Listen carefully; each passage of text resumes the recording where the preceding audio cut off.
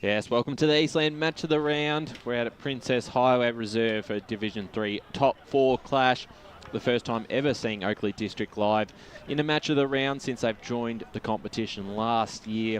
Both sides with great starts to the season. They're up against a Sylvan team that won the Division 4 Premiership last year. So a big afternoon ahead. I'm Ryan Long, Media Manager of the Eastern Football Netball League, joined this afternoon by Ray Baird and Josh Ward. And Ray, we'll start with you. You've just mentioned off air that you'd played at this ground. I don't know what year that was. 1964, 65, 1964. Maybe, yes. How's the condition of the ground now? Nothing like it is now, mate. This is prestige to what we played on here. No, that's right. But I must say, though, look, it's a fantastic day weather-wise for football, and from what I see from the forecast, we might get away without any rain at all today. Yeah, it's actually held up okay. And Josh, we were out there before putting up the sports cover goalpost padding covers, and it was pretty good conditions on the ground. It was nice to have a walk out there, and I think if the rain holds up, it's going to be a fantastic afternoon of football. I'm worried you two guys have jinxed it, but it is in great nick. Is Princess You Highway, can't trust Melbourne. Yeah, you can not trust. You can't trust Victoria in general, but yeah, the ground's in absolutely beautiful nick. I've been past this ground many times before, and you know, it's great to be calling a game out here. Great to see Oakleigh District for the first time, who have started the season off really well in their first season, of course, Division 3. But yeah, it's in really good nick, which should mean we're in for an absolute ripper, Ryan. Oh, yeah, it's our first Division 3 game since we opened up the season out at Warrandyte Reserve for Warrandyte Donvale, and if the game lives up to half of that expectations with a goal after siren, we're in for a good afternoon. But both sides have probably been surprising in a positive way this season. Sylvan coming up a division, I was unsure of how that would translate on the field, and we saw what Coldstream did the year before, but they were a little bit more dominant in their premiership year.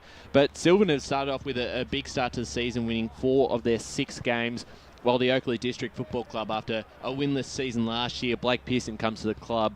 The playing senior coach there has done a fantastic job, and they've been able to win a few games as well, and probably should have at least beaten that Fair Park that game under lights. They should have been up a fair bit at half time, but nevertheless didn't get the job done there. But both coming in good form, Ray, and it should set up for an interesting afternoon. It certainly does, and what we have here is two sides that are playing very good football. As you said, you know, Sylvan coming up a division, and Oakley Districts.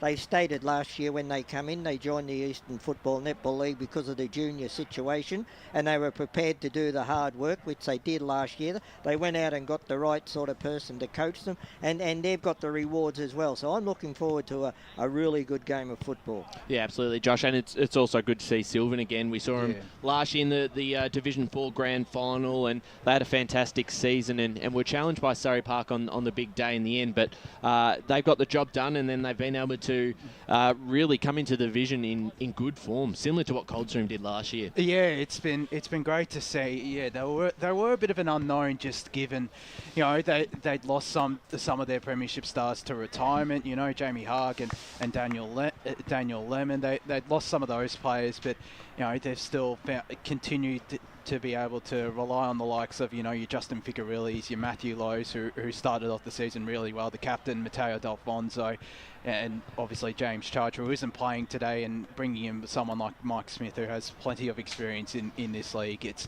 you know, it's still been surprising, just given the losses that they had, but it's great to see, just given, you know, it just shows that the step up from Division 4 to Division 3 is is sort of easy. It's still a tricky step, but they've taken that in their stride, Sylvan. And there's one player I want to mention for Sylvan. I just saw his name on the list there. That's Jesse Owen. He spent time at Roval. He spent time at Scoresby. No doubt he'll play down back. That's his position. So that's a big inclusion into their side this season as well. Yeah, absolutely. Looking at the two sides on the ladder, they sit 3rd and 4th, Sylvan 4 and 2, while Oakley District 3 and 3. So if the Oakley District Football Club get the job done today, they'll be equal with Sylvan on the ladder, and it's always been a very interesting division, as we've mentioned across the season so far. Very even competition from pretty much first to third, and then I think Donvale and Ferntree Gully maybe a little bit ahead at the moment. But let's have a look at some of the games in Division 3 across this afternoon. Coldstream take on Ferntree Gully there at Coldstream Reserve. I know Coldstream is still without a few of their players, including Darcy Fritsch up forward, who's been in good form in the first opening, I think, 3 or 4 weeks, was able to hit the scoreboard quite frequently. They got the job done last week against Fair Park, which they needed to do for their second win of the season. But they take on Ferntree Gully, who are pretty much at full strength. They get Kennedy back this week. They're going to be very hard to stop, I think, Josh. Yeah, I think so. I still just have a feeling, a hunch, as Matt Fodier would say, on Coldstream. Just, that game might be able to kick them into gear. They haven't had the best start. They're only 2 wins coming against Fair Park. And you've been really big on the Coldstream bandwagon this week. Yeah, you're pushing them. Yeah, I've seen teams recently that have broken through for a win, and they've picked up a massive upset. And I just have a feeling, but Ferntree Gully, full strength, it's a near impossible side to stop. But I think they'll be looking to get a win on the board out there at Coldstream Reserve. They've only won the one game out there compared to last year, where they only lost, I think, 2 or 3 two times out there. So they'll want to put, and they drew with Ferntree Gully there last year as well. So they'll want to put on a show in front of their home supporters, Ray. Yeah, well, Coldstream, look, their confidence will be up after that win over Fair Park after 2 or 3 really bad losses, really. But I just think it's a bridge too far away. You're coming up probably against, in my opinion, the best team in the competition in Ferntree Gully. Take nothing away from Donvale, but Ferntree Gully are playing absolutely magnificent football. They've got a couple of players back in their lineup this week. They're up against a top class outfit, and I don't think that Coldstream will be up to it. Yeah, it's interesting, and they've only won, as you said, Josh, the one game at Coldstream this season, and we know how they've dominated at that ground over the last couple of years. Yeah. And you can look at, similar to, obviously Sylvan and Coldstream, their grounds are polar opposites, but they are a bit unique compared to the other comps in the other teams in the divisions. And if you can own that ground, your home ground, win your 6 or 7 games at home, pinch a few, away on the road, really sets you up towards finals time. So they do need to start pinching a couple at home. They've also got Oakley District next weekend at Coldstream Reserve. So it'll be interesting to see if they can at least win one of those 2 and get their season back on track. Fair Park and Donvale also play this afternoon at Fair Park Reserve. I think this is probably the one game this round in this division that I think you can definitely pencil in. And I've said that far too often and been wrong in this division so far this season. But with the way Donvale are going at the moment, they take on Fair Park. The Lions have dropped off last week with probably a disappointing performance against Coldstream, we have to say. And I think they'll be far too comfortable at home. I agree with you totally. My opinion on Fair Park is that they're very inconsistent. When they're good, they're very good, and they can match it with anybody. But you don't know what you're going to get week in, week out. And I just think that once again they won't be up to the mark today. Yeah, I think Josh, it's I think risking ourselves here again to look silly, but I think it's a pretty easy win here for Donvale. I think it should be, and they're coming in off a great kicking performance as well in front of goal. 23-6. You don't see that every day. 29 scoring shots, 23 of those goals, and it's going to be hard for Fair Park, whose defence is really strong as well, but against the Donvale forward line with the likes of Caleb Jordovic, Nick Murphy, Ethan Duncan, if he's thrown up there, it's going to be really hard to stop. Yeah, absolutely. And we do say, yes, anyone can in this division on their day win. So not to give the Lions no chance there. They certainly, if they do perform and Donvale don't put in the 4 quarters, you never know. Probably the most interesting game, apart from this one here in Division 3, is Warrandyte versus Whitehorse, both sitting 7th and 8th on the ladder right now. Warrandyte just with the 1 win this season. We thought maybe could they get their season back on track with a win over Fair Park. Disappointing last week. They were playing the benchmark of the division in Ferntree Gully, but it's really, this is it for them. If they lose today at home against Whitehorse, there's no more of me trying to pump them up and say they'll be back, they'll keep coming. But if they lose today, this is it. And similar to Whitehorse, if they lose, they're pretty much equal last with the 2 wins. They won't be on the bottom due to percentage, but I can't see them playing finals themselves if they don't win this one. So I can pretty comfortably, if you the loser of this one, I would probably rule out just about. Yeah, I'd agree as well. I'm still bullish on Warrandyte. Just again, there's still plenty of talent in that lineup. They just haven't been able to I gel. have been, and every time I say that, they end up don't come out losing. and perform. So But I'm still back in Warrandyte. They broke through for a win at home as well the last time they played there against Fair Park. So I think they should come into this game as favourites. But Whitehorse, you know, they've been really competitive. They've shown plenty of promise ever since, you know, their tough opening fortnight. And yeah, been really impressed by them. yeah, and I think that could cause a potential challenge for them, Ray. Look, my problem with this game is I've been sitting next to Josh Ward too often because each week, as you say, he builds up Warrandyte, one And more then they fail. and I'm silly enough to listen to him, and I am silly enough today because I think Warrandyte can get the points today. Yeah, the last 2 weeks is the first time I've actually jumped off the Warrandyte train. I've been on them for the first. This is it for me as well. If they lose this week, then I'm off the Well, train. who are they? Just have a look at their fixture next week. Donvale, at Donvale. Oh, gee. So, yeah, this is it. This is it. You yep. lose that, you're not going to beat Donvale at Donvale, despite what happened in round one. So, must-win game there for Warrandyte and Whitehorse too. It's a really important game. We'll touch on Division 4. Looking at the games this afternoon, I think the closest one we'll leave to last. But Nuttawading Surrey Park, I don't think we need to discuss that too much. I don't think so. I think the Panthers get the job done there, and then similar with Scoresby and Croydon North MLR. Croydon North do bring in 8 or 9 of their best 22 back into the side, who missed last week, and they were seriously undermanned. But even then, at home against Scoresby will get the job done there, I would imagine. Look, with those 8 or 9 coming in for Croydon North, you would hope that they'd be able to stick with them to say halfway through the third quarter or something. Yeah. But no, Scoresby, they're just too much firepower. They'll win the centre clearances and all that, and they'll win easily, I think. Yeah, and I think with Brongeese had another 6 goals last week, and Dale Hare's always dangerous, and those experienced players, I think, are very valuable there for the Magpies, especially if they are to make something out of this year. The one game that I think is of interest here is Forest Hill and Chirnside Park, both sitting 4th and 5th on the ladder with the same amount of wins, with the 2 each there in the first 5 games of the season. I'm a bit... I think Chirnside Park are probably the better side, looking on paper, and seeing their performances compared to Forest Hill against the top sides have been a little bit better as well. Ray, what do you make out of this one? It is at Forest Hill. I think Chirnside Park probably, coming off the final series last week, have certainly improved over the last couple of years, where Forest Hill have started a bit of a slide down. But if they win this one, they're suddenly back into the top 3 and a game ahead of Chirnside. Yeah, but does it really make any difference? Because, you know, the two of them, both these sides are that far behind the top 2 anyway. But no, look, they are, yes. To answer your question, I think Chirnside will win. But we've spoken over the weeks about milestone games. Now, the coach, I just can't think of his name, of Forest Hill, his 200th game today. So, you know, maybe with a milestone game, we've spoken about this previously on other weeks. So it's a chance for them to show the coach that, yeah, we're behind you, and maybe sneak a win. But it's going to be very hard. Well, he's been fantastic for the club at Forest Hill there. So if there's one person to get up and about, it's for him today on a big day. It is, and I think they have to, just because their supporters as well will be expecting them to step up for their coach who's done such a terrific job over many years.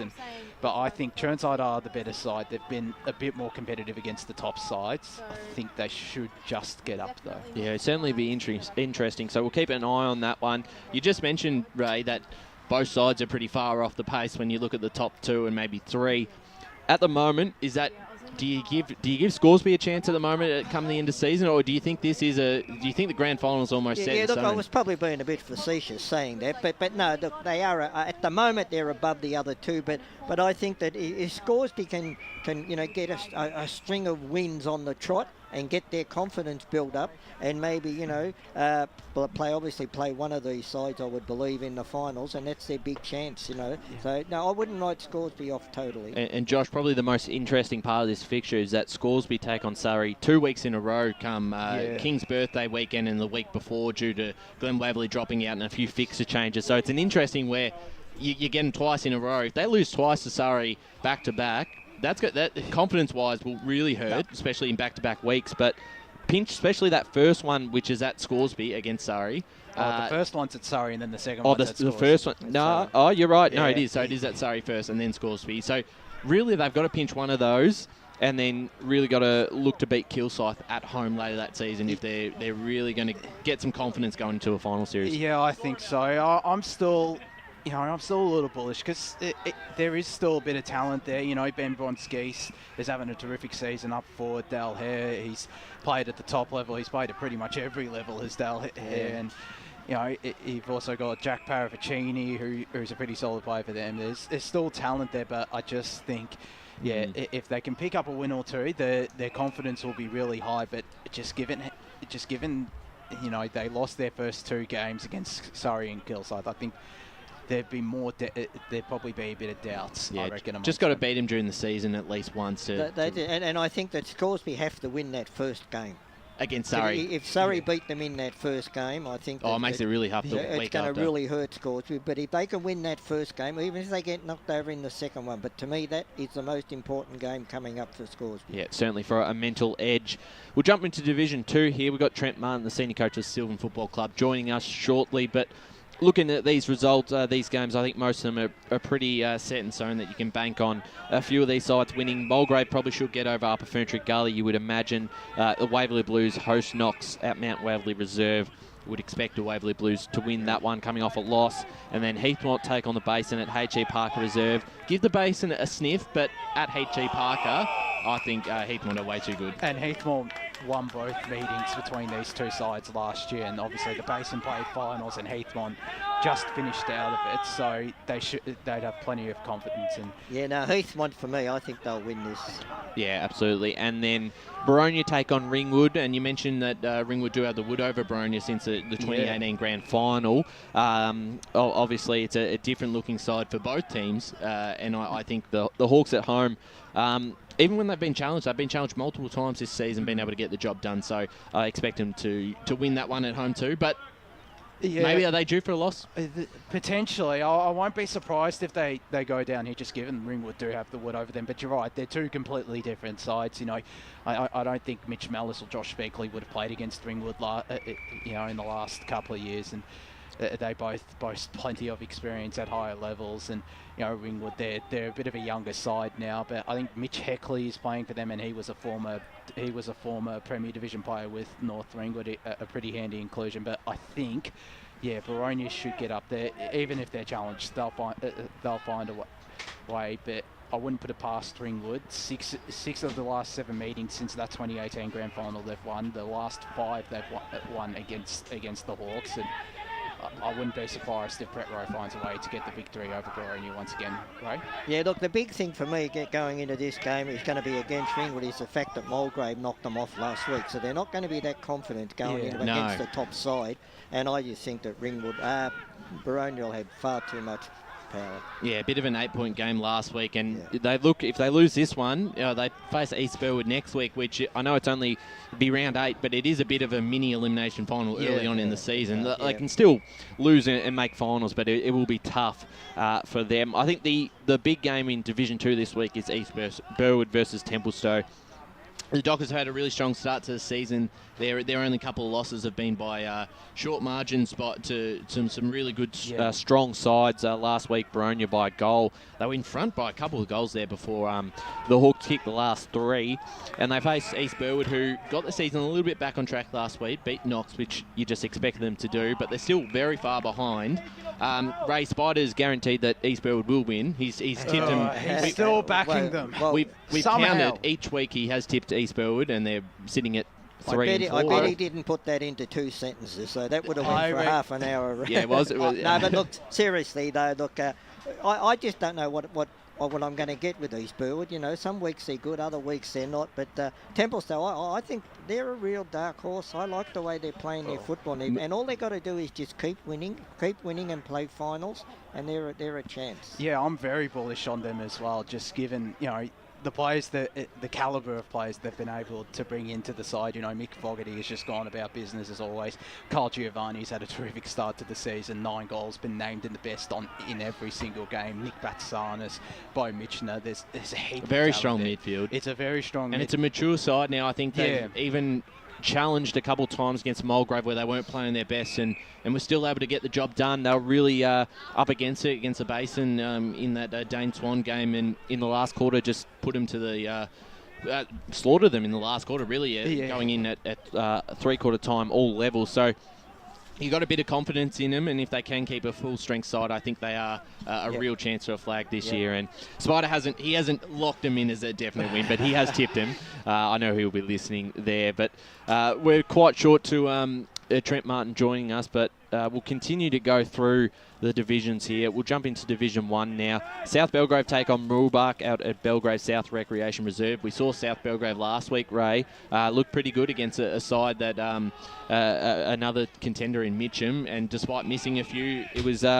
another gunner that comes in and kicks 4 up forward. So it's just, even without all 3 of them, they're still just as dangerous up forward. Yeah, they certainly are. You know, but somewhere along the line they're going to drop another game. They're going to drop a game, that's for sure. You know, and Mooroolbark, you know, they could be. If it was at Mooroolbark, I'd almost pick Mooroolbark, but I'll stick with South Belgrave. They were your roughy Mooroolbark, weren't they? I think they were, yeah. But I'm much more bullish on South Belgrave. Tyrese Lee playing for them as well, which is a big in. Absolutely. We'll touch on Division 1 a bit later because we're joined here by the Sylvan senior coach, Trent Martin. Trent's been a great start for you and your boys here, sitting third with 4 wins from the first 6 games. How have you seen the year so far coming up the division? It's been great, mate. I certainly... We thought we could come up because we were pretty dominant in last year's comp. We were hopeful in coming up, and then we lost a few premiership players late into the pre-season, so we're probably a little bit wary and a bit unknown in this comp. And again, this team today, we're probably a little bit unknown. But yeah, we knew that we had enough to get a few wins, and we probably exceeded our expectations this early, that's for sure. Absolutely, and you did speak in the pre-season about how important it is to keep your side on the park and fit and going, because certainly need them at full strength to really compete in this division. How have you gone about that this season so far? And I know Charge is out this week and a couple of changes, but how's it been going? To be honest, it's been really good, except I suppose the one player you couldn't afford to lose. We've got 2 ruckmen at the club, and we've got 2 injuries at the club, and that's Charge and our backup ruckman. So it is what it is. I've seen it all before. Footy, I've been around a while, so we just got to readjust what we're doing. But yeah, I think I still believe Charge is probably the best player in the comp, and I'd like to see the coaches' votes come that when he got injured. I reckon he's got best nearly every game, and thoroughly deserved. But yeah, so he's a massive loss. But we just we find another kid to come up today, and we reset and go again. As I said, it's a bit of an unknown, and an unknown to play without Charge because he's been so good for us. So there we go. Trent, great to be chatting with you once again, mate. One player that's really stepped up this season, he had a really good season in last year, but Matthew Laurie, in the absence of Lee Kempton up forward, did you expect this sort of, start to the season he's had? He's right up there in the goal-kicking charts. How have you made? Mate, I did. I reckon I probably saw it coming. He played in the under-19s, and he doubled up a few years ago. We played the 19s and seniors, and he's just a natural footballer.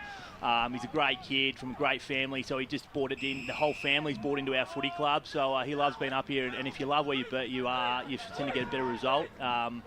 So he's certainly done that. Him and Justin Ficarelli sort of worked pretty well. Fico and I, obviously, good mates coming over from Croydon, and he's found some new mates up here in Sylvan, and he seems to be gelling with the forward. So things are looking good. He's the star of the comp, Lowy, and looking forward to him having. Hopefully, it stays dry so we can take a few big marks for you guys today.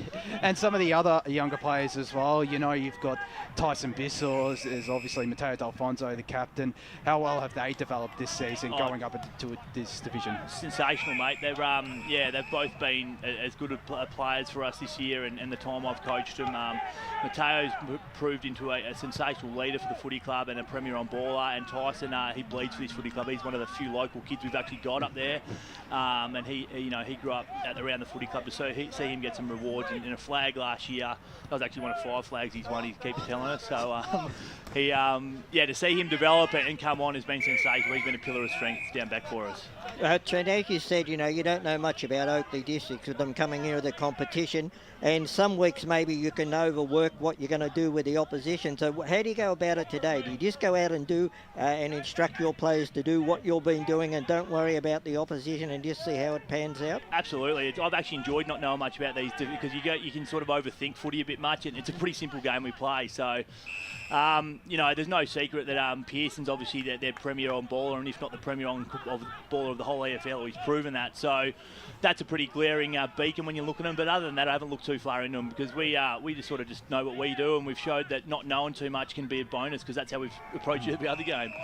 Yeah. Now we speak each week about how important it is to win your home games, and you've been doing that. But equally as important, you've been snaring a win here and there away as well. Absolutely, yeah. And we tried to make home a bit of a fortress, which has been good up until last week. I think when Chargy went down in the 4-minute mark of the first quarter, we were all a bit shell-shocked, and obviously the inaccuracy in front of goal. The scoreline probably didn't, show how good our effort was last week. So, yeah, we knew that on probably a smaller oval we were always a chance, and the bigger ovals we thought we might get cut up, but we went out and won at Coldstream. So everything we thought might happen hasn't really happened, so I don't really know what to make of that so far. And have you noticed any sort of significant changes? Obviously, you're still out there playing. The difference from the Division 4 to Division 3, and obviously it's a very even competition as well. Anyone can beat anyone on their day. Have you seen much changes out there on the field? Nah, it's just how even the comp is, and obviously at my age, Division 4 would probably suit me because you get a few extra weeks off to spend with your family, and you can have a few lighter games, or you rest the body, or you can play a half where there's just no easy games out here. The ball moves a bit quicker, but we sort of expected that, and we were ready to come up. As a club, we made a pretty big decision to go pretty hard last year and try and win that flag, which we did. So the pace of the game's improved, and there's no easy teams, which hurts a bit for the older boys like me. But other than that, the boys have really, really embraced it. I think that if we had stayed down, we may have lost a few players because the boys were so ready. It got a bit stale down there, to be honest. Trent, my observation on the reserves game that's being played out there at the moment is that they tend to play down the corridor a lot. There's not much football way over the other side near the scoreboard there. So do you think this is the way to go on this ground? Absolutely. Well, the wings aren't that big at Sylvan, so that's the only way we can play. We don't have a choice to play on big wings, or we don't train on big wings, so we don't know any other way really.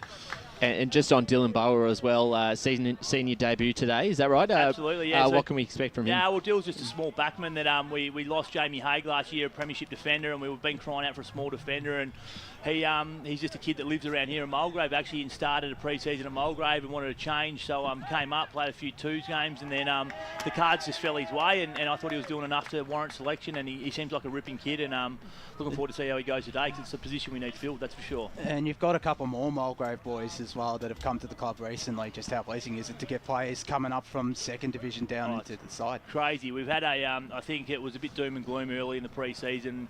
Even round one, I think we only named 11 players in our twos, and now we've got a full bench and blokes that are sick and injured at the moment missing. So it's just changed the dynamics of our club. It just helps everywhere. The bar sales go up, the Thursday night dinners go up, so the culture builds. So it's been sensational. So getting these new Sylvan kids in, it's been great. Trent, it's been fantastic to have you on pre-game here. It's been a great start to the year. We're really looking forward to seeing how you and the rest of the team goes today. Thanks, mate. Thanks, boys. And a quick hi to my mum. She's over in the car watching. They're travelling Australia and dumped their van to come watch us. So hi, mum. There you go, Trent Munn's mum. There on the far side. We probably can see her car there. Brilliant there from Trent Munn, the senior coach of the Sylvan Football Club. I'll be keeping a close eye on that car on the boundary today. Yeah, there you go.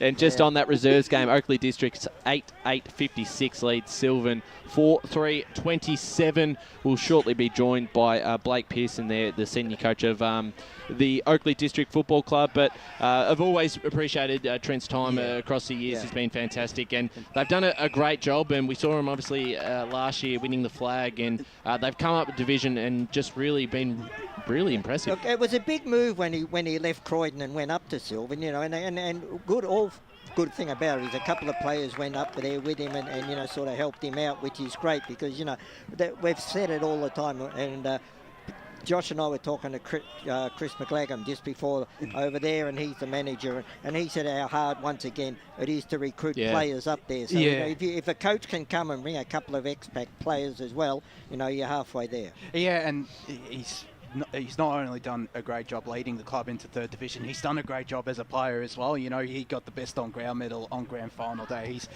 you know, he was a key player in defence for Sylvan last year, and especially in those two finals against Surrey Park as well. And you know, he's gonna play a key role with his experience higher up. You know, out on the waffle with Croydon as well. It's well, Josh, I've seen him take Division 1 apart before Premier Division when he was playing for Croydon there, you know, on the half-back line. He absolutely split games open there, so we know what his talent is, and he's actually brought it to Sylvan. Yeah, certainly won the best on ground medal. So just having a look here, it's 43 minutes to get from here to Sylvan. That's a fair track. It's a fair track. I don't traffic go that as well. far from a Christmas holiday. We don't travel anywhere that far, so that's a fair way to go. Oakley District's got to go to Coldstream next week, so they've got the road trip. We'll have to get the Google Maps up on that and see how long that would be. But there is a few distances with some of these Division 3 clubs. We'll continue where we were off to in Division 1. We were all tipping South Belgrave there against Moorabah. Yeah. And then we'll jump into Croydon Mitcham, down at Croydon Oval. Big chance here for the Tigers to get their season back on track. Yeah, well, on Mitcham's form, we couldn't possibly pick them. Yeah, but let's hope that they're competitive for at least half or 3/4 of the game. No figure really as well for Croydon, which really hurts. It's going to be potentially lopsided out there. Yeah, scoring has certainly been the issue for them. We've just been joined here by Blake Pearson, the senior coach at the Oakley District Football Club. Blake, thanks for joining us today, and what's a big day for the club? Thanks, boys. Certainly is. Always nice to be on the cameras. So yeah, absolutely. We spoke to you after the round 1 clash against Coldstream. How you viewed the next 4 weeks? Won a couple of games and been pretty close against a couple sides there, pushing Furniture Gull in. Probably should have beaten Fair Park. Have you sort of assessed the opening 5? I think we take it, certainly. I think we've got ourselves back to 3-3, which is nice. And I think I've said the last few weeks that it's just for us about learning to win. Obviously, when you haven't won a game for a year, or a couple of games in 3 years, just learning to win, as silly as it sounds, often needs to be done. So we think we've sort of done that. We've learned a fair bit, especially from that Fair Park game. Things that we need to do a bit later in games to protect the lead, and we think over the last couple of weeks we've certainly started to implement that. And we just spoke to Trent before about obviously a similar sort of position coming into a new division, haven't played most of these sides. Has that sort of worked to your advantage that you just focus on what you've got with your list in the moment and not as much worrying about your oppositions? Yeah, absolutely. Yeah, I think each week we sort of focus more on ourselves and what we can do to win the game of football. We obviously speak about what the opposition does well, where we can sort of exploit them and some key players. But for us, certainly as a new group coming together, we need to learn to play our style. And I think, that's probably been our focus, especially this first 7 games that we play everyone for the first time. Blake, great to be chatting with you. Obviously, this last couple of years at Premier Division level and before that at the VFL level with Port Melbourne, what do you feel like's been the biggest difference between Premier Division and Division 3? It is a fair drop down coming up from Premier Division, but what do you feel like's been the biggest difference? Oh, still hard. There's still a hard game. Last week I said was probably one of the toughest games I've played in, just physically. A little bit of a smaller ground, obviously, at White Horse, and just a bit more contested. Probably a little bit of the skill level, I would say. It's still competitive. There's still some really good players in our competition, guys that could easily play Premier Division football. So, I certainly say that to the boys every week. Every week we come up against a team that wants to beat us, and it's a challenge every week. So. And playing alongside your brother too, I don't think you've played too much alongside Ryan. Just how much have you enjoyed being able to play alongside a player who's had a great couple of seasons with the Oakley District? Yeah, it's nice. Yeah, it's good fun. We've played cricket together the last, probably 3 or 4 years, which has been really good. And obviously to come and play football with him as well is really good. So it's certainly beneficial for mum and dad. They don't have to pick and choose what games they want to go to. They get to come to one game now and watch us both, which I know, for both of those, for mum and dad, they really enjoy that aspect of watching us, I think. Just getting back, Blake, to what Josh asked you about the differences playing in the different divisions, and my take on it is that as you go down the divisions, you'll find that the players, when you bring the ball forward, they don't run to the right positions, whereas in Premier and Division 1, you're coming out of the centre, the players you're looking to will run to the right position. That's something you've had to teach the boys? A little bit, yeah. I think... naturally, as you're going to be Premier Division footballers, you're probably naturally going to be a little bit smarter about where you run to and what your positions are, and probably your overall understanding of structures and movement patterns, and it's certainly something that we're starting to teach the guys as we play a little bit more football. But then at the same time, it's also just giving them the freedom to go out and play their style. You know, we can't really pigeonhole guys to doing the one thing all the time. No. It's, you know, having that freedom that if you want to push up the ground and find the ball that you can, or if you've got some speed and you want to run, you know, I mentioned it to Francis Connolly, who keeps building his game off half-back, that he's now starting to run off half-back. So, yeah, it's giving that little bit of license for these guys to play their style, which is really will benefit us in the long run. Now, it all starts in the midfield, so you've obviously been happy with the way your midfield's been performing because you've been winning some games. But today, do you know much about their midfield? I know that Charge is out, yeah. which is certainly handy for you. Which is certainly handy for us.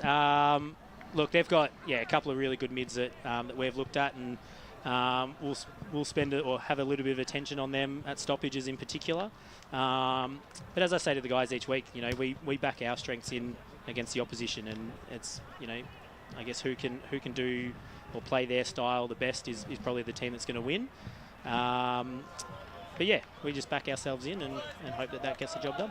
I can remember playing against Oakley District back in the Federal Football League. That's how old I am, mate. And their supporters were always very passionate. Yes. Have you found out that they still like that here? They are, yeah, absolutely. I think especially that first win that we got, there was a few with crying faces in the rooms after the game, and you really just see how much it means to the supporters.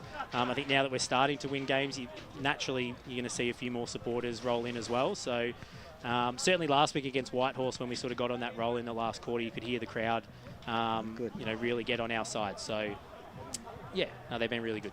And obviously with Bosnich out this afternoon and up forward, he's been pretty reliable to kick 5 goals most games. He has, yes. Who do you look to really stand up?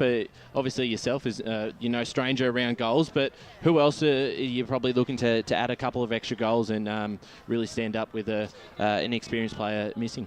Yeah, we spoke about it before the game. I think for us it's really exciting. Like, as much as we want Boz to be out there, he's kicked 25 goals and probably had 40 to 45 shots on goal already, that we sort of get to find out who can kick our goals and where our other avenues are. You know, if we're going to be a dangerous side moving forward and up the pointy end of the year, which is where we want to be, we need to have multiple goal kickers. We can't just rely on Boz every week to kick 5. We need guys kicking, you know, 2 and 3 and really helping and supporting. So today we've got Daniel Kirby coming in, who's played a lot of senior football for us. He's been really good in the development side the last few weeks, taking his marks, kicking 3-4 goals a game. So we've got him who comes in.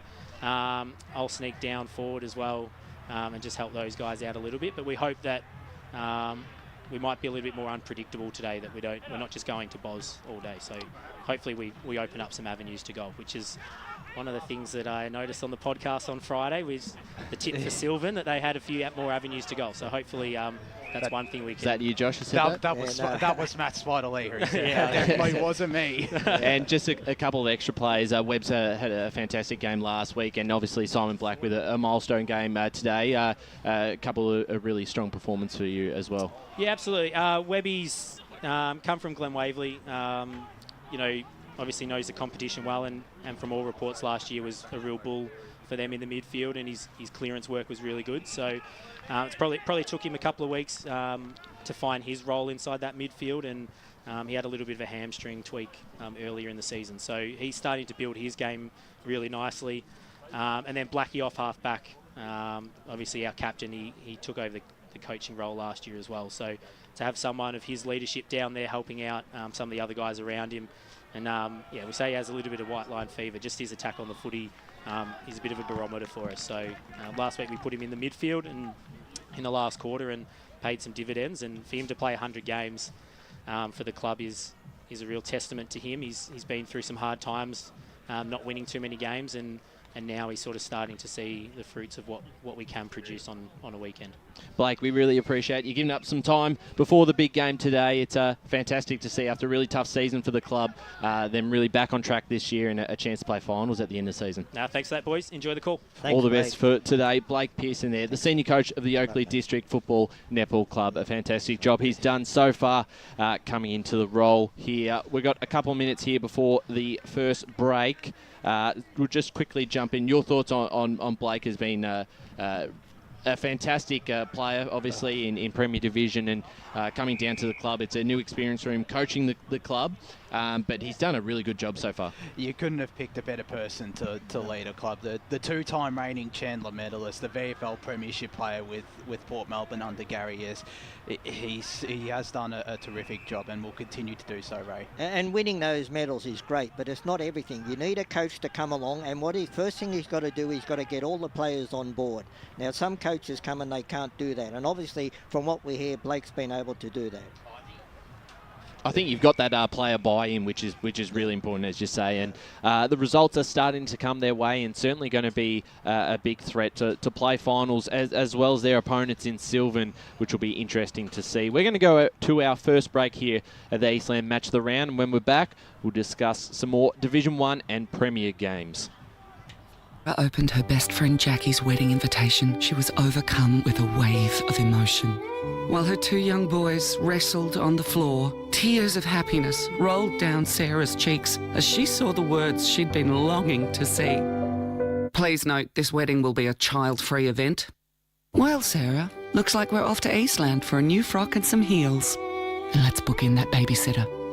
For all of life's little moments, there's Eastland. Eastland. Live real.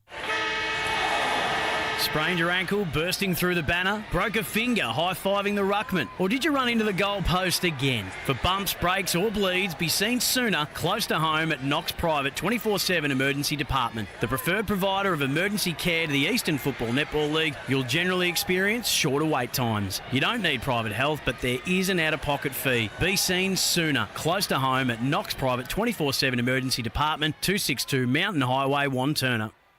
Do you feel good about your bank? Because there is a bank you can feel good about. They share their profits to fund big community projects, small community clubs and vital emergency services. They've given $250 million to help Australian communities thrive. They have all the products and tech you expect from a big bank, with service you don't.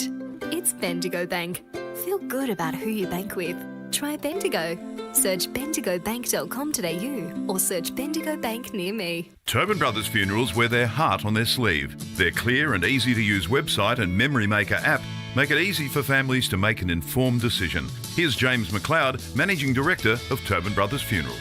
We pride ourselves on being the most transparent funeral company. All pricing on goods and services are available on our website. It's all there for you to see and make very informed decisions when planning a loved one's funeral. Visit tobinbrothers.com.au. Tobin Brothers Funerals, celebrating lives.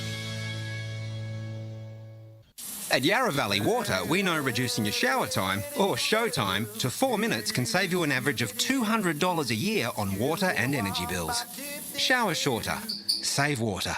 Authorised by the Victorian Government, 1 Treasury Place, Melbourne. Sprained your ankle, bursting through the banner? For bumps, breaks or bleeds, be seen sooner, close to home at Knox Private 24/7 Emergency Department. You'll generally experience shorter wait times. Knox Private 24/7 Emergency, 262 Mountain Highway, Wantirna. You are listening to Radio Eastern FM 98.1. With live and exclusive coverage of the EFNL football season. Bringing you the match of the day with score updates from all divisions. And now we cross to our commentary team for the Radio Eastern 98.1 Match of the Day coverage. Welcome back to the Eastland Match of the Round. We're out at Princess Highway Reserve for this Division 3 top 4 clash between the Oakley District Football Club and Sylvan. Currently the reserves game that's happening here between the two clubs. Oakley 9-8-62 leads Sylvan 5-3-33. If you've just joined us, whether that's on Facebook or YouTube or listening in on Radio Eastern 98.1 FM, we've just had a chat with both coaches, Trent Martin and Blake Pearson, and both playing today. So fantastic to see, and certainly in these divisions it does happen quite more frequently, but both really talented players, as we know, and really looking to see how they perform today. We were in the middle of going through Division 1, our tips there. I'm pretty sure everyone was on board Mitchum's train against Croydon. Yeah, and they get Nick Hallow and Jesse Uran potentially back as well. Yeah, they do. So that's some really big inclusions. Needed them last week, I think, against that South Belgrave side. And I think just for Croydon, a bit of a response today. You don't necessarily have to win the game, but if they lose by 9, 10 or more goals, it's a disappointing win because they'll be sitting 1 and 6, 1 and 7, 1 and 6, I think, and make it very hard to get out of that relegation race. Yeah, yes, certainly right. And one side today who'll be looking to get a win and give a bit of a gap between them and the bottom two is North Ringwood. They host Bayswater at Quamby Reserve this afternoon. I know North Ringwood are a much better side at home, and Patrick Rose, when he's there, did you say he's out? I believe he is. So that would be a key out there for their forward line, because they play a Bayswater side who have certainly been able to find the scoreboard in recent weeks. A big weekend last week against Croydon there without Bryce Galvin, and I think with the way Bayswater are playing, Ray, they're in good shape, and I think I've just got a tip in at this stage. They're doing everything right, ticking all the boxes. Yeah, they're doing everything right, and I think they will win, but I'm going to say the margin's going to be under a goal. I think North Ringwood will run them right to the edge and maybe just fall short. They're a bit of an interesting one. They're obviously a young side, and that form fluctuates. But at their best, they've been really competitive. But they've had a few games like last week, Josh, against Montrose, where just really out of it in that first quarter, gave away 8 goals, didn't kick one themselves. They just can't afford to give up a quarter like that if they are to win, certainly a game like this where you can possibly look at it as a 50-50. Yeah, you could potentially, especially out of Quamby Reserve. And there's still, plenty of talent there as well. Joel Nathan coming back into the side. You've still got Jackson Brownthal, who's a young up-and-coming player. And there's still that experience with Aaron Fenton, Robbie Nahas as well up there. But for Bayswater, it's still a pretty young side with a bit of experience. Obviously, you've got I think it's Joel Galvin that's playing, not Bryce, and the Galvin boys are as experienced as you can get. And there's plenty of young talent. Lachlan Kruger, Mitch Sertzikos, they've done really well, stepping up the divisions. Ben White just wins. It just continues to is a superstar. Gun. He's a genuine gun, and I won't be surprised if there's a medal in his. He does. We do use him as a bit of the poster boy of the league, actually. Yeah, and, I was going to say. I saw a couple of the boys there from Bayswater commenting about that. But he's just been a fantastic player and someone with a junior career of just best and fairest every single year. Sometimes you just got to. You just got to give it to someone like that. Right. Absolutely. Moving on, Wanturna South take on Lilydale at Walker Reserve. Despite the Devils, we really talked really positive about them, and despite that, they've had 3 close losses, and they actually sit 7th or 6th on the ladder. So it's just a big one here to win at home and just make sure you're banking the 4 points, because as competitive they've been against everyone, they still sit outside the top 5. And just a reminder for all the listeners and the viewers out there as well, Wanturna South have lost 29 out of 33 games. Yeah, I keep forgetting about this. This is an incredible statistic. I will always remember it, because it's quite a remarkable statistic, only winning 3 times against a single side. You don't see that every day, and that might be playing on their minds. They lost both games against Lilydale last year, but they've Lilydale are going on a bit of a downwards trajectory, whereas you look at Wanturna South, there's still plenty of talent there. And we saw them a fortnight ago against Montrose, and their best footy is a really good brand of footy. It's just about getting a handy advantage at 3/4 time, and if they do, they should comfortably get up. I honestly, it's hard to tip Lilydale. Yeah, no, look, it is very hard to tip Lilydale, and even the fact that if Lilydale beat them twice last year, Wanturna South themselves, in my opinion, are a better side than they were last season. Absolutely. Anyway. So, and all they got to do is be able to learn to win some of these close games against the top sides, and then they'll be right up there. But no, they'll win today, and quite easily. Yeah, I think so too. I think they're almost a lock for top 4, and they're sitting 7th. So it's interesting how that plays. We're not halfway through the season yet. Yeah, absolutely, and they do have a bit of an easier run now after playing most of the top teams in the division. Moving on to the last game in Division 1, which we'll be getting updates. We'll be speaking to Blake Tennant, who's down there. We'll speak to him at halftime, and then post-game for the Beaconsfield versus Montrose match out at Home Park Reserve. For me, I think you've got to give credit to Beaconsfield. Tip your hat there, because they've had a fantastic start to the season. I think they've been the most reliable team that you know what they're going to get each week. They haven't had a bad performance yet. Their 2 losses against South Belgrave and Mitcham, they showed plenty. So hosting the D's, who have had a bit of an inconsistent patch, at their best, they're flying, but they've also had a couple of down games raised. So for me, Beaconsfield at home, 3 to 4 goals. Yeah, look, as you all know, I saw both these sides on consecutive weeks against different opposition, and they play 2 completely different styles of football. Beaconsfield's style is run, keep the ball moving, open it up, play the outside midfielder. Whereas Montrose, to me, they play that stop, kick and start game of football, and that's going to be the difference. And I think Beaconsfield will win, and I think they'll win by 3 goals. Yeah, I think they should get up. I won't be surprised if it's a close one, but I spoke with Mick Fogarty not so long ago, and he said that it's still going to be a big test. These next two weeks will give the side a good indicator of where they're at. And I still rate Montrose really highly with the talent they have. Gary Ayres at the helm, but Beaconsfield, you're right, Ryan. They're a more trustworthy side, and they're continuing to build, and the only way is up for them as well. And I think they should comfortably get the win, but I'm still going to say it's probably going to be single digits. Yeah, look, and the D's are some of their key players in your Max Halls and Descent and Greg Lord and that running through the middle. They're always going to rack up a lot of touches, and they did that even in that game against Wantirna South. But it's making sure they use the most of the ball when they do go forward and certainly put it on the scoreboard. Hopefully we do get consistent updates there, because if Beaconsfield jump out to a big lead, we may not we may not hear from Blake until we may not weekend. get back to him. He may not pick up the phone, so we'll keep an eye on that one across the afternoon.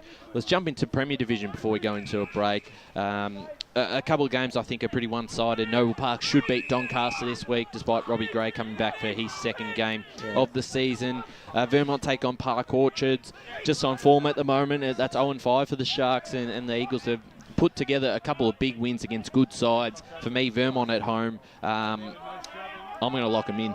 Yeah, last year I think Park Orchards beat them out at Tarara Road. I'm pretty sure. No, they didn't. They played twice. But even so, no, Vermont, they're back on track. They're back on track, and they're going to be a worry to these other sides, come towards the end of the season. The problem is, though, every time I start to really buy in, that's when you get the East Ringwood type performance.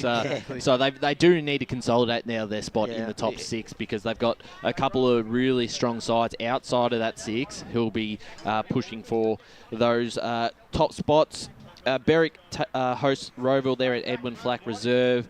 I think pretty much on paper you say this is a Roeville win. There will be doubt if they do drop this one. It's just a must-win game for them. They're sitting outside the 6. It dropped a couple of games where potentially they could have won today. But I think just on paper, far too strong of a side compared to Berwick. Roeville's just got to put in a 4-quarter performance, and I don't think they've done that at all in any game whatsoever this year. So if they've got to do that, just to make sure that their supporters know that they're back on song.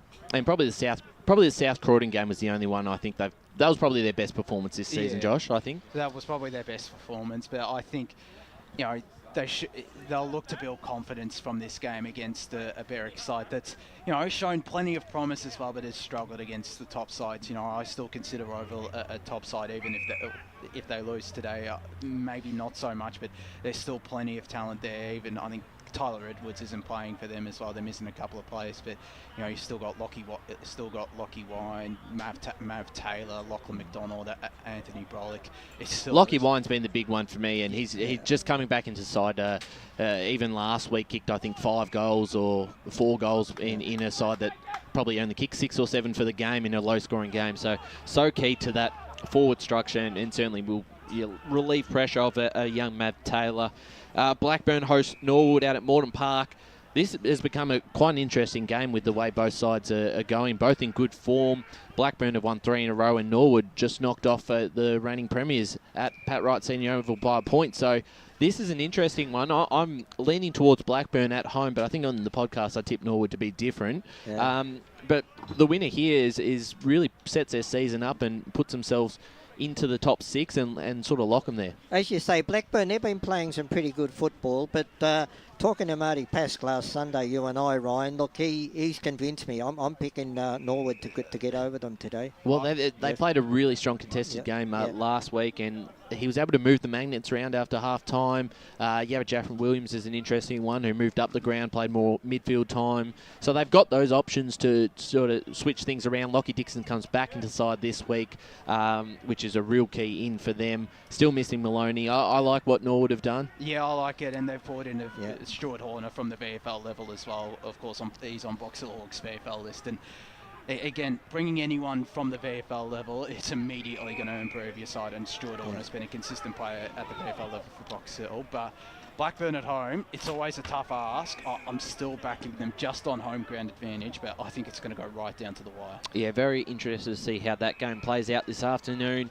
South Croydon take on Baldwin down at Cheon Park. It's used to be a bit of a fortress there, but they've slipped up a bit.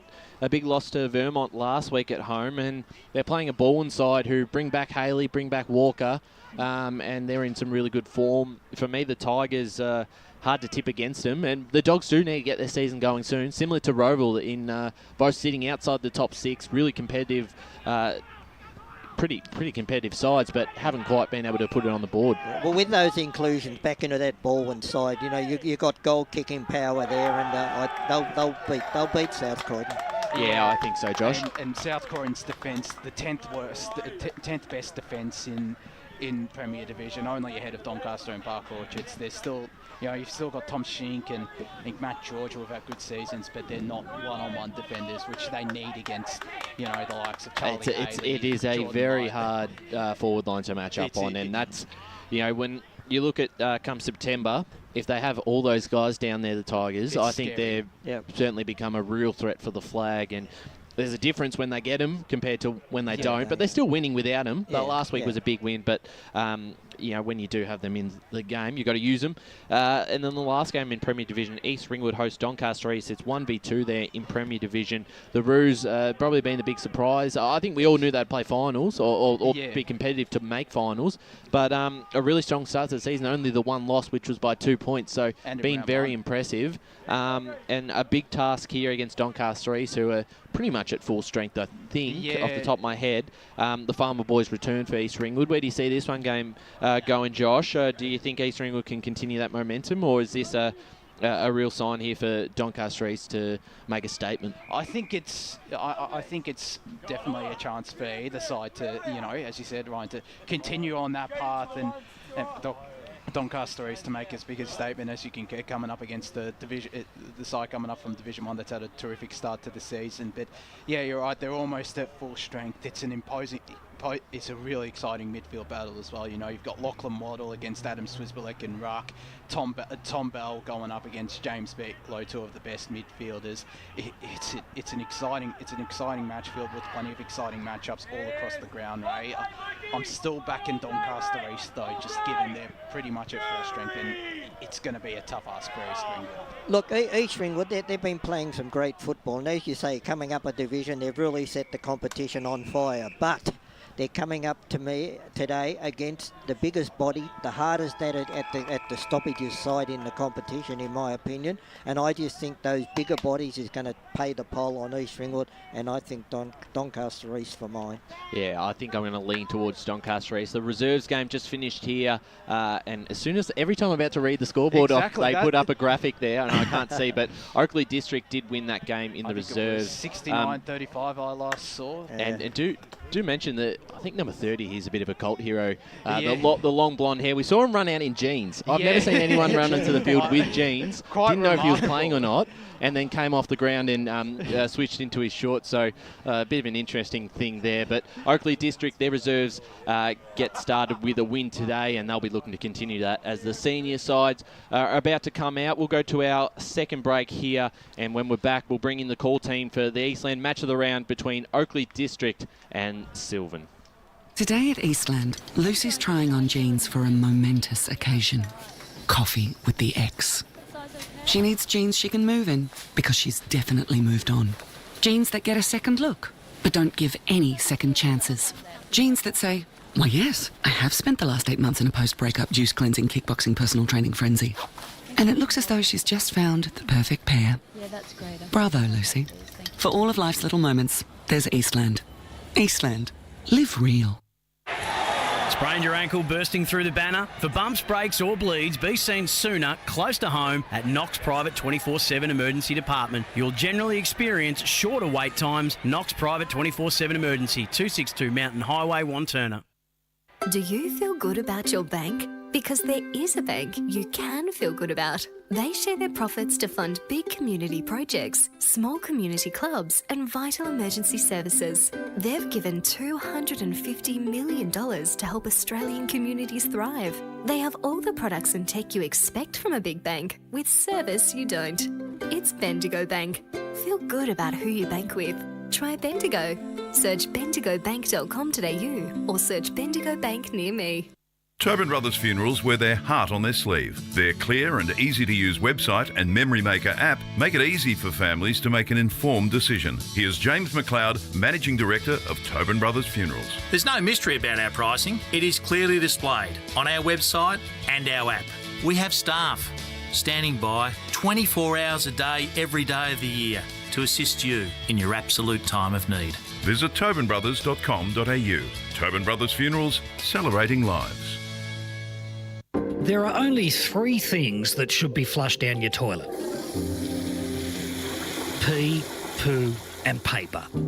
Some wet wipes and antibacterial wipes say that you can flush them, but you can't.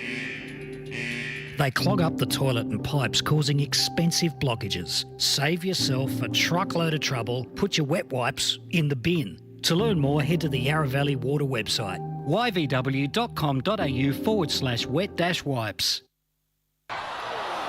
Hi, Dylan Dow from the Baroni Football Netball Club here. When I need to grab a quick coffee or a bite to eat, I'm popping into Eastland. Eastland's more than a shopping centre. They support a range of community organisations and have been a major partner of the EFNL since 2018. Cheers, Eastland.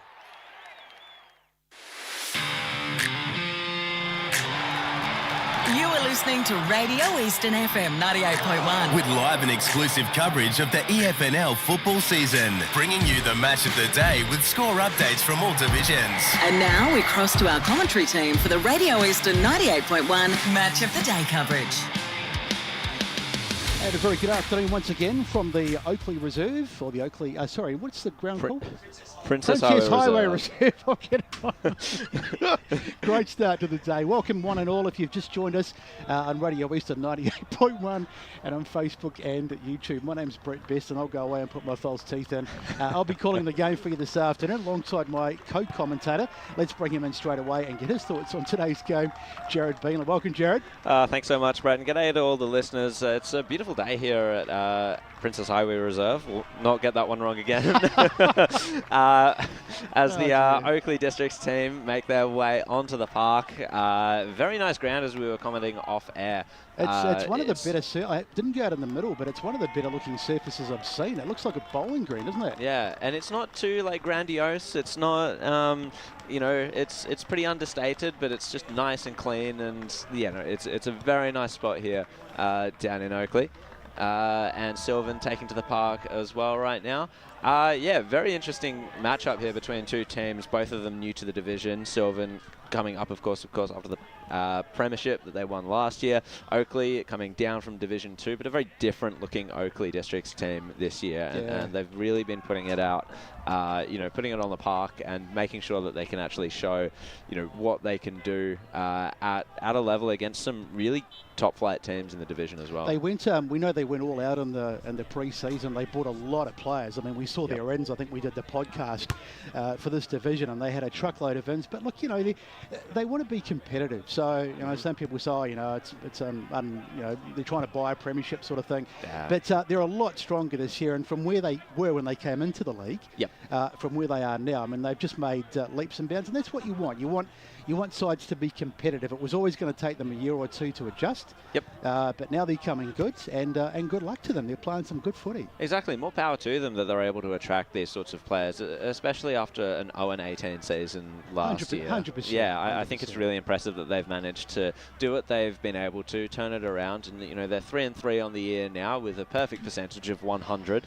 So it's really interesting to just see how they've been going. And Sylvan as well, they've, as I said, come up a division. A lot of people were speculating perhaps that they weren't, you know, they were a bit older, you know, they have those experienced heads come in to make sure that they can win that premiership in Division 4, and then they've actually made a really good fist of it here in Division 3. We spoke about it last week, didn't we? I think pretty much every side that's come up from a lower division has acquitted themselves really well, and that's excellent, because often a side will come up, I mean, I don't want to pick on them, but you think back to Knox a few years ago when we still had the 4 divisions, and they came up a couple of times from Division 2 to Division 1 and eventually went straight back down again. They just didn't cut the mustard. So, and that's not happening, is it? No, it's not, and it's really, really good. Time to welcome the man who was he was going to be on the boundary today, but he's the knowledgeable one in this team by far, and he's sitting with us in special comments this afternoon, the doyen of EFNL, Ray Beard. Good afternoon, Ray. Good day, Brett, and thanks for having me again. But no, great. Well, we didn't actually have a choice. Well, you know in my contract that if it's raining, I don't do boundary. But then now the sun's out here at Prince's Highway Reserve. I thought they might have swung me back on, but no. Anyway, well, there's actually a bloke out there in shorts, would you believe? But you know, and he's kicking place kicks with bare feet. I saw him in three-quarter time. That was pretty good. They make them pretty tough down here at Oakley. Apparently so. Yeah, look, it's going to be a great game, guys. Two evenly matched sides, you know, who are both in the same position on the ladder. They've got to win, and I think we're in for a really good game of football. And we've been blessed by the weather. There's no rain and no rain forecast for game time either. No, definitely not. Let's go down to the boundary and get the conditions ground side. G'day, hello once again, listeners. It is a perfect day. You're right, Ray. But I am worried you have jinxed it. You have jinxed it. I'm worried the rain will come. But luckily the van is right near us. But it is a picture perfect day. The ground is in absolutely perfect nick as well. I've been looking forward to this matchup. Sylvan won the toss. They're kicking to the right of screens, or to what I'm calling the playground end here out at Princess Highway Reserve. Stay off the slide, Woody, please. I'll try my best to, Besto. But should we start doing tips? Just before you do, can you give us an idea? Is there any? It looks pretty calm out there. Is there any wind conditions? Not really any wind. We'll keep you posted on if there's any wind. Yep, quick tips. There you go. I'm backing Oakleigh District. I've got the Oakley District media manager, boundary side, with me as well, Jaden Adolf, on Eastland Match of the Round debut as well. I know you're pretty excited about this match, mate. Yeah, no, definitely am, Josh, and thanks for having me, boys. Thanks to Ryan for putting this all together. We're in for an absolutely cracking match, 3rd versus 4th, and it's going to be a tight one, boys. I'm pretty excited for it, so thanks for having me. So no doubt you'll be tipping Oakley, Jaden? 100%, yeah. All right, Ray, which way are you leaning today? I'm going to go for Sylvan. I just think that they're playing some great... I know both sides are playing good football, but what Sylvan's proved to me this year is they can win away from home, and I just think that they'll have too much, probably firepower up forward. Yeah, I'm inclined to agree, and also the fact that the Sylvan are the only Cats in the division, and of course I'm a Geelong. Go the Cats this afternoon against Fremantle. So I'm going to go for Sylvan, but pretty much for the reasons that Ray said too. I think up forward they look pretty strong, but I'm not. You know, it's going to go either way. It's one of those games that is a flip of a coin. Definitely, I would say Oakley Districts. They've been playing their home ground really well throughout this year. They've had a couple of really good games. The first one against Coldstream, of course, quite a landmark game. As we quickly swing down back to the boundary line with Josh Ward. Blake Pearson, one of the deepest starting forwards for Oakley District. Thank you, Wardy. So they're in the middle. The siren is gone. And Jared Beanland's going to take us underway. 3rd Division footy from Oakley. Oakley Districts versus Sylvan. And it was Trent Martin there in the ruck, coaching and captaining his team. He got the tap down, but Oakley Districts going forward there. Nearly a good mark, but Steiniger, sorry, that's low. Gets the handball out. Smith was there as well. Back to Low. He tries the impossible angle kick from the boundary line. And just the one behind there for Sylvan. As we'll get 23 seconds to score, boys. So it's going to be one of those games, I think, could even be a shootout. It could be. There's certainly conditions for it today. They are forecasting rain, I think, about 4 o'clock. So hopefully we get lucky and we don't get any rain today. So the Oakley side to bring the ball back in. Long kick pretty much straight down the guts into the... dying over the top there was number 43. That's Steiniger, but the ball on the ground. hurried forward, and a good tackle over there. Terrific tackle coming in, and that'll be holding the ball. It was Walker who made the tackle. And a free kick to Sylvan. Walker with the free kick on the left boot, goes down the line, trying to hit a target. Can't do so, and the ball, in fact, it's still in over there. A little chip forward, but it's been cut off over there. Nice work by Webb. And down the line there, a bit of an untidy start. Is that going to stay? That was Simon Black, I think, who marked it and then had the follow-up kick. It was a good intercept. So ball out of bounds over in there on the far side, and we'll have a throw in. All right, so just under the scoreboard there, the Bendigo Bank scoreboard, which reads Oakley District 0, Sylvan 1. Trent Martin gets the tap. Just going to trickle towards the boundary line once again. De Alfonso was there, the captain of Sylvan. And he makes sure that it does go over, just out near the cars there. So a bit of a subdued start here, but only a minute and a half in, as we've got Martin there against Del Pra in the ruck. Del Pra couldn't get across Martin to make that tap, but De Alfonso is in there again for the Cats at the bottom of the pack, and we'll have yet another ball up out there. It's a bit of a tussle early on. Del Pra gets the tap down, only as far as Sylvan. However, the kick goes towards the forward 50. No mark taken down there. Ficarelli gets the handball out. Smith trying to bust through a tackle. Couldn't quite do so, and Oakley Districts will take it away. This is Bonacci. Shares it round. Good handball chain here. And then Pearson gets the kick towards the forward 50. Running onto it is his brother Blake.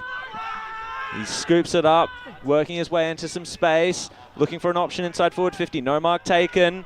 This is good work, though, there by Warren. Try to work into some space. And the kick for Oakley Districts is going to go out on the full. And we'll have a kick in here from Sylvan. Boys, just looking around even around the outer side of this Printers Highway Reserve, there's cars all the way. A good crowd here today. Indeed, yes. Good pressure there too in defence, which has forced the ball to go out. Looked like there was going to be probably the first goal of the match, but didn't come. So we're just waiting for the ball to be retrieved. But you're right, it's a nice little venue, this. It's my first time out here, but it's quite almost like a sort of a little boutique ground as we just wait for the ball to come back in. Finally it does. Knocked down over there into the hands of Steineger, who gets it forward on the ground. Picked up over there, little ball off to Bissels. Bissels goes for a little run, but then gets it out wide. Trying to find a teammate in Martin, the player coach. That'll be holding the ball, I'd say. And the free kick is paid. Going the way of Oakley District, so good pressure again. It's been good so far. They'll go inside 50 here, Oakley District. There's the kick to the hot spot. Can someone get a mark up? They fly. Nice intercept mark taken there by Bissels. And Sylvan will rebound. So Bissels gets the kick towards Turnbull, who's in some space there. They're just working it out here, Sylvan. Kick over the top. Now comes to Lachlan Lynch, one of the ins today for the Cats.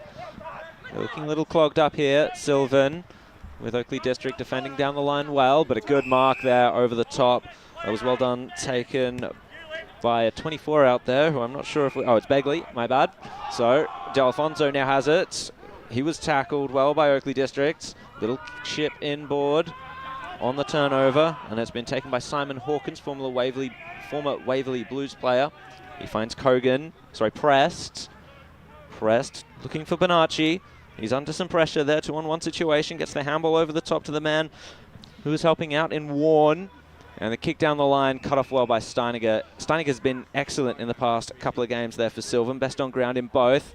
Really good intercept marker, and a good user of the ball too. As he goes down the line once again, finds a teammate. They're looking inboard now, Sylvan. Mark taken by Turnbull. They're building well here, the Cats. Turnbull looks across the ground, nearly finds a teammate there. In Lynch, couldn't take the mark, was wrapped up, and we'll get a ball up just inside Sylvan's forward line, or just outside, in fact. A perfectly weighted kick, but if he was marking it, he was running backwards and it fell over. Indeed, so tapped down there by Oakley. It only fell as far as Dixon. Dixon on the kick. Oh, he's kicked that. Touched. Something from the... Oh, it was touched indeed. That would have been an impressive goal. Yeah, definitely touched there, confirmed by the umpire. I thought she was calling for the video. So that's Sylvan, 0 points to Oakley District, 0-0. And we're 5.5 minutes gone in this first quarter. Brett, take us away. Blake to bring it back in for Oakley. Nice kick, short kick, finds Prest. Hadrian Prest looks around for a target. Nice little kick to out to wide. It might be out of bounds over there on the far side. Ray, just a quick one for you. Simon Hawkins is in this side now, and he was very good at Waverley Blues. What do you think he adds to the Oakley District side? You what? Sorry? Simon Hawkins, very good player for the Waverley Blues. Oh, okay then. Yeah. Well, they spoke about him pre-match. He's been a good inclusion for them. He has. Yeah. So he was very good at Waverley Blues. So he'll Blake Pearson spoke about him. Exactly. So the kick inside 50, ball goes to ground, nicely roved there by Smith, but they're in a bit of trouble here. In fact, it was, Connolly. Ball goes forward. He's worked off the ball. Oakley finding it a bit hard to get it out, but they will eventually. It's Pearson, I think, who gets it up in a sure kick into the hands of Warren. So Warren, who often plays forward, but he's doing a bit of work at the half-back line at the moment. Kick down the line, finds, doesn't try and Blake Pearson. Goes in there, tries to get it again, gets it out now. That's Warren again. Gets it forward, but it's been cut off. In fact, it's still in the hands. Little handball over the top. There's Hawkins, the man we were just talking about. Goes inside 50, knocked away there. Good work. McKenzie tries to pick it up for Sylvan. He eventually gets hands on it, gets a kick outside 50, but it's probably going to come back, maybe. Good work by Oakley again, and off they go. Good bit of work there by Hawkins. Second touch in a couple of minutes into the middle of the ground. Good work there by Pearson. It's Pearson of the Ryan variety. Of course, Blake also playing in a perfect kick. Picks out his brother. That was great play by Hawkins. He picked the ball up in front of the caravan here. He could have bombed it down to the full forward line, but he looked to midfield and he got a teammate who took the ball on the cricket pitch. So, Blake Pearson it is. And, in fact, he got a kick off, did he? To Ambrose by the look. So, Ambrose will be the one that goes back and hits the shot. Always amazes me when players are in seemingly a decent position to kick for goal and they give it off to someone who's arguably on a worse angle. But nonetheless, Jared Ambrose, let's see how he goes. Still waiting the first major on this one. Here's the kick from Ambrose. Looks to be a little bit skinny. Hit the post. Hit the post, so another behind, so 3 behinds. Still awaiting our first goal, and after 7 minutes, nearly 8 minutes gone, it's 2 versus 1. 3 behinds in the match on the Bendigo Bank scoreboard. 2 nervous sides out there at the moment. It's been 7 minutes of real nervous football. I'd have to agree there. Steiniger, usually confident with ball in hand, however, got the kick down towards the wing, and it's just an absolute scrap there. It's Simon Black at the bottom of it, and we'll have a ball up right in front of us on the wing. Bit of biff going on. Yeah, he's just been taken down there. Byron Ho giving away the free kick as he brought down Warren Schmidt. So Schmidt is going to send Sylvan forward towards centre-half forward. Good rebounding defence there by Oakley. And the kick was one in hope, but Blake Pearson's down there. Couldn't handle it in the 2v1 situation.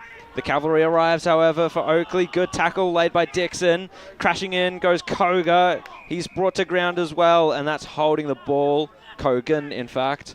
And the free kick is going to go to Lachlan Lynch. So he's going to look a little bit wider there. Good punch over the top. That was nicely done, but Sylvan's going to recover it regardless. Turnbull gets this kick. It's going to have to be well worked. In fact, it had gone over the boundary line before he got the kick away, so we'll have a throw in.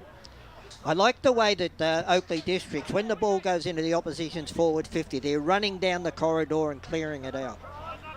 So, just still a bit of a feeling out process, still waiting for the first goal, but it's been quite an entertaining game. Plenty of ball movement as the ball comes in. Nicely won there by 17, that is Martin, the player coach. Ball on the ground again. Can they get it clear? Pearson it was. He got it out of the tight stuff, and that might be ball. Good tackle coming in there, so Sylvan have the free kick. Good tackle there from Dixon. He's made a decent start to this one, and he'll have the free kick. So Sylvan to send it forward. They go into the middle of the grounds, and in fact almost inside 50. Ball gets dropped over there. Ficarelli dropped that. He should have taken that one. That's the second one that they probably had a chance to go inside 50 and not been able to. Ball bouncing around into the hands there of Lynch, but he won't clear it. And the umpire says we'll come in and ball it up. So, as we mentioned, nice conditions out here today. Let's just hope the rain stays away, because it's one of the better grounds we've seen so far, conditions wide. Pearson hooks it away. In fact, it was Webb, I think, actually. So, took his arms out of the contest. Going to have a free kick, and it'll go the way of Oakley. It's going the way of Sylvan, in fact, and it's Tyson Bissels. Well, worked himself into the team as a backman here. He's just going to step around his opponent. Gee, Turnbull. He left it behind. She really should have taken that mark. Was set upon and we'll get a ball up there. So not fantastic transition by Sylvan, unfortunately, in that situation. Some dodgy handling out there, Ray. It's not no real excuses today. Bit of fumbling going on there. Yeah, two nervous teams, as you said, Ray. I think that was a good call. So Del Pra couldn't work his way into that ruck contest. So Delfonso got the kick down towards Sylvan. They drew a free kick here, the Cats. And Turnbull's the man, completely loose there. Just couldn't quite take the mark. Has time and space to settle and get the kick inboard. Well done. No mark taken, though, by Sylvan. And it was a tackle there on Hilton that has earned the free kick, by the looks of it, to Sylvan. And well done to Matty Lowe. Was that not a mark, boys? I thought he had a second grab at it, but I thought he got that. Just watching the replay. Yeah, Hilton might have been unlucky there. Yeah, I think he's a bit stiff. So Matt Lowe, 17 goals for the year so far. One of their major goal kickers for the Cats. Can he put another one on the board for a season? And the first one on the board for the game. Matt Lowe scores. And it's 1-8 Sylvan to Oakley Districts, just the one behind. We're 12 minutes gone in this first quarter on the Bendigo Bank scoreboard. Although we've been playing 12 minutes, neither side have been able to take the game on their own terms so far. As we pointed out earlier, a lot of nervous players, fumbling of the ball, as you mentioned, Brett, and there's no clean possessions. Let's go quickly to the score centre with Ryan. Oh, just not a score here, but go for just important for Sylvan to make the most of their opportunities. Seeing them last week, missed a lot, and it certainly cost them in the end against Donvale. So those set shots are going to be really important, especially early on in this first half. Absolutely. You've got to take your chances when they're there. So we're just waiting for the umpire to get restarted. There's Martin, the player coach for Sylvan, getting set. Up she goes. And Martin finished up taking it out of the ruck. It was a bit of an easy one for him in the end. And he gets a kick forward. Marked there by Turnbull. And here's an opportunity. Almost a mark taken there, but dropped. But they still have a shot at goal. Is it going to have the legs? No, it won't. It'll be rushed through for a minor score. So the behinds just keep on coming as we go boundary side. And that's something that Trent Martin often does, just take it out of ruck and kick it inside 50. So Oakley have got to be aware of that. He's got a lot of body strength, doesn't he? He's able to do that pretty well. So been impressive so far. Black to bring it back in, and here's Jared to call it. So Black, Simon Black that is, not the one you're thinking of though, unfortunately. And down the line, it was a decent kick, but the pack formed and Sylvan's going to win it back again. So sending it back forward is Cardamone, and is it going to roll? No, just through for the one behind. Just thought I'd do a bit of a did mention Simon Black. It's actually his 100th game for the club today, so congratulations to him. Thanks for that. In the last Jayden. minute or two, boys, Sylvan have been doing all the attacking. The ball's been inside their forward 50. They have. Not really getting the reward for it at this stage, but plenty of time to go as they bring it back in. But that's not I would have picked it as a good kick. Finds a target, and Hilton. Now they bring it out. Kick outside towards the wing. Oh, coming over the top. Great grab there. Taken by Morgan, I think. Morgan, I think, yep. So here's the kick inside. Steineger that was a push, massive push, but the umpire didn't see it. Now the ball on the ground, but the tackle is made over there. Ball comes out. Another good tackle. There's a couple of tackles there that may well have been rewarded. But the umpire says no, benefit of the doubt. That second tackle, Brett, you said was a good tackle because he rolled his opponent. He could have been in the back, but as they went to ground, he rolled him over. Certainly. Now there's the tap out, and that'll be another baller. But it's Sylvan who, as we said, have really started to dominate in these last few minutes. They just don't have the points on the board at the moment. Up it goes. There's the hit out. Falls into the hands of Oakley. Once again, cries of holding the ball as Ho tries to get it out. Now the ball on the ground. Danger still there, though. As they try and get it in. There was Dylan Burrell trying to hack it forward. Now the ball comes out. Oh, a huge body clash over there as the ball spills inside. You can hear that one on the effects, Mike. Here's Burrell again. Gets a nice little handball. Shoots one out there to Lynch. Lynch will go inside 50 to the hot spot. Can he hit a target? It's about a 3-on-1, so the chances weren't great. And the mark is taken there by Pilch, and Oakley will rebound. Pilch gets the kick over to Hadrian Prest. He's going to use the handball. The man on the outside there. He's looking for options here as Simon Black, but couldn't really find anything, so had to go down the line.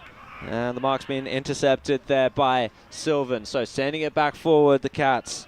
And a good not quite. It was off hands. And that means the tackle was affected. So it's going to be a ball up there inside the forward 50. Let's quickly go boundary side with Josh Ward. And Connor Morgan, who was the recipient of that spoil from behind from Tyson Bissell, he's come off straight away. So from that ball up, Oakley just got the clearance. However, it's going to fall back into Sylvan's hands. That was well done by Walker, getting the handball away. And now McKenzie, kick inside forward 50. Good intercept mark there by Jared Ambrose. Just saying, slow things down here, Oakley. They've not been executing particularly well so far coming out of their back line. Hawkins to add a little bit of composure, and a good mark taken down the line by Hamish Heath. So he's going to get the handball off. Hawkins again, confronted by two cats. Still had time and space to measure the kick towards forward 50, and Warren has taken the mark. Bit more than a kick from home here. Warren, spearing ball towards the coach. Over the top goes Blake Pearson. And the whistle's gone here. Where's the free kick going to? It looks like it's going to go the way of Sylvan. And boundary. It looks like it's going to be Justin Coventry to take it. Let's go boundary side real quick. And Paul Pillai has also come off a little ginger as well for Oakleigh District. Thank you, Joshy. As the ball comes in, how good is Hawkins playing? I think since we mentioned him, he's had a number of touches, and they've all been influential ones as the ball goes out wide. Now it's in the hands of Webb, who wheels around and sends it forward, but it's a great mark taken there by Warren. Just got up above his opponent, and he'll go back and have a shot at goal. So Jacob Warren, the big forward, chance to get Oakley's first on the board. In exactly the same position where he just had a kick before and he tried to pass it off. So I'd go back and put it through yourself. Couldn't agree more, right? Back yourself in. It's only it's inside 50, and they're probably not 50 metre. 45, I was going to say, yeah. So there's the kick. Probably was 50 because he's talking about 5 outside. It's not going to have the legs, and it's been touched through for a minor score off the hands, and behind's the order of the day. So it's 1-4-10 to Sylvan, leading 2 behinds on the Bendigo Bank scoreboard, and we've had about 17.5 first turn. Let's go to Ryan Long quickly in the score centre. Just a couple of results here. Doncaster East 2-3-15 lead East Ringwood 1 behind. South Croydon 2-2-14 lead Baldwin 2 straight 12. So Steininger kicked it in, turned it over just about, but the mark wasn't completed. So Oakley District scrambling here. And it's Dobson to get the kick inside forward 50. It was a pack at the top of the goal square. Sylvan can rove it well. However, Coventry just tapping it to keep in front of him. Bit of a hard body work there by him. And Oakley District will recover the ball. And a kick inside forward 50 has found Bonacci. And he's just going to play on really quickly because he saw the man in space. And it's Hamish Heath who took the mark, and he's going to go back and look for Oakley District's first on the board. There is a player down on the others, and he has not moved. He looks at about moved. You can see him at the top of the screen there on our monitor. He is flat on his back, but it's Heath on the set shot here. He's going to kick for goal regardless of the situation behind play, and he's just hit the man on the mark. So that's a real unfortunate attempt at goal there. Hamish Heath tried to follow up with a tackle and gave away a high free kick. So a couple of unforced errors there from Oakley Districts, and it could be telling as Sylvan are going to go forward once again. Martin takes the mark, wheels around, looking for options on the outer wing, and good stuff there by Simon Black to get the punch onto the ball, and over the line it trickles. That player who was on the ground, he's walking very gingerly off there, helped by the trainers.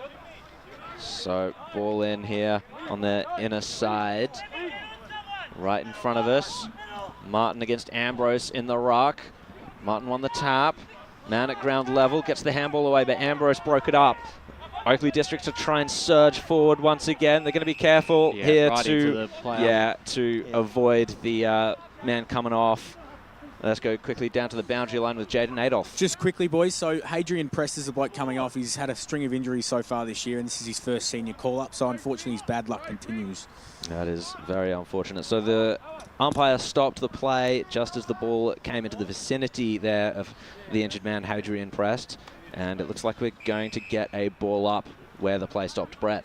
So ball goes up. There's Ambrose coming over the top. In fact, it wasn't Ambrose. It was Ambrose. I'll get it right the first time. Now the ball on the ground going in there was Smith. Did pretty well, actually. And here they come, the Cats. As they get it forward again, they'll go inside 50. It might have been McKenzie, I think, who blasted away. And he's kicked the goal. Was it McKenzie, boys? It was indeed. Fantastic goal by Tyson McKenzie. He just looked up and he had empty paddock in front of him and he backed himself and he slams it through. That's a cracking goal. So second one of the day for Sylvan. They open up a 14-point lead. 2 behinds to 2-4-16 on the Bendigo Bank scoreboard. And Tyson McKenzie, he has a very long service to the Sylvan and Croydon football clubs. He's been at Sylvan for a long, long time and still playing in the senior side. So very impressive stuff there. Let's quickly go to the score centre with Ryan Long. Just one in Division 3, Warrandyte 0-4-4 to Whitehorse 1 straight 6, and then Waverley Blues 13-12 over Knox in Division 2. Thanks for that, Ryan. So ball back into the centre. Trent Martin just planted his body in front of the opposing ruckman and managed to get the clearance. However, Oakley District will recover the ball here. Good tackle laid by Walker. And Warren was at the bottom of that. We'll get a ball up there just to the corner of the square. So Martin has been doing this well, but Ambrose came over the top this time to get the tap forward. Walker has done well to recover the ball, but was tackled, and his handball just trickles slowly over the boundary line. We'll get a ball in here. Currently, Oakley District's just the 2 behind, still searching for their first goal. Sylvan 2-4-16. We're currently in time on here in the first quarter at Princess Highway Reserve. Ambrose couldn't get the tap down. Pearson, kick off the ground. That was impressive. Just into space, however. And coming out to meet it. That was well done by Morgan. Now, Oakley District. Morgan once again had a fresh air. He's at ground level. Gets the handball away, however. And Webb, just a short little kick there to Warren. That was well picked out. And it's a tight angle here for Warren to negotiate. However, he's got a good shot here to put Oakley Districts on the board for their first goal. Nothing pretty about that play, although all it was endeavour, don't give up, and eventually you got the ball out. That was good stuff. I really like the work there of Connor Morgan in that. It wasn't pretty, but he got it done. Warren, that was pretty, and he did get it done as well. And there's the celebration. He's loving it, isn't he? Jacob Warren. That was excellent stuff. And Oakley Districts get onto the board 1-2-8 to Sylvan 2-4-16 on the Bendigo Bank scoreboard. Just on Trent Martin there, boys. He's carrying the ruck at all the stoppages and centre there, but I don't know whether he can continue that all day. I don't know if Sylvan's got anyone else who can help him out, because he's not going to play the way he is all day. No, it's a difficult without obviously Charge there in the backup ruckman. That's right. Makes it hard for him this afternoon. When James Charge went down in the game against Donvale, I think it was Daniel Bagley who took the ruck duties. Someone needs to help him out. Yeah, he's a great loss, Charge. I was watching a bit of his coverage earlier in the week, and he's been really dominant in the matches that he's played. He's Sylvan getting it forward, socket off the ground ahead there by Ho. Sorry, it wasn't Ho, it was Del Alfonso. I sort of feel that that Oakley were quite worthy of that goal. They haven't been, they've been pretty good. And it's 16-2. It was looking a bit lopsided, the score, but it wasn't really worthy of how well Oakley have played. So it sort of looks a bit more on par now. It's 16-8. So 23.5 played in this first term. That looked like a push, but the umpire said nothing doing. As they get it out of the Coventry, it was he got the ball out. The kick inside. Strong body clash there as the ball falls clear. And that's a goal, I think. It is. I couldn't pick up the goal score. Ficcarelli. So always dangerous. When it's out of nowhere, we can probably assume it was Ficcarelli. That was Ficcarelli of old. He was going to go in the marking contest, and at the last minute he pulled out, put himself front and centre, knowing the ball would come off their hands, and he did what he has been doing for years, and that's just snap it through. Ray, that's just the experience of someone like Ficcarelli to understand. You've got to have someone at ground level. I was watching him on the screen. He was going to go to the contest, and at the last minute he said, no, I'll stay on the ground. So Ficcarelli the goal. It's 3-4-22 to 1-2-8. Nearly 25 gone in this first term. So Oakley District, it'll be really nice for them to get an answering goal here in this first quarter. Not sure if it's going to happen. Martin against Del Prado in the ruck. Pearson nearly got it away. Couldn't though. Kogan is in there. Just got an errant handball away. And Sylvan to try and wrap it up. No, good kick off the ground there for Oakley District going forward. Little volleyball tap, and Oakley to try and run away with it. Pearson here, Blake of the Blake variety that is. He's just running into space really well. That was good composure, and he got the kick away. But Owen nearly took the mark, just didn't complete it. Warren at ground level. Bonacci now receives the handball, gives one off to Morgan. Morgan goes for a shot at goal towards teammate there, and the punch over the top was well done by Sylvan. Let's go down to the boundary line with Josh Ward. And as you said, Jared, that composure from Blake Pearson, that Premier Division experience was on show. There was a reason why it was the 2-time reigning Chandler medalist, and it was on show there. It really stands out here at 3rd Division level. So taking it out of the ruck there for Oakley was Kirby. He was wrapped up, however. And a ball up here in a dangerous spot for Oakley District. Kirby gets the tap down. Sylvan trying to hunt it. This is Bissell's. Oh, just couldn't get the kick off the ground. So bit of a mess here for Sylvan to try and clean up. At the bottom of the pack there is Ryan Pearson. And he's going to wrap it up.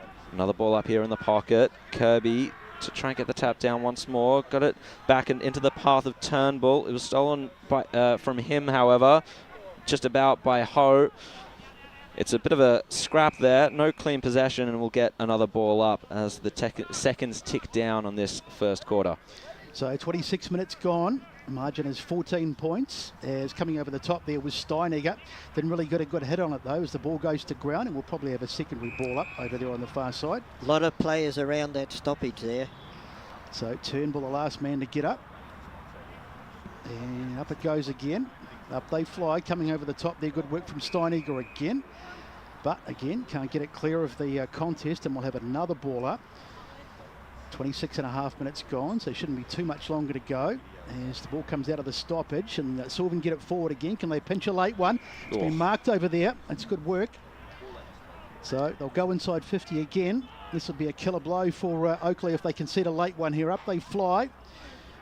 And what's going to happen here? Ball on the grounds.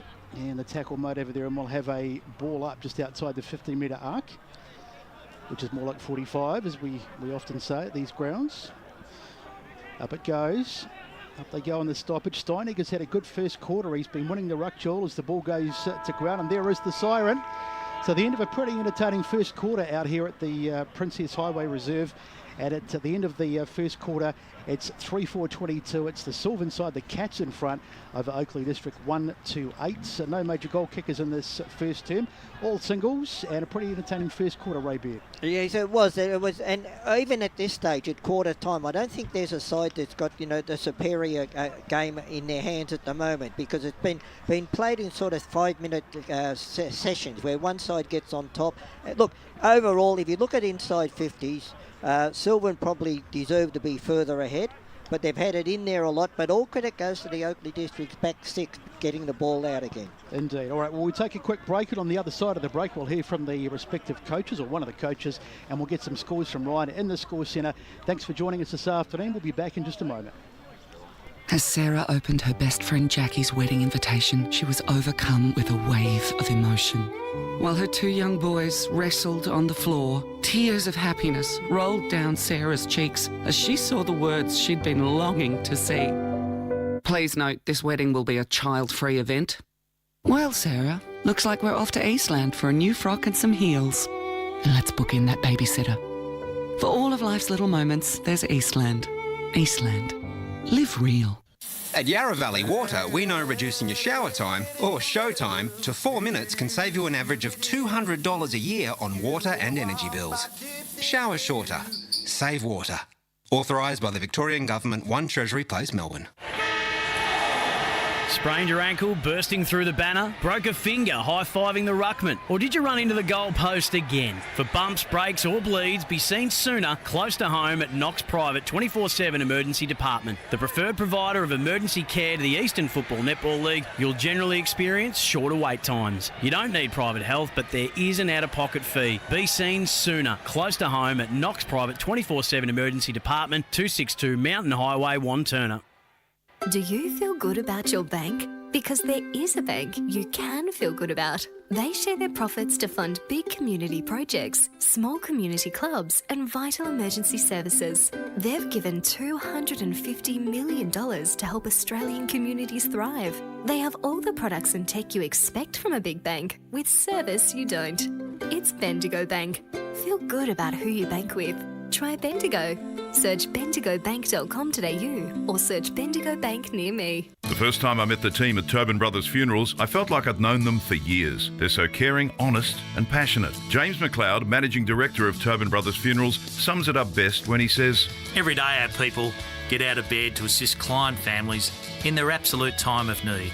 Our people love what they do, and you will not find a more highly trained group of people than those at Tobin Brothers. Visit tobinbrothers.com.au. Tobin Brothers Funerals, celebrating lives. Hi, I'm Ben Desson from Montrose Football Netball Club, and when I need a new kit for a night out, I head over to Eastland. But Eastland is more than a shopping centre. They support a range of community organisations and have been major partners of the Eastern Football Netball League since 2018. Thanks, Eastland. You are listening to Radio Eastern FM 98.1. With live and exclusive coverage of the EFNL football season, bringing you the match of the day with score updates from all divisions. And now we cross to our commentary team for the Radio Eastern 98.1 Match of the Day coverage. Welcome back to the Princess Highway Reserve, and what a good, interesting game it's been so far. A very interesting third division clash out here, and very good conditions. One of the better grounds we've seen, or certainly that I've seen.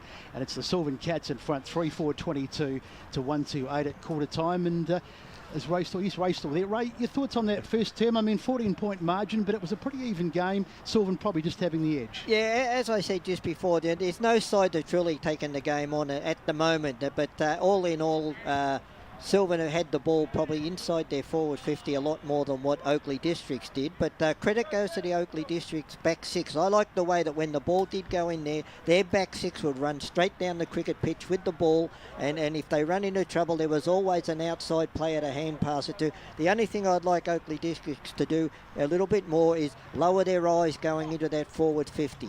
And without sounding like I'm the president of his fan club, how good has Simon Hawkins been on this first quarter? He's been excellent. I would have to say as well, just on your point, Ray, the lack of presence of Zach Bazanek might make an effect there on the inside 50s as we go down to the boundary line with Josh Ward, who's got an interview for us. Just a couple of minutes, just a couple of secs, fellas, as Trent Martin has just come across to who I'm interviewing. Adrian Canada, the Sylvan assistant coach. Adrian, a really strong start for the side. What do you make of it? Yeah, look, it was good.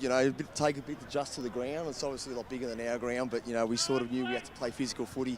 It's a big game, in terms of the ladder position. So both teams are going hard at it, and we just got to sort of, keep our head over the footy, work hard, and, hopefully come out with the cookies. And Mardo and Trent Martin in ruck, how impressed have you been with the coach's effort? Mardo's always good. He gives everything he's got, and obviously we've got two blokes out who sort of playing the ruck for us, so Mardo's had to step up and play that role, but he's doing well, he's equalising in there, giving our midfields a chance to sort of win the footy, not let them have their way. And what was the message heading into the next quarter from Martin? We just got to stick to our process, adjust to the ground, make sure our forward entries, are going to our advantage, we're not sort of just bombing it away, kick to our forwards, we've got some good forwards, to make sure we use them well. Well, Adrian, thanks for the chat, good luck for the rest of the game. Thank you. Thank you, Wardy. So good to hear from the respective assistant coach, just to see what is going on. Of course, we can't talk to Trent Martin because he's out on the ground, but we get the next best thing. So Sylvan up by 14 points at this end of this first quarter. It's getting set for play to restart. Just while we've got a bit of a chance here, a couple of scores around the grounds. Wanturna South 6-1-37 lead Lilydale 1-1-7. Moorbuck lead South Belgrave at quarter time 4-1-25 to South Belgrave 2-2-14. That's your roughie, isn't it, Ryan? That is my rough. The Super Boost roughie of the week, looking good. Waverley Blues 6-3-39 lead Knox 2-1-13. Down in Division 4, Churnside Park 3-5-21 over Churnside Park 1-3-9, and Nuttawading 2 straight 12. Trail Surrey Park 6-2-38, and Scoresby 28-0. Croydon North Emlock. So we're just waiting on the start of the second quarter here. Ball has held aloft, and here's Brett Beston to get us underway for this second quarter. So second quarter to get underway. Martin worked his way to the front spot, and in the end he got the head out, falls into the hands there of Pearson of the Ryan variety. Goes inside 50, mark not paid. And we've got paid the mark. He has paid the mark. So he had enough of it. So it's Steineger, who's been very good in the first quarter. He's another one that's stood out. Funny old kick, bouncing around. It was Bonfadini. He got the kick away. Inside 50, up they fly. Ball knocked out. And they'll come back inside 50 again. Hooked inside. Can they get a mark? Beautiful. Yeah, Mark has grabbed. Great work there. Can't leave Fickery alone. Fickery. Can't leave him alone like that. You can't give him space when the ball's coming in like that. No. So Justin Fickery. That's just experience to get that one. So he's kicked one goal in the game so far. And this would give them a handy 20-point lead. Don't tell me he's going to kick around the corner from 10 metres out, right on the edge of the square, and he's going to kick around the corner. Been watching too much TV. It's been coming vogue, hasn't it? So Ficker really snaps it around the body. It's fair. Hey, if it works, it works. Yep. Took the words right out of my mouth, Ryan. I was going to say, even if you have to stand on your head and kick it and it goes through, it's still That's right. Still going to get the goal. So let's go down to the boundary. Just quickly, boys. So at the quarter-time huddle, Blake Pearson just said to the Oakley District boys that they were rushing it too much. They just need to let things develop and take their time, not try and rush it forward and lower their eyes going inside 50. And can I just say as well on Justin Ficcarelli, he did a snap-on goal in the Division 4 Grand Final. He was literally snapping every set shot he had, I reckon. So get used to it. So back into the centre, we are Oakley Districts 1-2-8, Sylvan 4-4-28 after that goal to Ficcarelli. Martin back into the ruck, held his position well there against Ambrose, got the secondary tap to Alfonso, was the target of that tap. He got a spearing ball towards the forward line, not picked out there, and so Oakley District are going to have to work their way out of defence. Good mark taken there, I think that's Bonacci. Kick across the ground there, finds Webb to handball it off. And Oakley District, they're working out well here, and a good mark taken there by Heath. Hamish Heath. Is he going to lower the eyes as we suggested? Not necessarily. It's a 2-on-1 situation there for Sylvan, and the punch came away pretty easily. Oakley District's back onto it, however. Now this is Webb. He's just going to wield the ball, go for home, and it was touched. Good stuff on the line there by Tyson Bissels to make sure that Oakley Districts couldn't get their second on the board here. Very impressive with the way Oakley Districts rang that ball out of the back 50 then. They lowered their eyes, they hit a target, they had someone running past for the handball received, and they took the ball right down to their scoring end. So it's Steineger who brings the ball back in, kicks out towards the wing. Up they fly, mark almost taken, bouncing towards the line there. And it goes out of bounds. Just talking about Andrew Webb too, boys, with that shot. He was fairly influential in that first quarter, played really well. But he'd be disappointed not to have found the big sticks on that occasion. So umpire to throw it in. Far side of the grounds. Up it goes, reasonably shallow throw. Working his way to the front spot there was Ambrose. He's been good as well as the ball goes forward. Mark is taken. So they'll go inside 50 here, Oakley. They could do with the first goal of this term. They won't want to get too far behind, even though they've been right in the game for a large part of it. There's a strange old kick and it's just gone out of bounds. Yeah. Nothing kicked there. That's what I call a Carlton kick. Missed the point post by a mile. You're not going to make Josh Ward too happy with that one, Ray. Apologies to all the Carlton supporters. I like it, Ray. So Trent Martin takes the mark from the kick in, finds a man down the line. And so Sylvan to work it away here. And good mark taken over the top by Lowe. Just going to pedal back. He's a kick and a half from home here for Sylvan. Who's he going to find in the forward line? Begley was the target, but a great intercept mark taken by Dylan Hilton. And he'll take it away for Oakley Districts as we go down to the boundary line with Josh Ward. You're not wrong there, Joe, and I am disappointed with the snap. So the rebound for Oakley Districts has come to the near side. Uncharacteristically poor kick there by Ryan Pearson, but Bonacci made it work, and his high ball towards the pocket was punched away. And I think that was Coventry who did that well. Once again, the way Oakley Districts run the ball out, they kept it moving. Now, if they can create that style of play for 5 or 10 minutes, they could take control of this game. So no disrespect, Wardy, but Carlton couldn't win a one-ticket raffle at the moment. As the ball goes in, the ball on the ground, and it's all a bit messy, but this will be a goal. Oh, it's a goal. It's a really soft goal. Just Kirby it was. He just strolled out of the stoppage and said, thank you very much. It was almost, that's why I sort of thought the whistle had gone, because there was no one within. Well, he sidestepped 2 or 3 opponents in the scrummage there. Reminded me a bit of you in your heyday, Ray. And that'll give Oakley Districts a lot of confidence, because even though Sylvan have got the first goal of the quarter, the way that Oakley Districts are playing the ball, as I said, running it out of the back 50, they could be up and going now. Yeah, no, it's good to see, because as I say, they didn't deserve to. They deserve to be close here, Phil. 24-14, 3-6, 24-2, 2-14. Going to go back and scoreboard as we come back to the middle. Let's quickly go to the score centre with Ryan. Just a couple of Division 3 quarter-time results. Domvale by 6 points over Fair Park, and Coldstream by 9 points over Ferntree Gully. Thanks, Rhino. So they go inside 50 again, Oakley District. They've made a really strong start to the second term. Ball comes out, but it's going to be Sylvan who'll get it away, and that's a good kick. And the mark is taken there by Turnbull, and Sylvan get it forward. It's about half forward. Mark taken there by Ficcarelli. He's been good. Goes out wide. Mark almost taken. taken. It's not dead yet, though. They get the little handball out, and now the kick inside to about the goal square, top of the goal square, and they're happy just to see it across the line. Brett, I don't know if the ball's slippery or not, but a lot of people are fumbling marks. Yeah, marks they should take. It'd be interesting. The boys on the boundary might be able to tell us, but the conditions look pretty good. But you're right, Ray. Has been a bit of bumbling and fumbling. So back into play there in Sylvan's forward pocket. Connolly got the handball away. Now it's found Hawkins. Hawkins gets it to Rhodes. Rhodes kicked down the line. It was a bit of an iffy one, and it looks like it's out in the full indeed. So Lachlan Lynch to take the kick in here for Sylvan. Searching for options in his forward line. And, well, it was an intercept mark taken there for Oakley District. It was a ambitious kick to Ryan Pearson. He took the mark and made it look very good. And Hamish Heath takes the mark there on the outer side. So they're moving the ball well here. Kirby was the target of that kick from Heath, and it was intercepted there by Bissell. Let's go boundary side with Josh Ward. Can I say that kick in as well from Lachlan Lynch? Blake Pearson touched that by a country mile, and the umpire still paid the mark. Yeah, it was odd. I thought it bent really oddly, but it bounced off the arm of the man on the mark. So Bonacci here, as the play goes on, gets the ball to Kogan inside 50 here for Oakley Districts, but cleaned up well by Steiniger. He does that well. He's very composed. Got a good kick on him as well. That was a long one to Bonfadini. Couldn't take the mark, so it's picked up by Smith here at ground level. And a spearing ball inboard to Schmidt. And he's going to go wider still. Lowe's the target. He presented well, and those were some safe hands. So Matty Lowe, one of the major goal scorers here for Sylvan throughout this season, looks like he's going to go back and try and slot the Cats fifth. Boundary.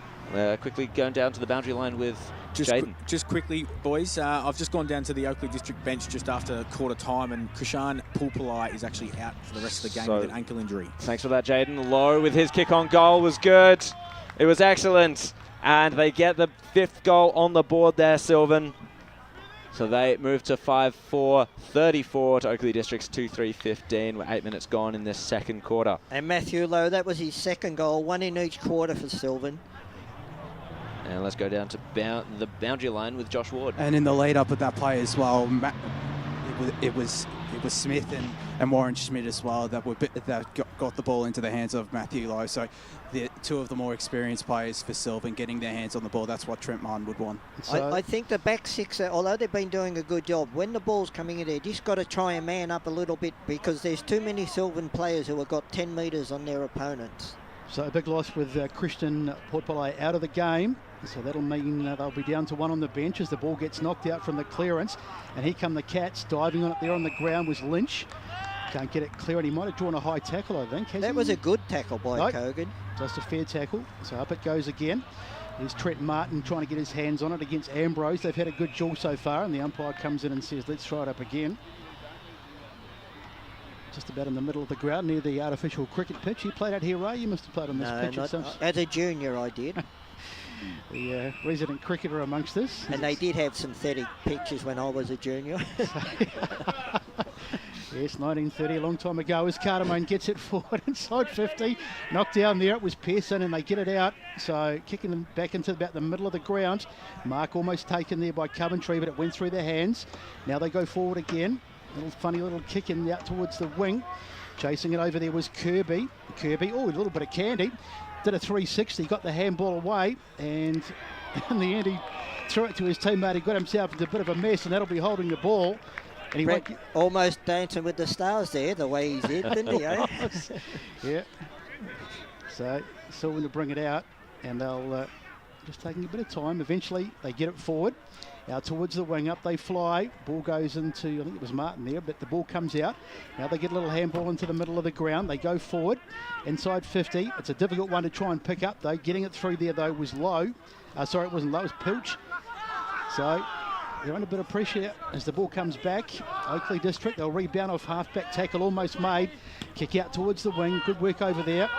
And they'll get a little chip up the line. And the mark is taken. Good work. Is that Pearson, I think?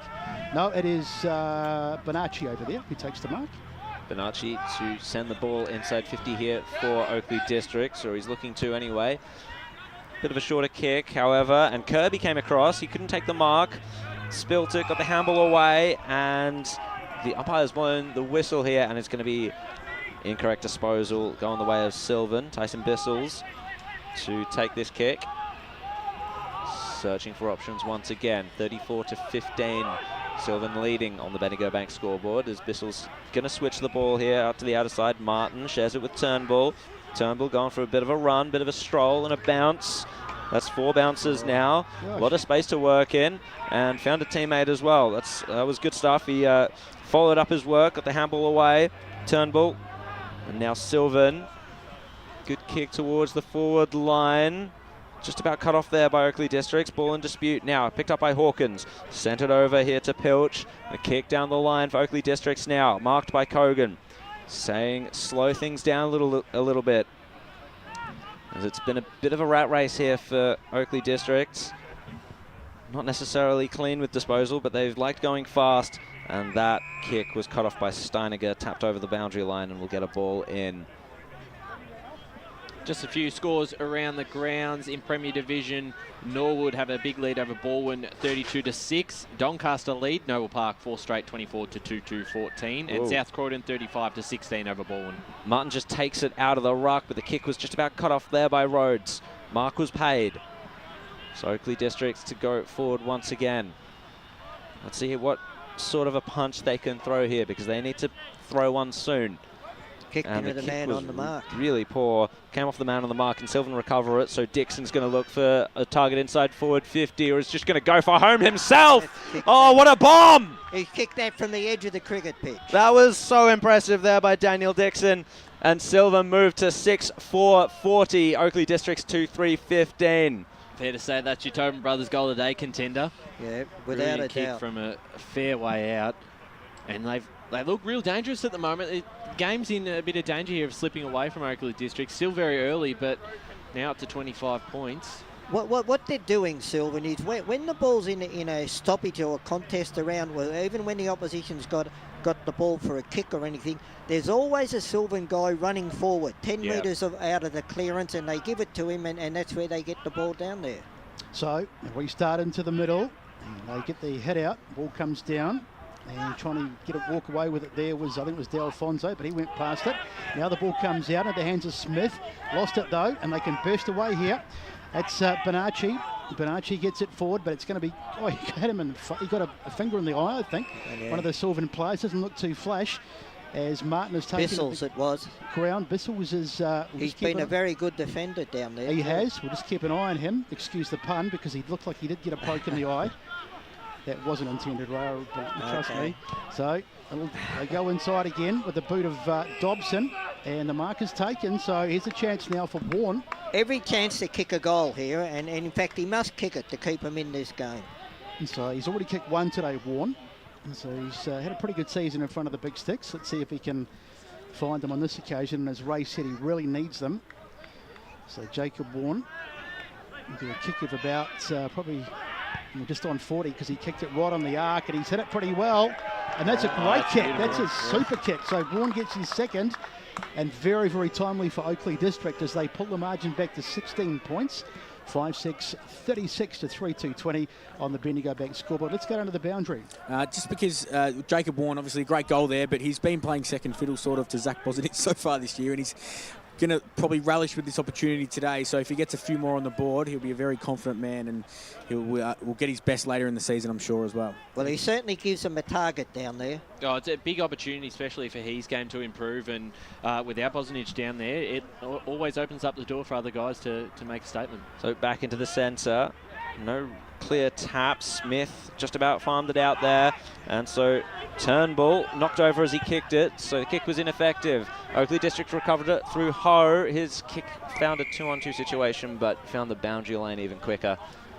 We'll get another ball in. Just quickly around the grounds, Heathmont lead the Basin 21-20, Boronia lead Ringwood 20-5, and then Templestowe lead East Burwood 18-9.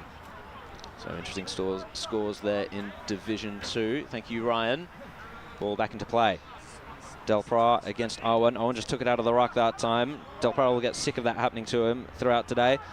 The centering ball, though, by Oakley Districts finds Morgan, and he just re-centers it there to Ryan Pearson. Passes it off to Brother Blake.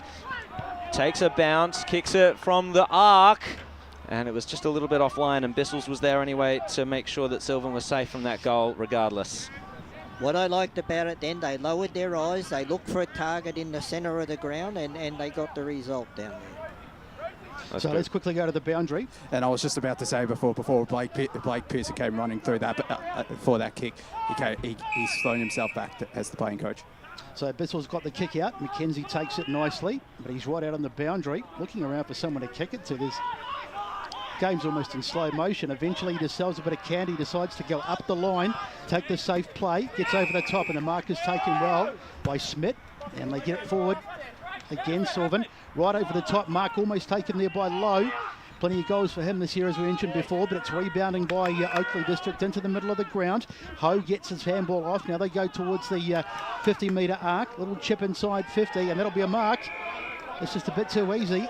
And taken there by Warren, that man again. We know he can kick him from here. He just did it a few minutes ago. That's right, Ray. Same angle. Yes. Yep, pretty much in the identical same place that he slotted the last one.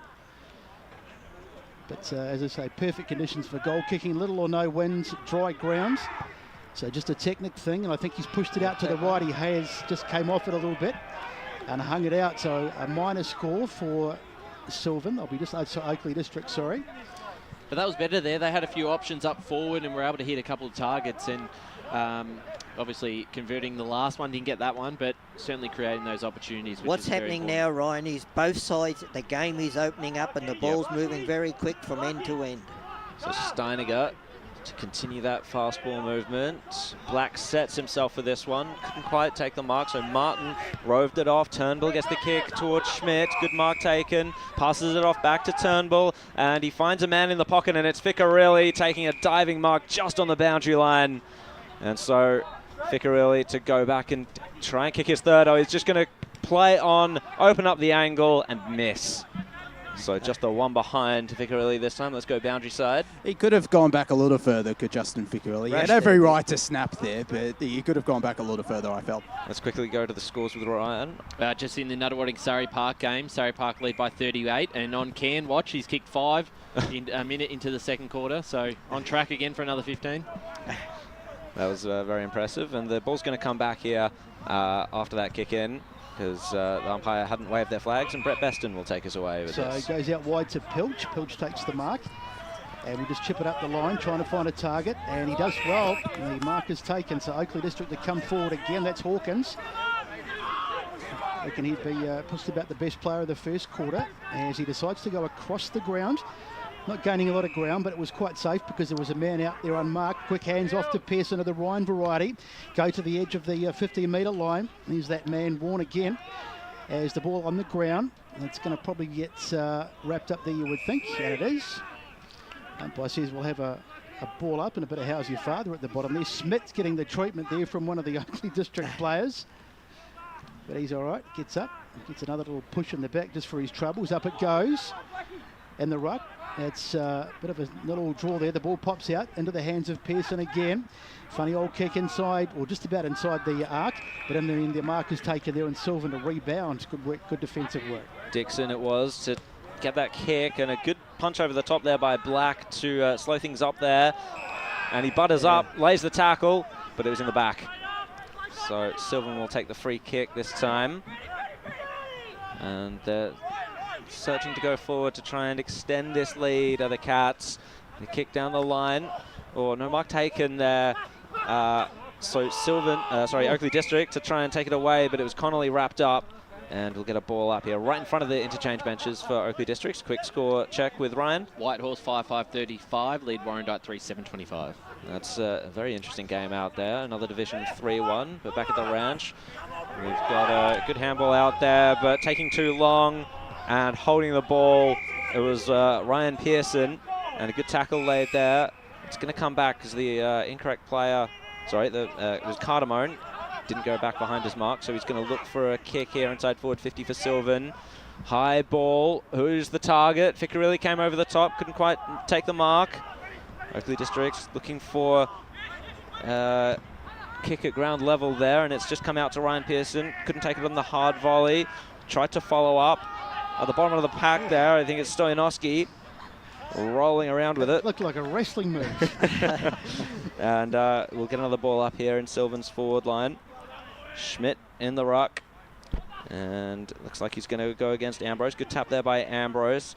Smith, however, roved it, got the handball out, and it's Bonfadini on the kick there, and he slots it for Sylvan. Something from nothing for the Cats. Yeah, we just on the outskirts of the stoppage, and the hand pass come out, and it just went through. So Sylvan, they move to 7-5-47. Oakley District's 3-5-23. 21.5 minutes gone in the second quarter. Ryan Long with the scores. Just some Division 1 updates. Mitcham 1-3-9 to the Blues 1-6 at quarter time. North Ringwood lead Bayswater 15-11, and then Montrose in front against Beaconsfield 4-4-28 to 3-2-20. Thank you, Ryan. I know Sylvan are winning, but if I was coaching Sylvan now, I need to get someone to man up on Ryan Pearson, because he's getting a heck of a lot of the football and creating some of the forward moves for Oakley District. So 24-point margin. I just feel it's just getting towards that point of no return, so they won't want to concede too many more Oakley Districts. Up they go. Martin takes it out of the ruck again, uncontested, and they go forward again. Can they hit a target inside 50? They can't. In fact, they can. Mark is taken there. Got to speak about Trent Martin's efforts again, winning the clearance out of the middle there, out of the ruck, the handball forward. Been really key so far. It's Lowe who took the mark. 17 goals for the season. So this will be a real killer blow if he slots this through. This will be a 30-point margin. And you wouldn't have thought that in that first quarter, the way it was going. Here he comes, Lowe. Hits it okay, and he's got it. Yep, straight through. So Lowe puts that's his third goal. Third, one in each quarter. Yep, and so third of the game as we go boundary side. Just adding on to what Ryan said with regards to Martin and his clearances, at quarter time, Oakley District had half the amount of clearances what Sylvan did, and I reckon it's the same now within the second term. So that's obviously killing Oakley District, and Sylvan are definitely capitalising a lot more. Yes. And just on those centre clearances, Darcy Turnbull for Sylvan, he's the one that's receiving the ball from those centre bounces, and he's the one that's running 20 metres and delivering it to his forwards. He's got a lot of pace on him, Turnbull, doesn't he? Yes. As he hunts the ball once again, put his body at risk. Martin was the one to get it out this time, however. Connolly's going to have to track it here for Oakley Districts, but the boundary line will beat him, and it's just going to go out. Now, if we're in the AFL, that would have been deliberate. Just an update at East Ringwood Reserve. The Roos back in at 6-2-38, trail Doncaster 6-8-44. Could be incorrect. Bad kicking there by Donny East. Yeah. I'd be impressed there if East Ringwood were able to take that one. They really announced themselves in Premier Division, but back in Division 3 here. As Trent Martin tries to whack the ball forward, couldn't quite do so. Just diving on it again to try and stop it from coming out. Turnbull's burying himself in there as well, wrapped up by a couple of Districts players. And we'll get yet another ball up there just on the outer side. 53-23 in the way of Sylvan here on the Bendigo Bank scoreboard. Tapping it down and trying to find Delfonso there, but the boundary line beat him. Yet another stoppage. And this is going to be, we're deep into time on here in the second quarter. 24 minutes gone. And Trent Martin to try and take it out of the ruck again. Didn't quite do so that time, not with a clean possession anyway. Mackenzie tracks it, however. Just shrugs the tackle of Ambrose pretty easily. Good power in those legs, Mackenzie. Kicks it down towards Lowe. Stoyanovsky was the one that roved it. Got it off to Pilch. And just a ball up there in the pocket there for Sylvan. So, as Jared said, latter stages of this term, and the margin is 30 points, so time to start thinking, I guess, about what Blake Pearson will say to the troops at half-time to get them back into this game. Into the hands there of Hilton, who tries to get it clear, but he's given it away. And it's all a bit messy over there, but eventually it does come out close to the boundary line, and that might be a free kick.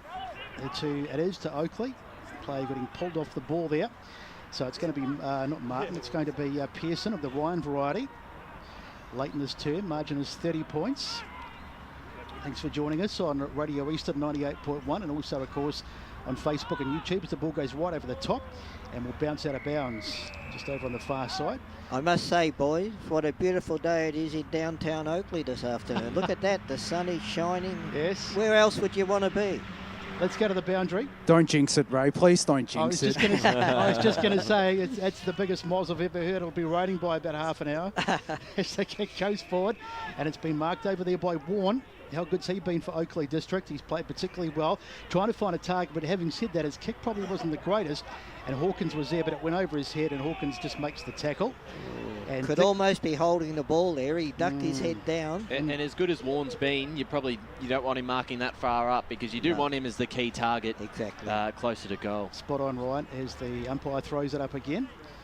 Up they fly, and knocked out of the clearance there. And now the ball comes back to Walker. They get it out to Sylvan. Long kick out towards the wing. Good mark taken over there by Bonfadini. Looking around who to kick it to next. Not too many options at the moment. Puts a little left-footed chisel kick into about centre half forward. It's bouncing around over there. That's Pearson again of the Blake variety, and that's holding the ball. So a late chance, and in fact this is going to be a gift, you would think, as the ball goes inside 50, and it's Ficcarelli again. And he's put it through, has he? Now, didn't muck around. I thought he was going to go back and have the shot, but he's just snapped it through, as we've already spoken about, and that is his, by my reckoning, third goal of the day. 2 in this quarter, 1 in the first quarter. And the margin. He had a man right on the goal line, and he looked as though he was going to pass it, but I know Justin. No way known was he going to hand that off there. No way. So starting to get a little bit ugly. 27 played, and it's 59-23 on the Bendigo Bank scoreboard, getting into the latter stages of the second term. Do they look a bit flat, Oakley? Yeah, they are. They are. Yeah, the dare just isn't quite there as it was late in that first quarter, the ball movement and the speed that they've been able to put on the ball. So Del Prado just beats Martin in that ruck contest, tried to follow up his own work. Smith was there, taps it to another contest. Ball up, secondary ball up there, out in the centre of the ground. 27.5 minutes gone. Sylvan lead 59-23. Del Prado gets the tap down. Martin roved it. Got a kick away there. Delfonso onto it. Spearing ball inside forward 50. No mark taken. It's going to spill out the back. And Pilch makes sure that it went over. Let's go boundary side with Jaden. Yes, I'm just going to quickly continue on what Ryan was saying. Oakley do look really flat. They are missing a fair bit of class with Connor Cochran as well, playing half back and half forward. So it's obviously making a difference so far this game. No Mitch Trait either in the in that defensive line, unfortunately for them. And it's Stoyanowski to take the mark. Try and see if he can put a late charge here for Oakley Districts. Good mark taken by Del Prado. Uncontested in the end. Searching for options now. Little chip over the top. Mark taken there by Ho. He's going to play on now. He took quite a while to get rid of it. Assessed his options well, but it was a one-on-one situation there that was in favour of Sylvan as the punch came down. McKenzie got it out to Martin, and his kick found the outer side. Bonfadini onto it. Just got the little flick over the top there to Ficcarelli, and he's going to search for a target inside forward 50 for Sylvan. Low was the target. Begley was there as well. And desperate defence there by Oakley Districts on the bell. Make sure that there is no last score for Sylvan. As we look at the Bendigo Bank scoreboard, Sylvan 9-6-60 to Oakley Districts 3-5-23. And Brett Beston with the major goal kickers. So major goal kickers, Ficcarelli, by my reckoning, has got 3. Lowe's got 3 as well. Plenty of singles, and Warren, the only major goal kicker for Oakley District. He's kicked a couple, but it's starting to look a little bit like Sylvan have taken the dominance in this game, and they lead by 37 points at half-time. What can Oakley District do to get back into this game? We'll find out after the break, and also after the break we'll bring our half-time team in for a bit of analysis from this first half from Oakley.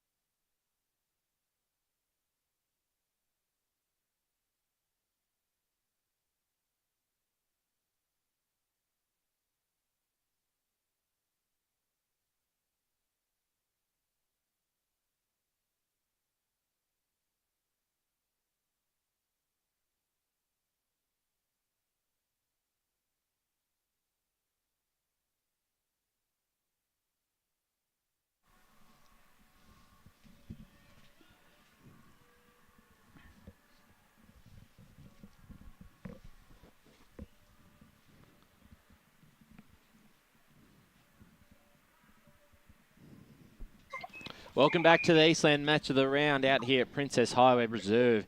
It is Sylvan 9-6-60 with a very impressive half leading Oakley District 3-5-23. A lot for Blake Pearson and his men to work on in the second half. I'm Ryan Long, Media Manager of the Eastern Football Netball League, joined here by Josh Ward and Jared Beanland, but we've also got Blake Tennant here on the line, who's out at Home Park Reserve in a big game out there for Beaconsfield versus Montrose. Blake, welcome to the halftime show, and what's been happening down there? Who leads? Thanks for having me, Brian. Yeah, incredible. This ground is unbelievable. I think we might have to come down here because I'm very impressed by it is. But at this stage, we're just closing into half time. It's 25 minutes gone, and it's We've just lost you there, Josh. Blake. You did say the score was Montrose in front? Yeah, Montrose in front, 35-27. And who's been playing well so far? Obviously, it was, I think, Beaconsfield in front early stages, and then since then it's been all Montrose. Yeah, I think Chamberlain's kicked one, Galbraith has kicked one, but it's really been the midfield battle, really. I think Montrose just got a bit upper hand at the moment over them. G'day, Blakey. I hope you bought a surfboard for a trip down the coast there. But just what have you made of Beaconsfield? You know, we've heard Ray say they like to be a bit they like to utilise their defence. But what have you made of their style of play? Yeah, well, obviously, you know, it's been heavily on the media that they are going to be a very young side this year, and it's kind of true. I was speaking to their team manager just before the game started, and he said there's about 15 players under the age of 22. So, yeah, but no, they're showing it early. They had a good start in the lead, but yeah, as it's been on, it's just been Montrose. I just can't really see them getting into the game, but I know they're a fighting team. Is it that midfield there, depth for Montrose? Obviously no Max Hall this week, but it's a pretty strong lineup, still with the likes of Lord and Descent, who always racks up a lot of touches. Is those the key guys that they probably need to stop? Yeah, definitely. You know, they're doing very well at the moment, the players you just mentioned, and they're just bringing it down to, you know, the likes of Chamberlain and Galbraith, and just using them to get the ball a bit. So, yeah. And anyone standing out from a Beaconsfield perspective so far? No, White's had a fantastic start to the year. Who's looked good for them? Well, to be honest, I actually didn't get a record and have a look at some of these plays. But if I had to look at some of them, probably 22 from Beaconsfield. I don't have the name. I'm really sorry that's for Brandon listeners. White. Yeah, that might be But, Brandon White. Yeah, he's having a pretty good game. The big, tall forward. I'm sorry. No, that's okay, That's mate. all good. Well, we appreciate But, your call. We'll obviously check in with you during the afternoon and then give you a call for that last quarter and the result there at Home Park Reserve. Yeah, it's half time and it's scores hasn't changed, so it's half time now as we speak. Thanks for that, Blake. We'll chat to you at the end of this game. We'll jump back into this one. It's half-time to analysis. The Oakley District versus Sylvan game here. Sylvan, 6 goals in that quarter were fantastic, and they're really running on top of the ground really well and looking dangerous. Yeah, they're really looking very, very dangerous. You know, they're utilising the middle of the corridor really well, and I've been really impressed by that, their potency up for their ability to find targets. They're utilising their more experienced players to go inside 50, you know, the likes of Dusty Turnbull, Warren Schmidt, Mike Smith. It's coming off dividends. It was a really impressive first half for Sylvan, Jared. And we've got to talk about the performance of the coach as well, Trent Martin in the ruck. It's so impressive how he's able to just hold his ground in the ruck contest. 9 times out of 10 against someone who's going to be like a few inches taller than him, still win the ruck contest and perhaps get a couple of clearances himself as well. Well, it's a sort of area, Josh, we thought that might be a thing for Oakley District to really capitalise on with no James Charge and no backup ruckman. But Martin's been phenomenal, as Jared said, and won a lot of the ball himself and be able to get the quick hands, Jared, and it's created a lot forward 50 entries. And no Lucarelli for Oakley Districts as well as their main ruckman. So both teams without their main rucks. 6. And can I just say, Ray Baird and I were talking before the game as well, and he mentioned how Trent Martin he tore apart games back in the Division 1 level when he was playing for Croydon. He's done just that today. You know, the 2 times we've seen him in the grand final, and today he's been able to tear the game open, whether that be through ruck or through defence, and it's been a remarkable performance from him. Just one key area of the ground, I think probably Sylvan are really doing well in is the forward half. You can see Lowe's kick 3, Ficcarelli's kick 3. Both have looked really dangerous. But then you look at Oakley without Bosnich down there. Warren stood up, but he does seem to mark the ball pretty far up the ground in the forward half. Yep. And obviously he did kick a really strong goal from pretty much the 50-metre line. But you can't rely on kicking all your goals there. It's a much tougher ask. So they do need to certainly get the ball further down where Warren's in a much more a better position to score from. Well, I've noticed that they've had Daniel Kirby down there to try and be that man leading out of the goal score. We just haven't seen him that much, and perhaps just isn't getting into the right positions, maybe not clicking as well with the midfield as Bozanic does so well. And Warren, I feel like he's just playing the role that he usually does, moving up the ground and doing what he usually does when Bozanic is there. Perhaps that just needs to change, and maybe Kirby can be the one to work his way up the ground and work his way into the game as well. I definitely think so. As well. And we've seen how he can take a mark very high up as well. He's an absolute giant, is Jacob Warren, and I can't imagine what him and Zach Bozanic look like in the same forward line. They're literally the twin towers of Bozanic and Warren, and they need to be utilising him more. Need to be throwing him a bit further forward if they are to get back into this game. So where do they get back into this game? Can you see it happening? We saw last week they had a big last quarter, six goals, I think, in a row.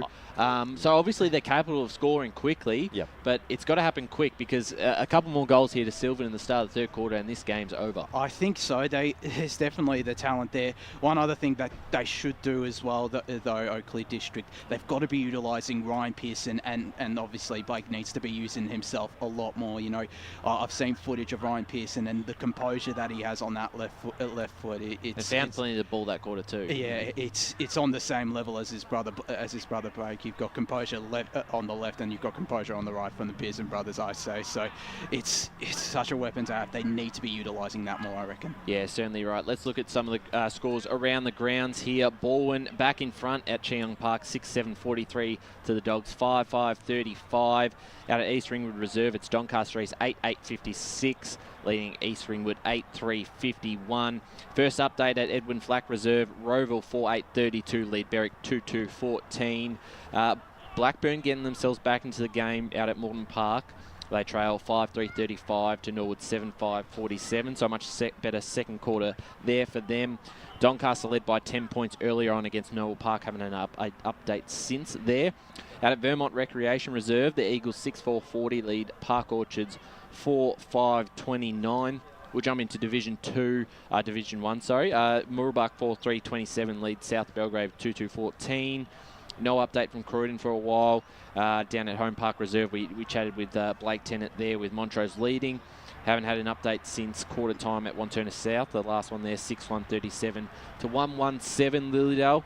And North Ringwood Bayswater 2-3-15 to 1-5-11. That was a quarter time score, so still waiting on that game to hit half time. Jumping into Division 2, Templestowe 6-5-41 lead East Burwood 5-5-35 in a game we thought would be pretty close. Heath might have skipped out to a handy lead here against the Basin, 8-4-52 to the Bears, 4-4-28. Mulgrave 13-3-81 lead Alpha Galley 5-4-34. Very low-scoring game out at Tullamore. Boronia 3-3-21 lead Ringwood 1-7-13. Interesting. Wonder what the wind situation is down there. Waverley Blues 13-5-83 lead Knox 5-6-36. In this division, in Division 3, Ferntree Galley 9-7-61 lead Coldstream 4-24. Donvale Fair Park 9-12-66 the Magpies to Fair Park 3-10-28. We're going to go to our last break here, and when we're back, the Claws will be back for the second half of this Eastland Match of the Round. Today at Eastland, Lucy's trying on jeans for a momentous occasion. Coffee with the ex. She needs jeans she can move in because she's definitely moved on. Jeans that get a second look but don't give any second chances. Genes that say, why yes, I have spent the last 8 months in a post-breakup juice-cleansing, kickboxing, personal training frenzy. And it looks as though she's just found the perfect pair. Yeah, that's great. Bravo, Lucy. For all of life's little moments, there's Eastland. Eastland. Live real. Sprained your ankle bursting through the banner? For bumps, breaks or bleeds, be seen sooner, close to home, at Knox Private 24/7 Emergency Department. You'll generally experience shorter wait times. Knox Private 24/7 Emergency, 262 Mountain Highway, Wanturna. Do you feel good about your bank? Because there is a bank you can feel good about. They share their profits to fund big community projects, small community clubs and vital emergency services. They've given $250 million to help Australian communities thrive. They have all the products and tech you expect from a big bank, with service you don't. It's Bendigo Bank. Feel good about who you bank with. Try Bendigo. Search bendigobank.com.au or search Bendigo Bank near me. Tobin Brothers Funerals wear their heart on their sleeve. Their clear and easy-to-use website and Memory Maker app make it easy for families to make an informed decision. Here's James McLeod, Managing Director of Tobin Brothers Funerals. There's no mystery about our pricing. It is clearly displayed on our website and our app. We have staff standing by 24 hours a day, every day of the year to assist you in your absolute time of need. Visit tobinbrothers.com.au. Tobin Brothers Funerals, celebrating lives. There are only 3 things that should be flushed down your toilet: pee, poo and paper. Some wet wipes and antibacterial wipes say that you can flush them, but you can't. They clog up the toilet and pipes, causing expensive blockages. Save yourself a truckload of trouble. Put your wet wipes in the bin. To learn more, head to the Yarra Valley Water website, yvw.com.au/wet-wipes. Hi, Dylan Dow from the Baroni Football Netball Club here. When I need to grab a quick coffee or a bite to eat, I'm popping into Eastland. Eastland's more than a shopping centre. They support a range of community organisations and have been a major partner of the EFNL since 2018. Cheers, Eastland.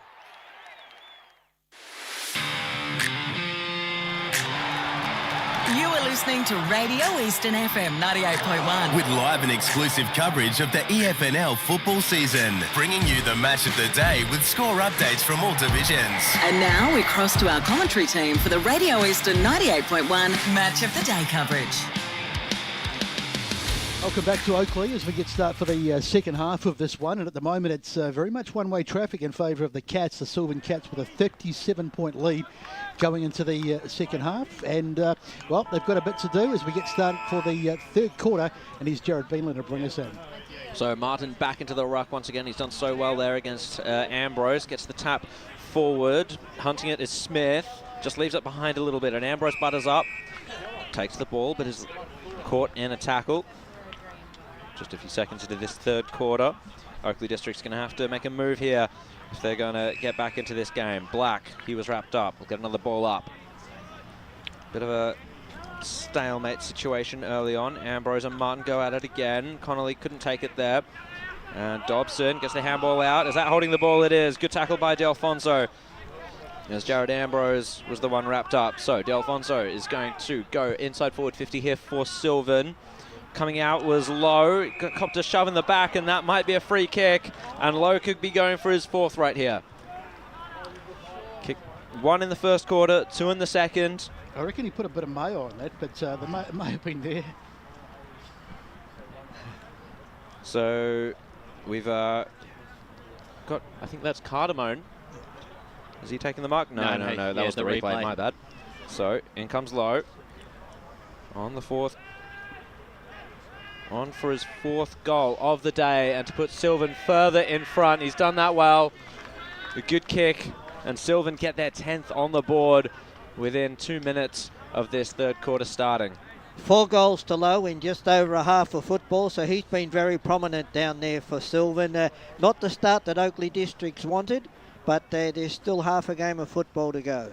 That's right. It has to happen soon. It has to happen now. Another goal, and I would say it's pretty much done. It's just they've got to get the ball out of the midfield at the moment, which they've really struggled with in the clearances. Yeah. So just waiting for the ball to come back. Ryan, have you got any scores for us just while we wait? Just in Division 4, in touch at half-time. Surrey Park 110-44. Nick Cant has 7 goals 3. Forest Hill lead Chirnside Park 60-23. That's probably the big surprise there. Okay. And scores be 70-9 against Crew North Hemlock. Interesting stuff. So the throw up in the middle, bit of a 0-all draw, but it was Pearson who got the tap. Now the ball's on the ground. Wheeling around was Black. He gets it the kick forward.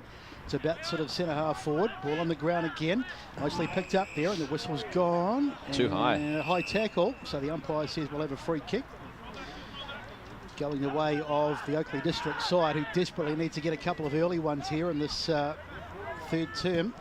On the boot of Kirby, goes inside 50, up they fly, but you can see all the Cats defenders back there, plenty of them, as the ball is on the ground, and trying to get his hands on it there at the bottom of that. It was Bonfordini, I think, but the umpire says we'll have I think it was Mackenzie, and we'll have another ball up. So a bit of a stalemate at the start of this third quarter. Up it goes again, taken out of the ruck there without any problem at all by Kirby.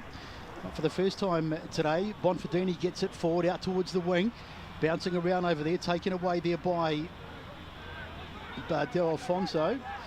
It's on the ground again. Very untidy start to this third term as the ball comes out. Now they can go inside 50 Oakley District.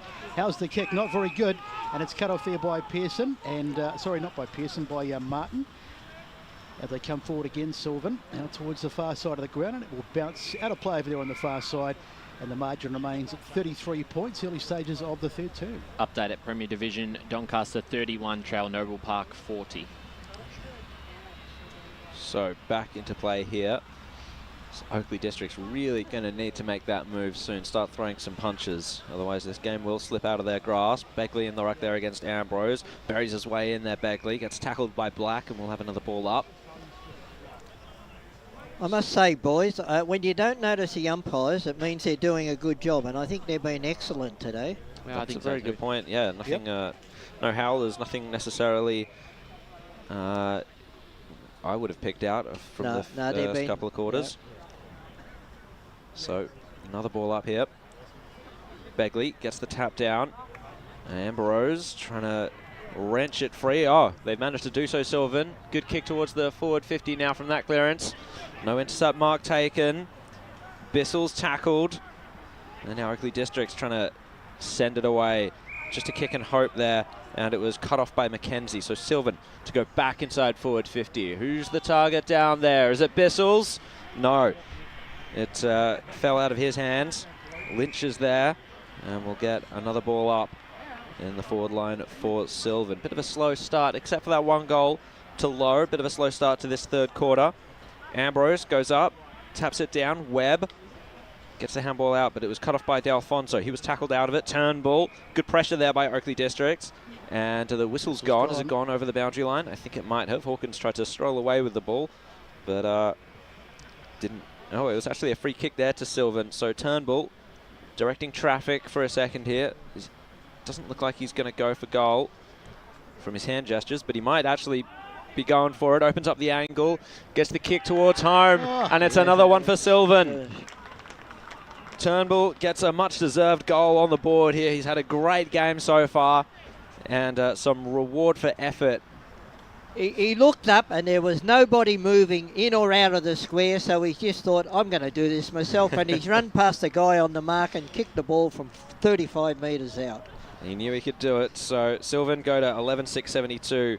Oakley District's 3-5-23. We're 6 minutes gone here in this third quarter. Not looking good for Oakley Districts, boys. You know, they've conceded 2 goals in this. A quarter that they had to get goals on the board early. Yeah, had to start quickly and they just haven't. Yeah, no, they haven't. Turnbull's goal, a definite contender for the Tobin brothers goal of the day. It was a ripper.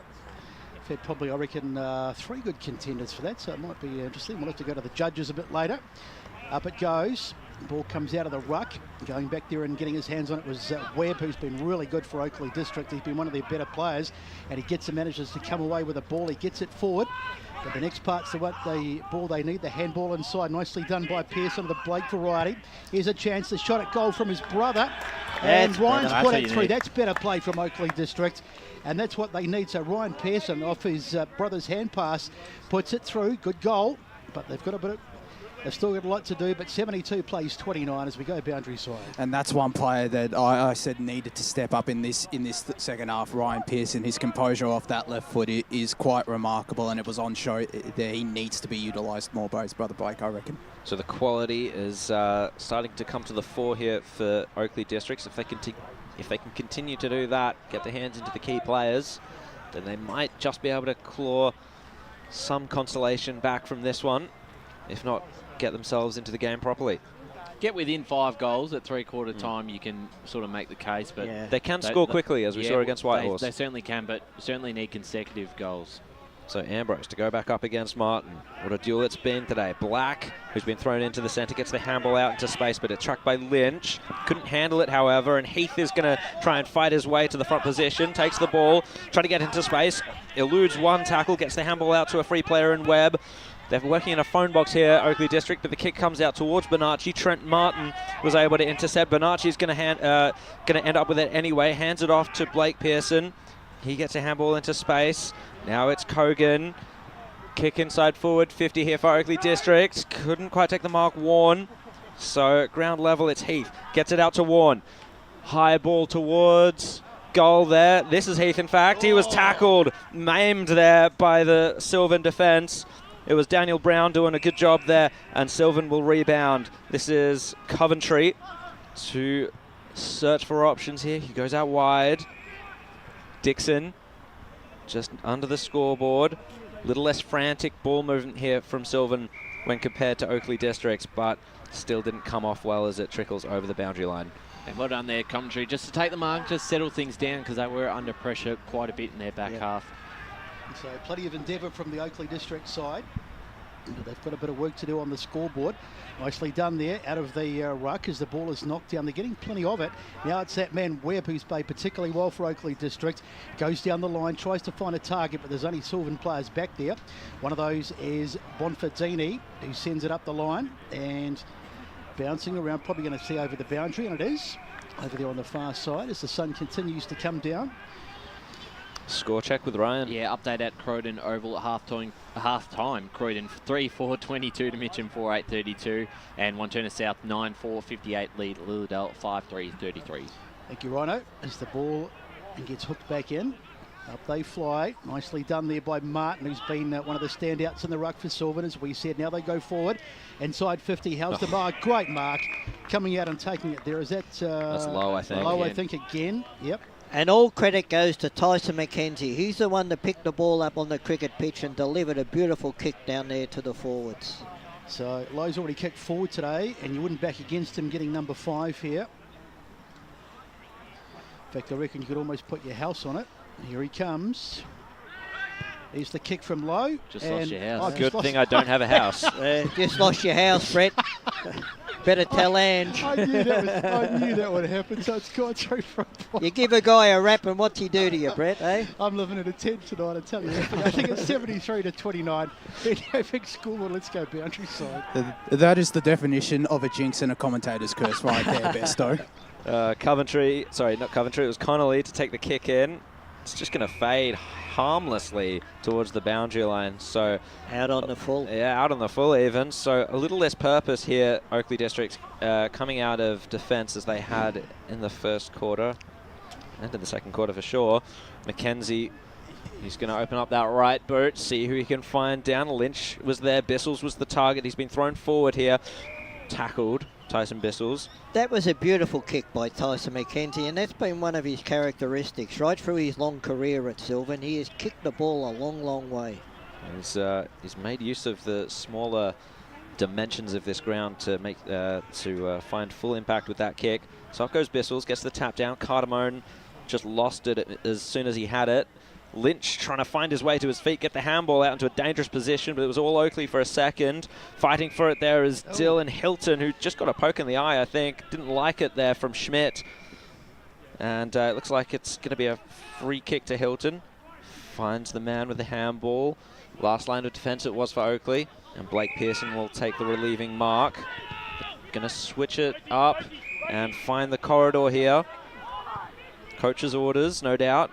Well, it was the coach's kick, so Kogan Gets it out to Hawkins, who's done well, but not in that situation. He just gave it up in the tackle. Oakley District retain the ball, however. That was well done. Yeah. So going forward, Stoyanovski it was. Bonacci, the target, in a one-on-one situation, but the boundary line beats them again, and he is not happy about that. He really didn't like the boundary umpire. The boundary umpire's call in that one. Gives a yell out, and I love how he turns to look at the umpire who's about 30 metres away. Yeah. It's not the man who made the call, mate. You can see it. So the boundary umpire to throw it in. Getting the front spot there was Martin, and he's knocked it straight out of bounds over there on the far side. So as the sun continues to stream down here at Oakley, the margin is still quite sizable, 44 points. But plenty of time still to go. We've got about a quarter and a half, 12 minutes gone in this third term. As the ball comes in, Steinhager got it away. Now the kick, funny little kick forward, into the hands there of Kogan. Now they go forward again, Oakley District. Oh. That's a great grab taken there by Kirby. He's done some good things today. Yeah. Hasn't been hugely dominant, but he's done what he has to do. And Kicked the goal in the second quarter. He So did. he's done a job down So there. he will go back and line up and try and eat further into this margin. As the sun continues to stream across the ground, turn into a really nice day. So here he comes, Kirby, and see how he goes. Got to kick this to give Oakley District a little bit of hope, and it's a funny old kick right across the face. Ball still in, can they get it? No, it's been roved nicely off the back line. And Sylvan will bring it out again. Little handball or funny little poke forward. Goes into the hands, it was Brown it was. Now they're going to come back again. Good work there by Steinhager. Down the line. Little ball back inside Pearson. Pearson goes inside 50 and the mark is taken. And it's that man again. Yeah. Kirby. He's going to get another opportunity. So Every time Oakley District goes forward with some sort of method, it's one of the Pearsons that does it. You know, they're just class above the rest of them. Yeah, they've certainly had a big influence on this game. So Kirby, he's got to kick this one. He's right out in front, probably about, 20 metres, 25 metres, and he's missed. Had to kick that one. They really are shooting themselves in the foot here, Oakley District, as that goes through for a minor score. I reckon Evan I can kick that one. 73 to 30, 43-point margin, and we've had 14 minutes third term. So back into play here with Steinhager. Hilton is going to set himself, and he's taken a good intercept mark there. Much to the dismay of Bissels, who was on the floor. So Hilton sends Oakley District forward once again. They're having a bit more of the play here. The Districts, the home team. Webb just recovers the ball at ground level, gets the handball out into space, but Dixon was the one. He was rode like a bull there by Simon Black. Taken to the ground, and we'll have a ball up.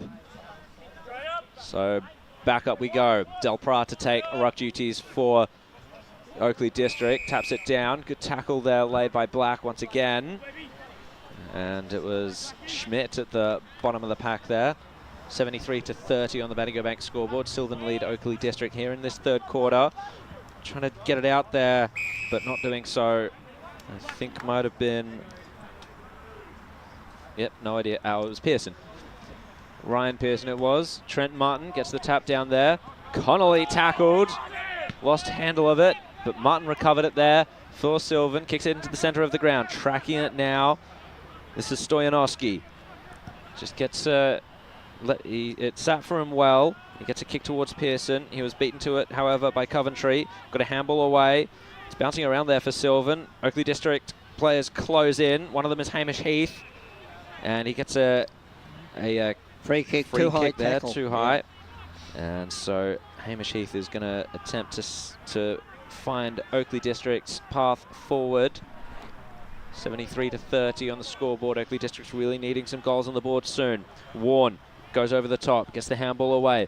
This is Bonacci. Just gets a kick inboard. It was not 15, so Heath had to play on with it. And sweeping it away once again, Sylvan. Who's going to take the mark here at half forward for Sylvan. Bissels is going to track it. He was set upon by two players there for Oakley District, and it's going to be a ball up in Sylvan's forward line. So a bit lucky there, Oakley, as Sylvan threatened to get a goal which may have put the game out of reach. But Ryan sort of mentioned before about 5 goals at three-quarter time. You'd give them a shout, so they need probably, you would think, 2 more.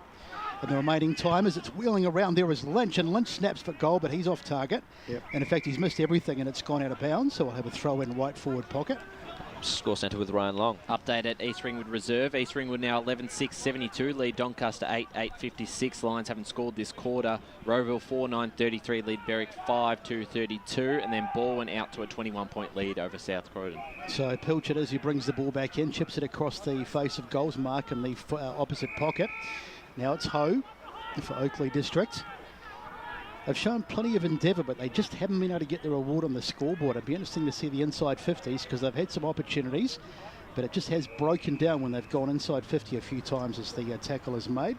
Brett, I think the difference is their disposal. They're not 100% on hitting their targets. No, probably a fair call, Ray, because they have, as I say, been inside there a few times. As the ball comes out from Martin, the shot for goal, and it's going to go through for a minor score. So another opportunity missed. As the umpire signals, so 74-30. Just waiting for the scoreboard to tick over. Maybe it's already ticked over. 11-7-73 to 4-6-30 after 17 in the third term. You got it right the first time, Besto. It actually is 11-8-74. So it took ages to turn over. Oakley District's kick in didn't really eventuate in much, and we'll have another ball in. So 11-8-74 to 4-6-30. Oakley District's just starting to stall here a little bit, unfortunately. Sylvan definitely taking control.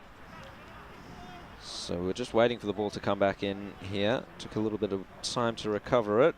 And back in we are. Del Prat goes over the top of Martin, gets the tap down to Webb.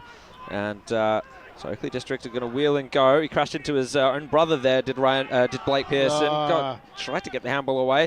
Hits hard there on the follow-up effort. That was well done by Blake, but Sylvan will retain the ball. Smith, and now this is Dixon. Dodges one player, gets the kick inside forward 50. Begley is the target. He went up, couldn't take the mark. Stoyanowski ran into trouble. And the umpire's called a free kick here by the sounds of things. I think she's going to ball it up. Yeah, she might have ball. Yep, she might actually ball it up there, which is an interesting call because it didn't look like there was any actual stop in play. So I'm not sure what the situation there is. Looks like it is a ball up. So dangerous position here for Sylvan. They could get a kick out of nowhere here and score another goal. Ficarelli, he's going to hunt it, but it was Black first to it. Tackled there by Lynch. He put his head down and charged. That should have been ball. So the umpire's going to come in, ball it up instead. Despite the protests of our commentator, Brett Beston. So up goes Del Prat. Tried to tap it down. It's an absolute scrum in there. Plenty of players around the ball. Del Prat farms it out. Sylvan will try and take advantage here through Delfonso, but he was taken in a tackle by two different players there. And we'll have another ball up. He's had a big afternoon, Delfonso, and it's a really strong start to the season as well, and no exception today, being one of their real key players in the midfield. He's fast. He's a live wire. I've been impressed by watching him. Yeah, absolutely. So hunting it here is Rhodes, and he's got time and space here to get the kick. It was just a little too wide there for Heath. He's going to recover it. Endures the tackle. That was very well done. Got the handball away. And a mark now taken by Morgan. Gets the pass off to the running player in Hawkins. One-on-one situation here for Kirby. Nearly took a miraculous one-hander. Couldn't hold on to it, however. And so taking it away there was Bonfadini. It's going to come back here if Ryan Pearson is able to keep his feet. He didn't. Black was there to help out. Got it back to Ryan Pearson. It's bouncing around now, and Mackenzie took advantage there of Oakley District sluggishness to handle the ball. So Turnbull took the mark in the centre of the ground. Bessels was the target of that kick. Couldn't take it out in front, but followed up his work there. Turned around, got the kick towards the boundary line. Oakley Districts, can they rebound with it? No. And we'll get a ball in just on the outer side. We've ticked into time on here in the third quarter. It's Sylvan 11-8-74 to Oakley Districts 4-6-30 at Princess Highway Reserve on the Benny Gobeck scoreboard. So Sylvan got it very much on their own terms at the moment as the ball is thrown in. Up they fly on the ruck. Bissell's might have got the tap to Martin. Little handball over the top. Now they go inside 50, Sylvan. As the kick, it's not marked. Good work there by Hawkins. Got tackled, but he got it away, and I think that's Bissell's who has a snap at goal. And that's another miss. So they've had some opportunities to really put this game to bed. Sylvan, but with a 45-point lead, they're probably not too concerned. 75-30, 21 minutes played in this third term. Yeah, well, even if no one kicks a goal here for the next 5 minutes, still a win for the Cats. Exactly right, Ryan. Here's the ball as a shot at goal from... that's gone through, I think. I didn't pick up the player, boys. Is it Ficcarelli? We'll have a look at the Bit of replay. aftermath here with the replay. There is the player picking it up there. And... no, I'm none the wiser, but it's a goal. Oh, there's a yellow card as well. Oh, there is too. Be interesting to see what that was. We'll see if the boys on the boundary line can tell me what actually happened there. It's Blake, I think, who's got the yellow card. Coming off, it's a bit of a concern for Oakley. Did you pick up the goal kicker, boys? I think it was Turnbull. I think Turnbull. so. I'm not sure. Not too sure I think it was either. Turnbull myself. But yeah, there was a bit after. I think one of the Oakley players went up to Lachlan Lynch and I think gave him a bit of a jumper push. I'm not too we'll have to check that goal kick. And they get a free kick too. Well, there's a free kick from the centre of the ground. So Sylvan to try and work it out here, and it's going to come back here.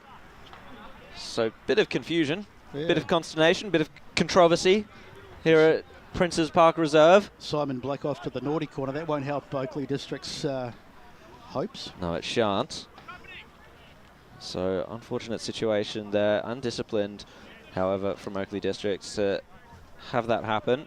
So Trent Martin is the one to take the free kick from the centre of the ground. He's gone back a long way. If I didn't know better, I'd think he's gone for a shot there, but... It's almost in the car park. So up goes the pack there in the forward line for Sylvan. It was taken away pretty quickly by Ambrose for Oakley Districts. Heath takes the mark, so he's going to wheel around, search for some options. What's his disposal going to be like? Steps around a player, gets the handball off to Pearson, and his kick is uncharacteristically wayward, and Trent Martin set himself up really well to take the intercept.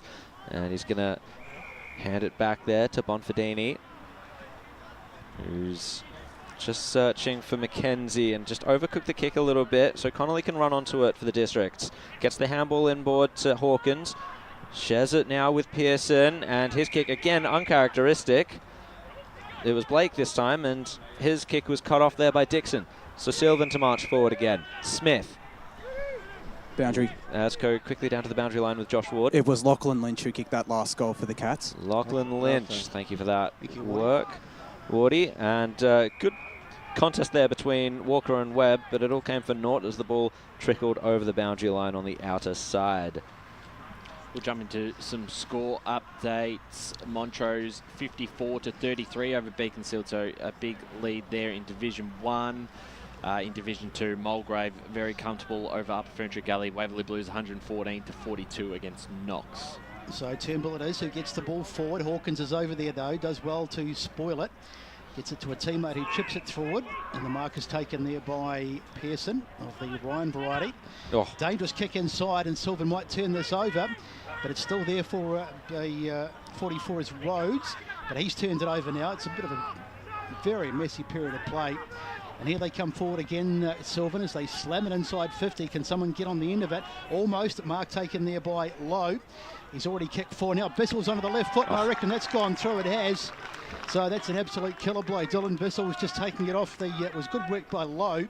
He did all the hard work, and Bissell's there just the front and centre.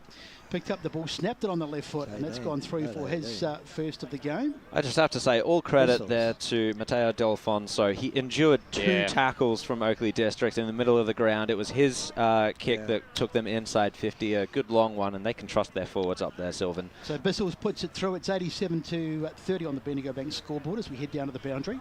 Matthew Stojanowski has just come off a little ginger fella, so we'll keep a close eye on that one. Yeah, he's right in front of the van here, and he's looking pretty worse for wear. Stoyanowski. So up they go. Ambrose gets the tap down. Following it up, Oakley District, they weren't able to handle it, so Smith is going to track it. He's got a bit of space to work in until Ambrose tackled him. Great tackle by Jared Ambrose. That's got to be holding the ball. I'm surprised that it wasn't. So Mackenzie recovered it for Sylvan. Got it out to Begley. Connolly stole it from that handball, but in turn turned it over to Walker. So Sylvan go forward again.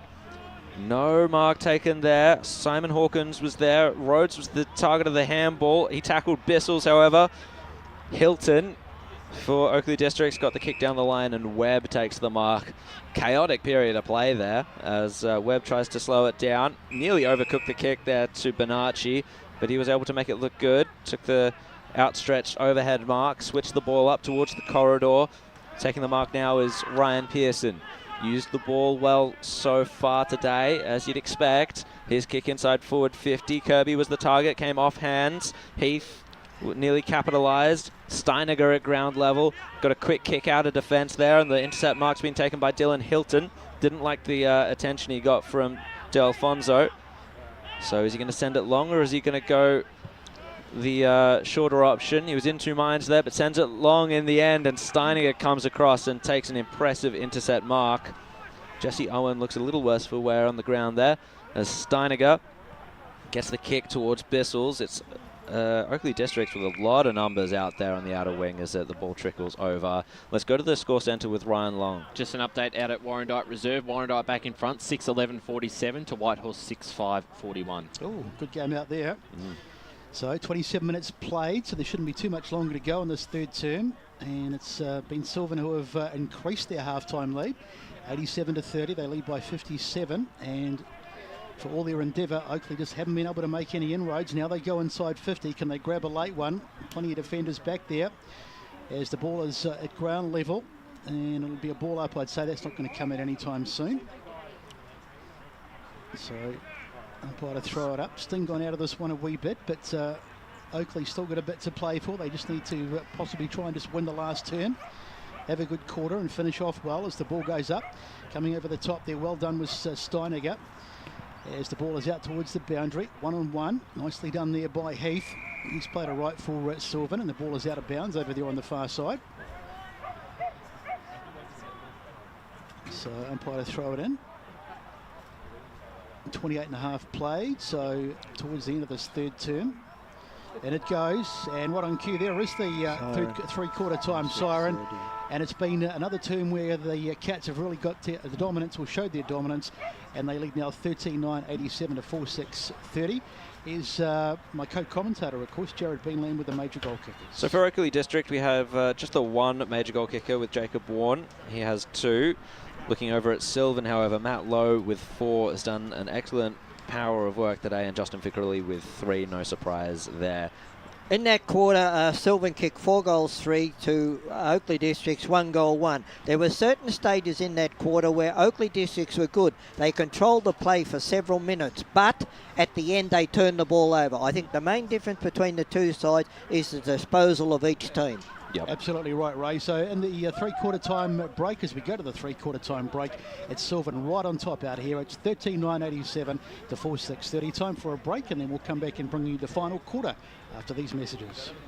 As Sarah opened her best friend Jackie's wedding invitation, she was overcome with a wave of emotion. While her 2 young boys wrestled on the floor, tears of happiness rolled down Sarah's cheeks as she saw the words she'd been longing to see. Please note, this wedding will be a child-free event. Well, Sarah, looks like we're off to Eastland for a new frock and some heels. And let's book in that babysitter. For all of life's little moments, there's Eastland. Eastland. Live real. At Yarra Valley Water, we know reducing your shower time, or show time, to 4 minutes can save you an average of $200 a year on water and energy bills. Shower shorter. Save water. Authorised by the Victorian Government, 1 Treasury Place, Melbourne. Sprained your ankle, bursting through the banner? Broke a finger, high-fiving the ruckman? Or did you run into the goal post again? For bumps, breaks or bleeds, be seen sooner, close to home at Knox Private 24/7 Emergency Department. The preferred provider of emergency care to the Eastern Football Netball League, you'll generally experience shorter wait times. You don't need private health, but there is an out-of-pocket fee. Be seen sooner, close to home at Knox Private 24/7 Emergency Department, 262 Mountain Highway, Wanturna. Do you feel good about your bank? Because there is a bank you can feel good about. They share their profits to fund big community projects, small community clubs, and vital emergency services. They've given $250 million to help Australian communities thrive. They have all the products and tech you expect from a big bank, with service you don't. It's Bendigo Bank. Feel good about who you bank with. Try Bendigo. Search bendigobank.com.au or search Bendigo Bank near me. The first time I met the team at Tobin Brothers Funerals, I felt like I'd known them for years. They're so caring, honest and passionate. James McLeod, Managing Director of Tobin Brothers Funerals, sums it up best when he says, Every day our people get out of bed to assist client families in their absolute time of need. Our people love what they do, and you will not find a more highly trained group of people than those at Tobin Brothers. Visit tobinbrothers.com.au. Tobin Brothers Funerals, celebrating lives. Hi, I'm Ben Desson from Montrose Football Netball Club, and when I need a new kit for a night out, I head over to Eastland. But Eastland is more than a shopping centre. They support a range of community organisations and have been major partners of the Eastern Football Netball League since 2018. Thanks, Eastland.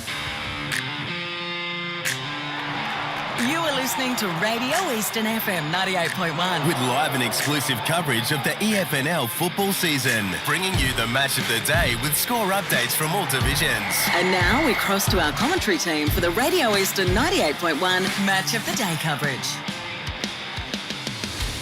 Welcome back to the Princess Highway Reserve as we get set for the start of this fourth term, but it's the Sylvan Cats right on top at the moment, 87, 13-9, 87 to 46-30. And, well, can Oakleigh District come back in this last term? You wouldn't think so, but they've got a bit of work to do and maybe just to get some pride. And as we were just speaking about off air, though, you know, they haven't been bad. They've shown signs, but they just haven't been able to finish as we go to the score centre with Ryan Long. Yeah, a couple of updates here. Baldwin 69 to South Croydon 42 there at three-quarter time.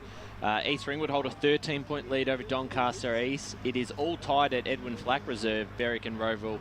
Roeville very inaccurate, 5 goals 10 to 6-4.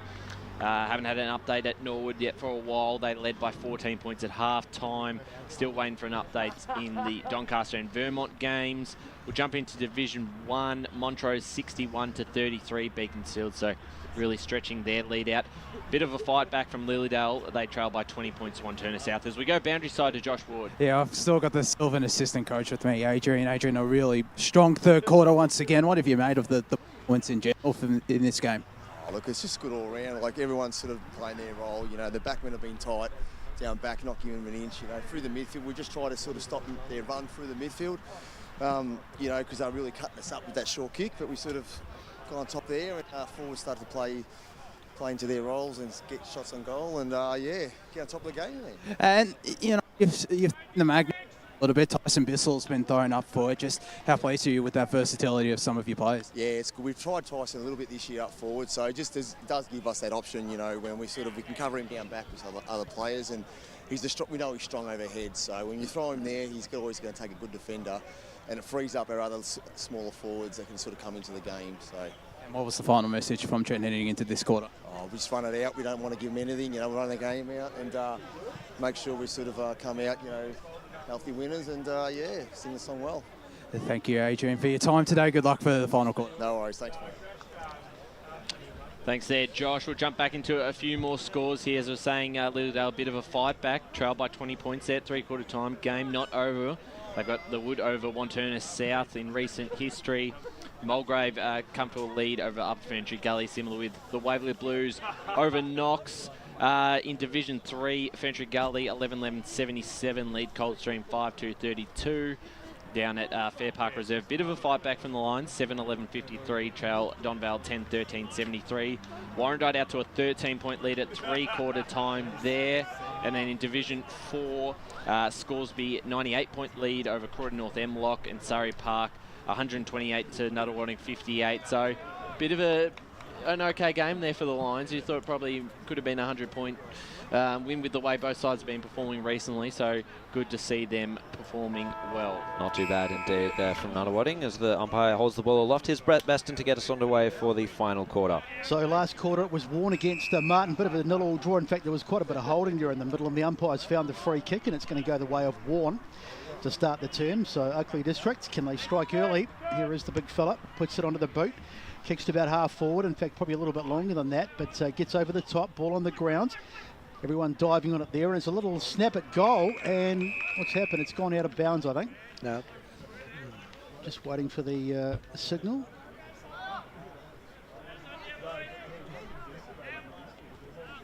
Yep, just out of bounds, so I thought that was the case. So we'll have a throw in right forward pocket. Just got an update out at Tormore Reserve. It is Ringwood in front, 5-9-39 to the Hawks, 4-12-36. Interesting score. It's a good tackle. Inaccurate kicking in that one by Baronia. They kicked 1 goal 9 that quarter. Oh, my word. Goal kicking practice on Tuesday night as the ball is going to be thrown up again inside 50. Here's the ball on the ground going, and there was Webb. He's been pretty good. In fact, that's Webb. No, that's not Webb. That's Dobson now. Dobson. In fact, it's going to come back. The boundary line beat him to it, I think. So a very stop-start to this fourth quarter. No one knows what's going on. There's just mass confusion out there. Hamish Heath doesn't know who to give it to here. Which umpire is going to take it? Looks like it's the boundary one. So in the end, we are going to have the throw-in. As confused as the next man. And so the umpire to throw it in, and the cloud's starting to roll in here. There was some rain forecast about 4 o'clock, but we've been pretty lucky today. As the ball gets right over the top, knocked away. Here's a shot at goal from Webb, and it's going to go through. It's gone through, has it? Just wait for the umpire. No, he's hit the power. Okay, so that's gone through for a point. So one more to the Oakley District total. They've got to take all their chances in this last term, but they trail 87-31, and we're a couple of minutes into the last term. Let's go to the score centre with Ryan Long. A couple of three-quarter time updates in. Norwood still lead 9-5-59 to Blackburn 7-5-47, and Vermont 9-7-61 lead Park Orchards 4-5-29. Really good intercept mark taken there by a small man in Luke Rhodes. Finds to the left boot, back inside forward 50 for Oakley District. Kirby couldn't quite take the mark there, so taking it away was Coventry. His kick was cut off, however, by Hilton. Hilton finds a little chipping option there into the pocket, and coming out to meet it was Heath. They've got to kick a goal here. They've had the ball inside their forward 30, not 50, for the last 2.5 minutes of the quarter. How many times have we said that, though? They've missed so many opportunities, haven't they? They have. So Heath to make sure that this opportunity doesn't go begging. It goes straight to the goal square, but a good mark by Kirby. Saves the embarrassment of Hamish Heath, because he really should have kicked that one at least a little bit longer than he did. Kirby over the head takes a good mark, and he'll go back and almost definitely slot Oakley District's 5th for the game, his own 2nd. He'll tell everyone after the game he meant that. That was a very strong pack mark, wasn't it? And he did kick the goal, and that was good stuff by Kirby. Let's go down the to the start they wanted, but they've got to follow it up with the next one. Let's go to the boundary line with Jaden Adolf. The radar, boys. It's getting really crisp out here. I think about 15 to 20 minutes time, towards the end of the quarter, we'll find a little bit of rain. Looks a bit that way. It's getting very dark out there, as often is the case. Out in the Eastern Footy Netball League. We get into the last quarter and things start to get a bit gloomy, but hopefully we'll get through as the umpire gets set to throw it back up. So 50 points the margin, up it goes. Bodies on it, and nicely one out of the middle there by Warren as the ball is knocked forward, chasing back there, trying to get his hands on it as Ho. He picks it up, but he's got wrapped up on the ground, and that's a stalemate well and truly, if ever I saw one. Tackle there from Mackenzie. He's been one of Sylvan's better players today, and we'll have a ball up. Umpire throws it up quickly. It was like no one was ready. Warren. Now it's Sylvan. They'll come back inside 50 again. There's the kick. Oh, good mark. Coming out and meeting it there was Lowe. And he's going to go back and try and kick 1, 2, 3, 5. His 5th of the day. Gee. D'Alfonso had so much time and space from that clearance. It was like there was no Oakley District players even acknowledged his existence. So he's already key. He had 17 coming into this game low, so if he kicks this one, it'll be 6. It'll be 23 for the season. Here's the kick on its way. I'm not going to say anything. You don't want to moz him, and he's missed it anyway, so can't blame me that time as the ball goes on the score. Just an update. Templestowe 7-9-51 lead East Burwood 6-7-43. So let's go to the boundary. And on here, because the clouds are coming over at a rapid rate, so look out. It's going to be a little bit strange this last quarter. The light meters will be out soon. Rug up, boys, on the boundary line. So Bissell's ends up with it here from the kick in from Oakley Districts. We're out on the forward side of the wing for Sylvan. Handball went forward but was cut off. Good tackle on Stoyanowski. Good to see he's back on the ground. But he was the one that wore it in that situation from Dixon, so we'll have a ball up. Oakley Districts playing for pride here at this point, I would say, given the margin at this point. Warren gets the tap down. Interesting to see him thrown into the ruck. Ho trying to farm it out. Good tackle left. Oh, goodness me. The man who was tackled was on the ground, currently being tackled, and got the handball out to Connolly, who was wrapped up in the end. Someone's in pain down there. I think it's Stoyanowski again. He's helped to his feet and looks okay, actually. False alarm there. Warren goes for it there in the ruck. Tries to go again. Good second effort, but was tackled. Let's go to the score centre with Ryan. 3/4 time out at Croydon Oval. Croydon 6-7-43 hanging in there against Mitcham 8-10-58. Good stuff there. So Warren gets the tap down again. It comes back to him once again. Tried to get the kick away. It was stifled, however. Oakley District not perturbed by that and go forward anyway. Heath tried to take the mark, was infringed against instead, so takes the free kick. Trying to wheel and go into the centre of the ground. Took the risk and it didn't come off, so Mackenzie's going to use his boot to send it forward once again. Low the target, couldn't quite take the mark. Brought to ground. Good tackle late. It's all Oakley District at the moment, but Pilch couldn't handle it. In the end, he got the handball out anyway. He found Ho, and the trickling kick outside of defence for Oakley District is going to be swooped upon here. Connolly got the kick forward there to Bonacci. He was tackled, and it might have just gone over the line there. Or in fact, it's going to be, what's the umpire saying? It's going to be a ball up. 5 points in it at Quamby at 3/4 time. North Ring would lead at Bayswater 41-36. I predicted that one. Did you? Less than a goal, I said. Nostradamus. Oh, you did too. So ball gets sent forward and bouncing out towards the boundary line, and they'll take it across the boundary line in the hands of Jared Ambrose. He's tried hard all day for the Oakley District side. Unfortunately for Oakley District, they've been 7.5 minutes gone and they really haven't made any inroads. No, 51 points behind on the scoreboard. Up it goes into the ruck. Coming through there, they managed to win the hit out, but not the clearance, and Oakley District do that. And the umpire says we'll have a ball up again. So probably a few stoppages in this last quarter as players start to tire, and needs the ball up again. Nicely won there by Warren over the top. Ball on the ground. The Cats get it out though. And almost just getting his hands there was Smith, but it's Oakley District who have it again. Handball over the top. Nice work there by Webb, who gets it forward inside 50. Going back is Bissell. He's in a bit of trouble, but he just steadies, composes himself, and gets a kick to nobody in particular, and it's been turned over into the hands of Bonacci. Funny little stab kick inside. That was one of the Oakley District's players, but the mark with the ball up will happen again. Brett, just on a player you called Dan Bissell, he hasn't had a heck of a lot of the ball, but he used it really well when he has had it. Yeah, agreed. I think he's played really well, Bissell, to be honest. He's definitely a quality player for Sylvan throughout the time here. Coventry gets the kick forward there from the ball up, and it's just an absolute scrap. No clean possession just yet. Smith buries his way in. Webb tackled him, and we'll have a ball up here. Sylvan 13-10-88 to Oakley District's 5-7-37 on the Bendigo Bank scoreboard. We're 9 minutes gone in this final quarter as the clouds really start to roll in. So not taking it there, Dixon. Oakley District recover it. The handball was aimed at Pearson. That's Ryan. It didn't make it to him, and we'll have another ball up, this time inside Oakley District's forward line. Couple of scores in Division 4. Surrey Park 134 to Nuttawading 71. So within 10 goals, which is all right for the Lions, and scores be 121-23 according to North Emlock. Yeah, you don't mind that for Nuttawading. That's good. So Steiniger gets the kick out of defence, and it's going to bounce over the line, over the fence, and another ball in there on the outer side. It's been the pace of the game has definitely slowed down in the past few minutes. That's for certain.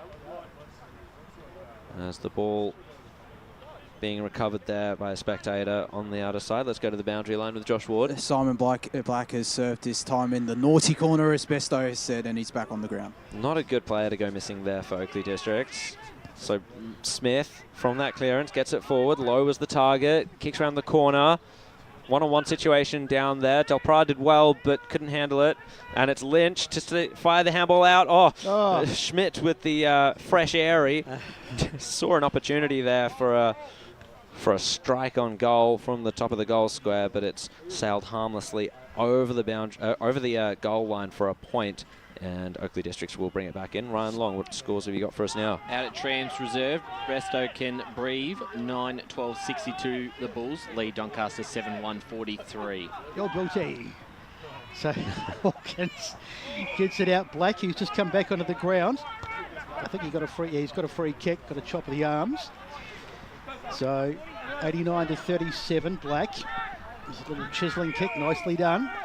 Mark is taken there by, it's Ho, I think. So just goes down the line, but the whistle's gone. Just a mark, I think. I thought the whistle went before he caught it, but it's Webb, who's been one of Oakley District's best players. Can they finish it off? And this has been the problem all day. That looked really promising up until that last kick, and they butcher it, and it's been turned over, but they do get it back. Little snap across the body. Can someone get on the end of it? Once again, plenty of Cats players back there. Taking the ball there was it's Owen, Jesse Owen. And there's a snap at goal, which is missed and gone through for a minor score. So one more to the total. And the margin back to 50 points, 89-39, 11 gone on the Bendigo Bank scoreboard. Update out at Torma Reserve, 5-13 the Hawks, trail at Ringwood 6-9. That's a fascinating game out there at Torma Reserve. Potentially shaping up to, put the ladder into an interesting perspective. Could be their first loss of the year if they get up. Yeah. They've got the wood on them, 6 out of the last 7 times, as Josh Ward said earlier. Ringwood. So Ringwood looking good there. Sylvan looking even better. Boundary. Not with that kick, though. Let's go to the boundary line with Josh Ward. Perhaps I should have put Ringwood as my roughie instead of Coldstream this week. Well, Coldstream. Speaking of Coldstream. 5-2-32, Trail Fentress Gully 14-11-95. So a bit off there, Joshy. How many goals has Trent Callan got? Is that that's what I want to know. I don't know. That's a good question. So Oakley District to bring it back into play here, as things have really slowed down at Princess Highway Reserve. Good kick though, inside the forward 50. Dobson escorted it over. We'll get another boundary throw in. Time ticking away. Nearly 13 minutes gone in the final quarter. Sylvan 13-11-89 lead Oakley Districts 5-8-38. Of course, the goal kickers Matthew Lowe with 4, Justin Ficcarelli with 3. They've done well. And at the bottom of the pack there was Bonfadini. And we'll get yet another ball up. Players starting to cramp up a little bit as the play slows down. More scores with Ryan Long. Yeah, South Croydon working their way back in the game. 10-7-67, Trail Baldwin 12-9-81. And Roeville lead by 12 points over Berwick. Oh. So Pearson just fights his way out of that pack. Snap on goal, and it's good. Ryan Pearson gets one late on for Oakley Districts. Reward for some good work for him throughout the day. He joins the goal scorers. I missed Daniel Kirby with 2 goals before as I was reading out the goal scorers. So there's another one, and that's Ryan Pearson's second as well. So 3 players there with for Oakley Districts with 2 goals. Look, I suppose a bit of credit goes to Oakley District because they've had that ball down in their half of the ground for the last 10 minutes or so, and they had to eventually get a goal, and Ryan Pearce has done that. But as I said, just to get back a little bit of respectability. Maybe they're not going to win the game, but they need to answer it with another one pretty quickly. Exactly what I said before. If they could maybe somehow win this quarter, as the ball goes up, they win it out of the ruck with Ambrose. And they'll go forward again here. Funny old kick out to, and in fact, it goes past everybody. Going back there, little handball away there from Pilch. Found a teammate, gets it out. And here they come again, Oakley District. Ambrose, chiseling kick into the middle of the ground. Mark is taken. They've done this quite a lot, but it's just when they get to the other end of the ground that they have the problems. Webb gets it back to Pearson. Pearson's kick is intercepted, and there is the turnover. Good mark taken by Martin, who's been terrific today for the Cats. The player coach chips it out wide. Mark taken over there by D'Alfonso. So good win this will be for the Cats. A well-deserved win. It was probably a bit of a touch-and-go game beforehand, but they've done it easily today as the kick goes forward, goes past Cardamone. Haven't caught his name too much today. As the ball is on the ground, and we'll have a ball up, on the far side. Simon Hawkins getting up. He's tried hard all day for Oakley Districts. Just an update at Warrandyte Reserve. 18-point lead there for Warrandyte, so could be on for their second win of the season. So good stuff there for the Bloods, trying to salvage what they can of this horror start to the season and perhaps make a late push to finals. So Oakley District with Webb combining with Bonacci find the boundary line once more. 15.5 minutes gone in this final quarter. Sylvan with a win here. They're putting pressure on Fentry Gully and Donvale at the top of that Division 3 ladder. Yeah, well, they'll be clear in third now, which is really big for where the club coming into the division. Been really impressive today. Yeah, and so that kick forward found Hilton. He escorted it over the line. I've been impressed with Sylvan this year. Well, maybe it's taken us just to see him live to really put a bit of respect on their season and where they're sitting at the moment. Yeah, good point. I think when you don't see a side, you sort of, you see the results and you think, oh, yeah, fair enough, and you kind of just brush it off. Yep. But having seen them live today, they have been impressive. And that game against Donvale as well was, Donvale were freakishly accurate as Sylvan looked to go forward once again. No mark taken in the forward 50. Ficarelli taken down on a tackle and taken high. Bit of aggression there late on from Oakleigh District. Sylvan didn't like it, but a push and shove, and how do you do? But no more than that. Let's go to Josh Ward on the boundary line. Just watch him go for the snap from here, Justin Ficarelli. He's not lining up as if he's going to, but I wouldn't be too surprised if he just runs around. Ficarelli, he's deciding he's done exactly it all what day, to do. so keeping us on our toes, isn't he, Fico? To come in, try and kick his fourth goal. Very deliberate approach. It's a regular drop punt, and it sails out. Well, he should have snapped it because you missed it entirely.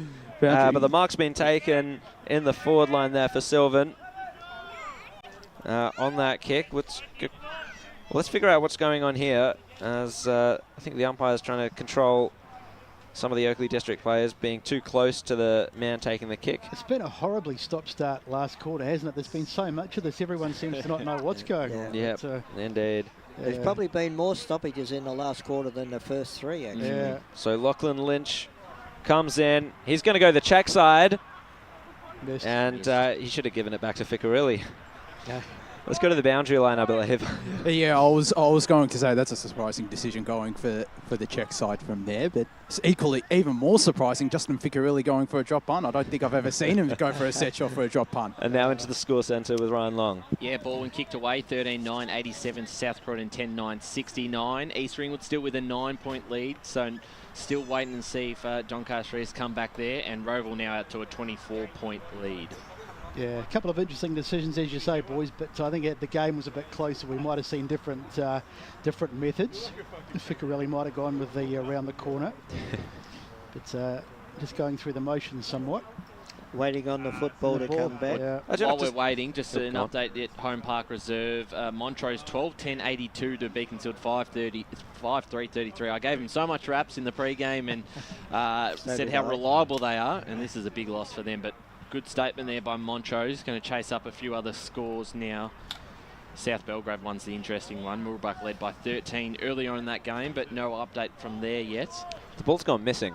I think that ball's about Caulfield now, down Princess Highway in the back of the truck. It's bounced out onto the road, and one of the cars has taken it up at Princess Highway. Might be here for a while. Good time to Keep update going, scores. Yeah, we'll go with the scores, More Ryan. scores, boys. Still waiting. Doncaster East kicked a goal here, so back to 3 points there at East Ringwood Reserve. Noble Park 23 points up over Doncaster. As we go boundary side with Josh Ward. I think it actually has gone on to the Princess Highway here, and there's not a lot of cars now, but I think there were a bit before, so that's a bit of a concern if it got picked up by one of those cars. And they're now scrambling to get a footy. We might have to call the game. I think they need a new ball. Josh, if there's a youngster yellow one. Josh, if there's a youngster down there with a junior ball, just kick it out onto the ground so we can get on with this game, will you? Any sort of ball. Anyone got a tennis ball? I wish I could kick it, but I wouldn't even kick it past the boundary line. I'm that shock of a kick. Sounds like you're asking Josh to steal the ball off a child. Exactly. I don't know if Come that on, represents us too well in the media team. And also the rain's coming down just a little bit as well. It's starting to spit, boys. Gee, this is ridiculous. I know. One player that we haven't spoken about much who went down early was Krishan. And we've got the yellow ball. We've got the yellow ball. Barrel. There we go. We've got the old school yellow ball out here. Well, it's going to turn into a night game here with the lights on. Yeah. We're still waiting.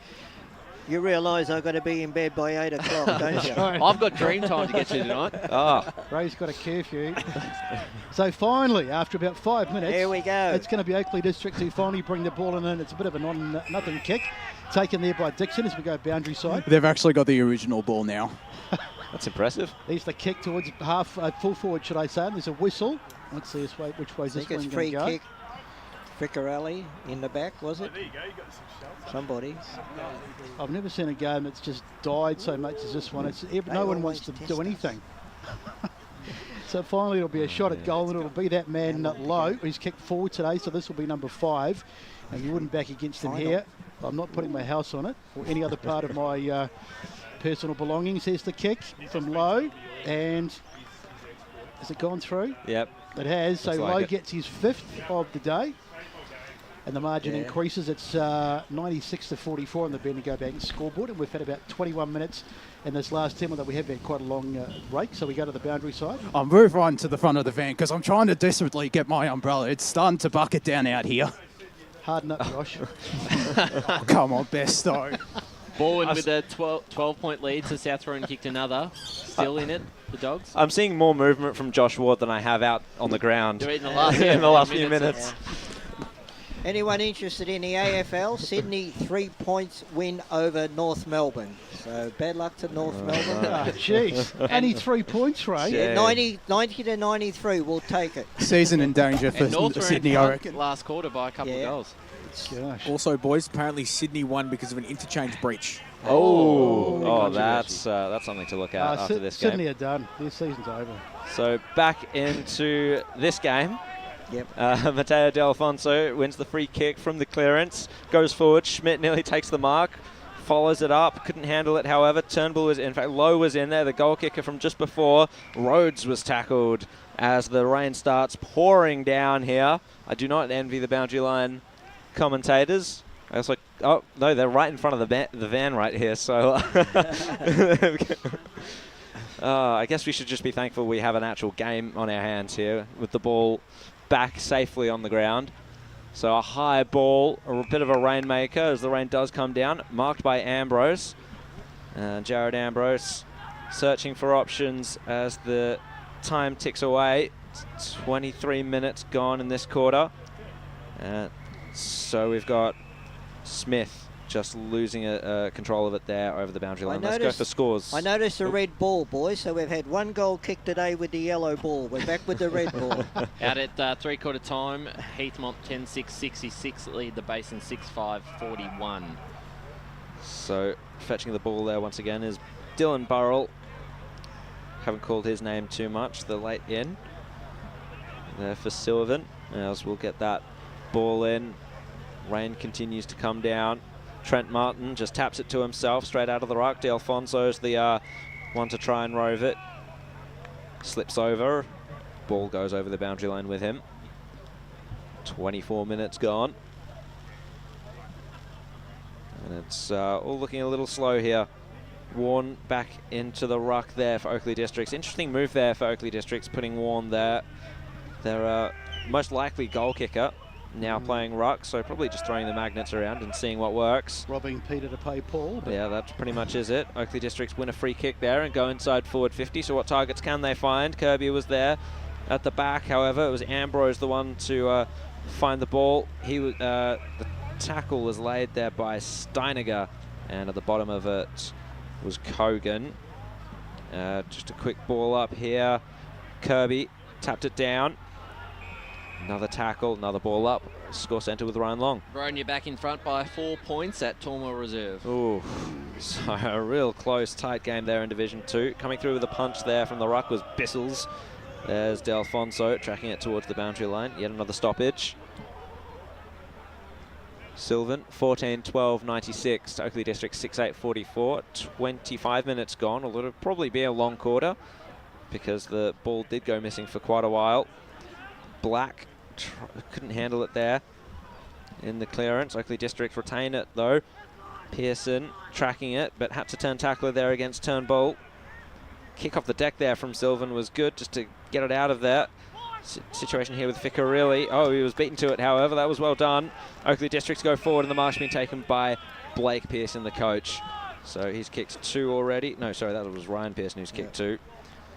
So let's see if the coach can get his first on the board for the day. It'll be Oakley District's 7th if he's able to slot it. Back to a goal at Cheon Park, won by 6 points. Well, that is a fascinating game. Pearson elects to pass it off. Wasn't the best kick, and he can't handle it, can Webb. And he's just given it straight up to Walker. He was tackled. Messy, messy stuff. Trent Martin gets the kick bouncing towards the boundary line. Hilton could actually get there first, however. Keeps it in, gets it to Ambrose, passes it off, Stoyanowski, and now back to Hilton. Kick inside forward 50. Who's the target there? Kirby was. Steiniger, however, safe hands and composed kick out of defence there. Tracking it was Turnbull. Webb goes in hard. Stoyanowski butters up once again. No clean possession there as Bonacci was tackled and will get a ball up. Just going back to that mark by the coach there at centre half forward, Blake, look, that sums up the way Oakley Districts have played today, not hitting targets at crucial moments. And that's been one of the main differences. It has indeed. So tackle made on, I think that's Webb under there, as the rain really comes down now. Sylvan will love this. This is great Mount Dandenong weather. So they win it out of the ruck as the tap from Vaughan. And so ball towards the boundary line over there. The shape's just gone completely out of this game now. I think someone just needs to blow the siren. 96-44. 27 minutes gone in the last term, but it's been a very good win by Sylvan. Take nothing away from them. They were good early on. Oakley District hung around for a while. Well, interestingly, on the ladder, with Oakley 4th, they're now 2 games ahead in 3rd position, and then I think 3 games ahead of 5th, with assuming Warrandyte beat Whitehorse. So big gap between those 3. Real lock themselves in the 4 here. Any more scores, Ryan? Not as of yet. East Ringwood still lead by 8 points. That's the one where probably they just kicked a goal as well, so that's a 14-point lead. East Ringwood should be 4-1 if they can hold on. All right, well done by Warren as he shrugs off a tackler. Now he gets it forward. Ball comes over the top, mostly taken there by Jesse Owen. So, get a little bit of candy there as they go forward again. Sylvan, can they get another one just to put the icing on the cake? Good kick, and the mark is taken there by Warren, who's had a few misses today. Has he kicked any goals? Actually, he's got 2, but he's missed a couple as well. So Warren will go back. This will bring up the 100 if he kicks this. This will take them into the to 3 figures, just taking his time. Is it? Yep, Ficarelli. Okay, Ficarelli it is. There's the kick on its way. It's a decent strike, but it's off target, so it's going to go across for a minus score. I'll say it again, should have gone around the corner. Yep. Back to 8 points out at Warrandyte Reserve, so Whitehorse still technically in it. Yep. Sorry, it was Ficarelli. I'm looking at Oakley District, number 20. Wrong number 20 as the ball comes in from Oakley District. There is that, Oakley District number 20. He could take the mark though, could Warren. And finding the boundary line once again, that was Simon Black. We'll get another ball in just in front of Oakley District. Interchange bench. The rain's been present for quite a while now. And definitely slowing things down in this game. Sting completely gone, hasn't been seen. Look at the soft boundary riders out there with their umbrella. Oh dear. So Burrell turns tackler in that situation.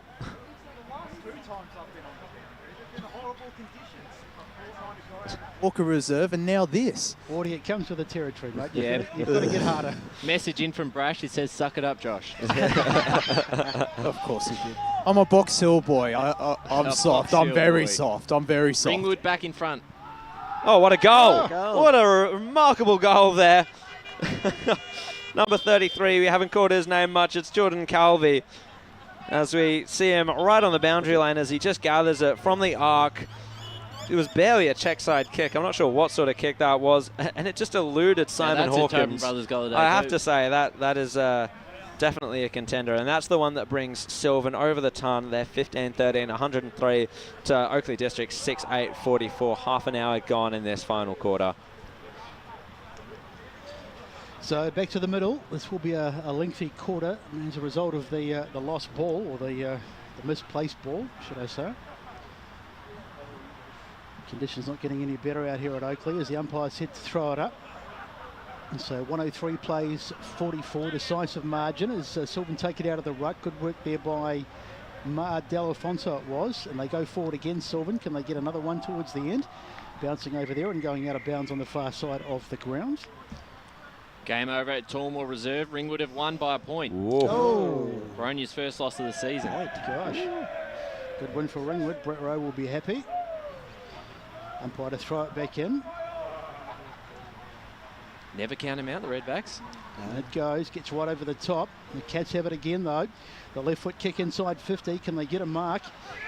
You can see already their lights are having quite an effect, just how dark it is out there, because you can see them on the ground. It's almost turning into a night game. So they come off, run off half-back again, the Oakleigh District side. There's the kick forward, but it's a 2-on-1. Pearson's in there trying to make something of it, can't do so. Now he gets it back, snaps it, goal, and in fact the mark is taken right out of the front. I thought he was going to go for goal, but he did the unselfish thing and picked out Kirby. Great vision, great vision. Yep.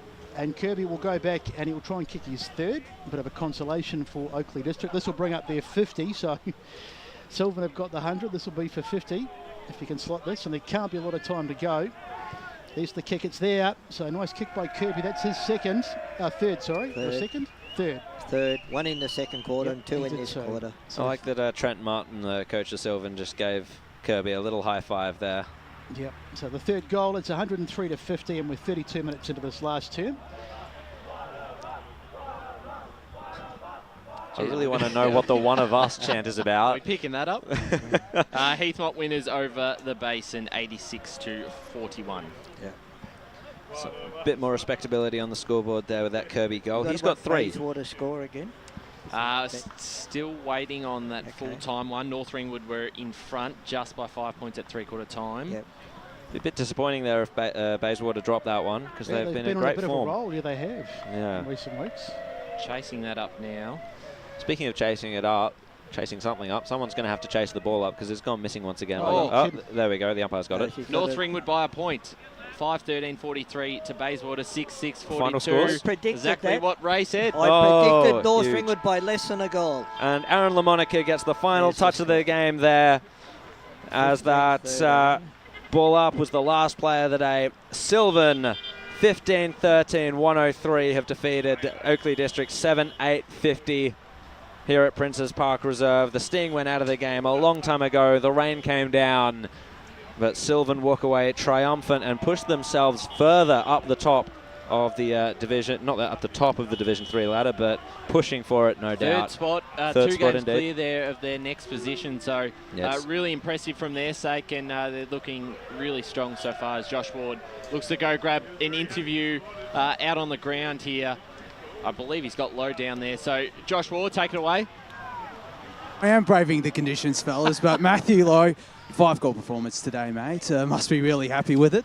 Yeah, happy with it. The entries are really good today, so can't complain, and they always know where we're leading and stuff like that. So yeah, it's been good. And you've started the season off really well yourself personally, and the side in general. Just how happy have you been with the start to the season? Oh, we couldn't be happier. I think coming up the division, we weren't sure what to expect and lost a few of our premiership players. So just setting it up well behind the ball and then going from there. So yeah. And your coach as well, Trent Martin, what a performance from him in Rock. What you make of it? Yeah, he's very good. He just sort of fills up whenever we need, so I'm sure he'll be happy with me saying that too. Oh, congratulations, mate. Go celebrate the victory. Cheers, thanks, mate. Thanks there, Josh.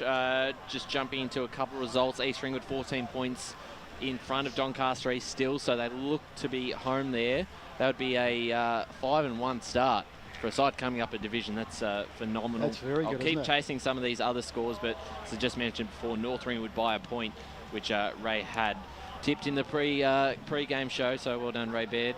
Boronia as well going down to Ringwood by a point, 6-14-50 to 7-9-51. Heathmont winners, Mulgrave winners, Waverley Blues winners, waiting on the East Burwood Templestowe score there. But we can jump into some some votes I think here. Sylvan will win. Oh, yeah, good. Yeah, I reckon Sylvan by over 50. I'll go first if you like, boys. Go for it. I gave 3 votes to Trent Martin. Look, he took on the ruck contest all day long, and he got 90% of the clearances, and it was just his work effort, even boundary throw in. 3 marks to him. 2 to Matthew Lowe. He's ended up with, 5 goals as a forward. And 1 vote I gave to Ryan Pearson. He had a heck of a lot of the ball, not a lot of help from his teammates, but he deserved 1 vote. Let's listen to the song from the Sylvan Rooms. Maybe. Possibly. Here we go.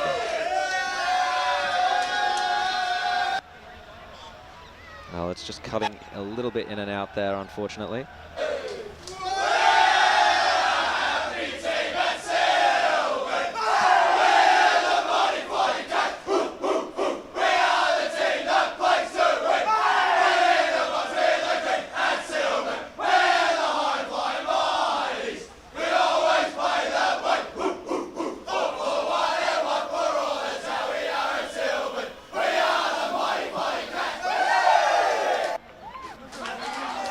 So Sylvan victors 15-13, 103. Oakley District 7-8-50 once again. So we'll jump back into the votes. Brett, did you have any? Yeah, I've gone pretty similar to Ray, slightly different. I went with 1 vote I gave to Matthew Steinecker. I thought he was really good. He battled away all day and had a very good game. There's a few guys that I could have given the 1 vote to be honest. Lowe, he was terrific with his 5 goals. Of course, I gave him the 2 votes and also gave 3 to Trent Martin, who was magnificent today, the player coach in the ruck. Yeah, I have to agree. Trent Martin for the 3 votes for mine. I'm going to give 2 to Matteo D'Alfonso. He always found space from those clearances. He was excellent, had so much of the ball. His disposal was really good. And I can't go beyond Matthew Lowe for the 1 vote there. 5 goals is nothing to laugh at. Yeah, Jared, I've gone the same. I'm just in a different order. So I've given the 1 to Matthew Lowe, the 5 goals, really impressive. Gone 2 with Trent Martin. He was phenomenal, taking control in the midfield, a lot of clearance work, especially in that first half. And then 3 votes to Matteo D'Alfonso. I thought he was fantastic and really racked up a lot of the touches and certainly used it well going forward. So that's I think Trent Martin won that with the most votes there. Yeah. So congratulations to Trent Martin. Every time we seem to come to a Sylvan game, he seems to pinch an award there. It was best on ground in the grand final last year, against Surrey Park, and the winner of the Sportsco Eastland voucher this weekend for best on ground. We'll jump into the Tobin Brothers goal of the day contenders. There were quite a few. That last goal there was a pretty decent one. Jordan Calvi it was. Yeah, that's probably the one I'm thinking of. And then the goal from about the cricket pitch early in that second quarter. Tyson McKenzie. Is probably my 2 contenders. I don't know what everyone else is thinking. I like the Tyson McKenzie one for mine, but I mean, it was 3 or 4 opportunities or 3 or 4 options, should I say. So McKenzie for me. Yeah, I'll have to go with McKenzie as well. I think that one was excellent. Also, I think I give points to it as well, just because the game was a little more alive at that point of the game. So more pressure on him to perform. Okay. Stand by, boys. Looks like we've got an interview coming up. Yeah, here it comes now. Josh Ward has got the coach of Sylvan there, and it's Trent Martin. Josh? He's just a bit of a mad leading Trent Martin like a lamb. Don't strangle him. A bit of a mad rush, but I do have our Sportsco Eastland player of the day and the Sylvan playing coach Trent Martin with me now. Trent, terrific victory. I think it's 5-2 to start the season now. Just continues a really impressive start for the side. Yeah, unbelievable, mate. It was. I knew it was going to be hard coming out here, but we did it. Where we came out with 5-2 and in a position that we hoped to be in, but we probably didn't expect it. And we're thoroughly wrapped with what we did. And with this start, and a comfortable victory here against a side that, has shown plenty of promise to start the season. Just how much confidence does it give you for the rest of the season? Oh, massive, mate. And I put on a pretty brave face before when we met in there before. I know losing Chargy I was a lot more nervous than I let on because, as I said, I reckon he's the best player in the comp. So when you lose him, you have to restructure, and we did that. And to win away again, it was just amazing. It's I don't think anyone would have picked us to win out here or be in the position we're in. I'm wrapped. And the player that stepped up in ruck was yourself. You must have enjoyed being in ruck today, mate. Definitely. I don't know if I enjoyed it. I just like playing footy, mate, and I love this footy club. And I knew it's what I had to do to help the team. And we didn't have many. There was no plan. Or our plan B was injured as well. So I was C, D, and E and it just worked. So I love this joint. I'd do anything to help win, and I love playing footy. But certainly not the twilight of my career. What I thought I'd be doing, driving out here 50 minutes from home to play a full game in the ruck. That's for sure. I'll throw it up to you, fellas. Now, Ray. I think you've got your hand up. Ray here, Trent. Look, congratulations on your own game, mate. You really were the workhorse today, and you really controlled the stoppages and all that. But there's one player I want to point out to you. Tyson Bissell's down back. Cool as a cucumber, and look, he was fantastic. Yeah, he was good. Probably not. Probably, to be honest, wasn't his best game, but he's been great. He's even his bad games are still good in this comp. He's an elite player for this comp, and as I said, he's probably one of our only kids. Like I said before the game, that is a local to Sylvan, and he can go either end of the game, probably either end of the ground. He sort of picked up a bit of slack losing Kimpton this year, so he's played a bit forward, and yeah, he's been sensational. I couldn't speak high enough of the kid. Yeah, Trent, Jared Bainland here. Congratulations once again on the win. I got to say, Matteo De Alfonso, he's played an excellent game. That connection that a midfielder has to their ruckman, he must have that with Charge. He seemed to find that with you as well. Yeah, he did. He's just a good kid, and and I knew he's got a pretty big, he's got a strong junior record, and he's come to our footy club, and the under-19s, he was brilliant. He's our captain. He just does everything right, and he works. I don't think he's missed a training session, and yeah, well, hopefully you guys can watch him at ruck against Chargy. It's a lot more electric than against me, that's for sure. Trent, it's Brett Veston here, mate. A great win today. We were talking before about how all the new sides have come up a division and how they've all been so competitive. I mean, you guys have come up, and here you find yourself in third place, 2 wins clear of fourth. I mean, did you set yourself any goals at the start of the year in terms of where you might think you could get to? No, to be honest with you, we were rocked with a few late retirements late in the pre-season, so we didn't have any expectation. We just knew that our good was going to be good, and obviously our reserves probably haven't got the depth at the moment that we need. So I always said if we can keep our best 22 somewhere near fit, and we're going to be all right. And we've only got 2 injuries. It just happens to be 2 ruckmen at the moment. So we knew our best was going to take it up to some teams. And yeah, well, to be honest with you, it has shocked me a little bit where we're at. Trent, you better turn around and give your mum a wave, mate. You might be ready to head off. Mum and Dad too. Dad was filthy on that. Trent, we'll let you go. I know it's raining out there and you want to celebrate. Don't go too far. We've got a Sportscar Eastland Award for you eventually. So congratulations on another big game today. 5-2 the Cats, looking really good so far. Thanks, fellas. Appreciate all your work you're doing with the FNL. Thanks very much. Thanks, Trent. All the best, Martin. Fantastic. He's always been really great with us, and another big game this afternoon. And Josh will sort him out with his award here and get a photo of him as the rain comes down here. But it just speaks volumes of where Sylvan have come from. Premiership last year, and we didn't know how they'd go up a division, but sitting third with a 2-game advantage, as Brett said, looking really strong, Jared. Yeah, it's really impressive. I've been fascinated with all the teams that have come up a division and are doing so well. It's starting to create a bit of space there on that Division 3 ladder, isn't it, gents? Because Sylvan pushing their way up to their 3rd spot now, a couple of wins ahead of 4th spots, and that. We were saying how even Division 3 was looking not too long ago, but it really looks like the cream's rising to the top here, and Sylvan's part of that. Yep, absolutely. Look, it's a long way to go, but there is a bit of a gap, a definite gap opening up between those top sides. But as you say, there's a long way to go in this season, so things can still change. But great start from Sylvan, and I'm just watching Trent go past me, and the thing that sort of strikes me, and I don't know, maybe because I'm only 5'10" myself in the old method, I have a fascination with ruckmen because some of them are really tall and skinny. Trent's he's not a big guy, like he's solid, but he's not that tall. But I mean, he played the whole game in the ruck. Yeah. What he does, he's not a jumping ruckman. He's a body on body, and he will take the opposition ruckman who does jump just out of that contest, certain degree. And that's where he's so good. But look, just on Oakley District, look, their season's not finished. They're still alive. They're playing in patches. They played some really good football, but their disposal let them down. And that was the difference between the 2 teams, was that Sylvan hit their targets, and that they didn't. Look, it's a funny one because especially in that first term, I mean, Sylvan sort of kicked away, but Oakley District's played some really good stuff in that first term. But they just couldn't get the job done. But anyway, let's go to a quick break, and we'll come back and continue analysing this one and take you through to the close.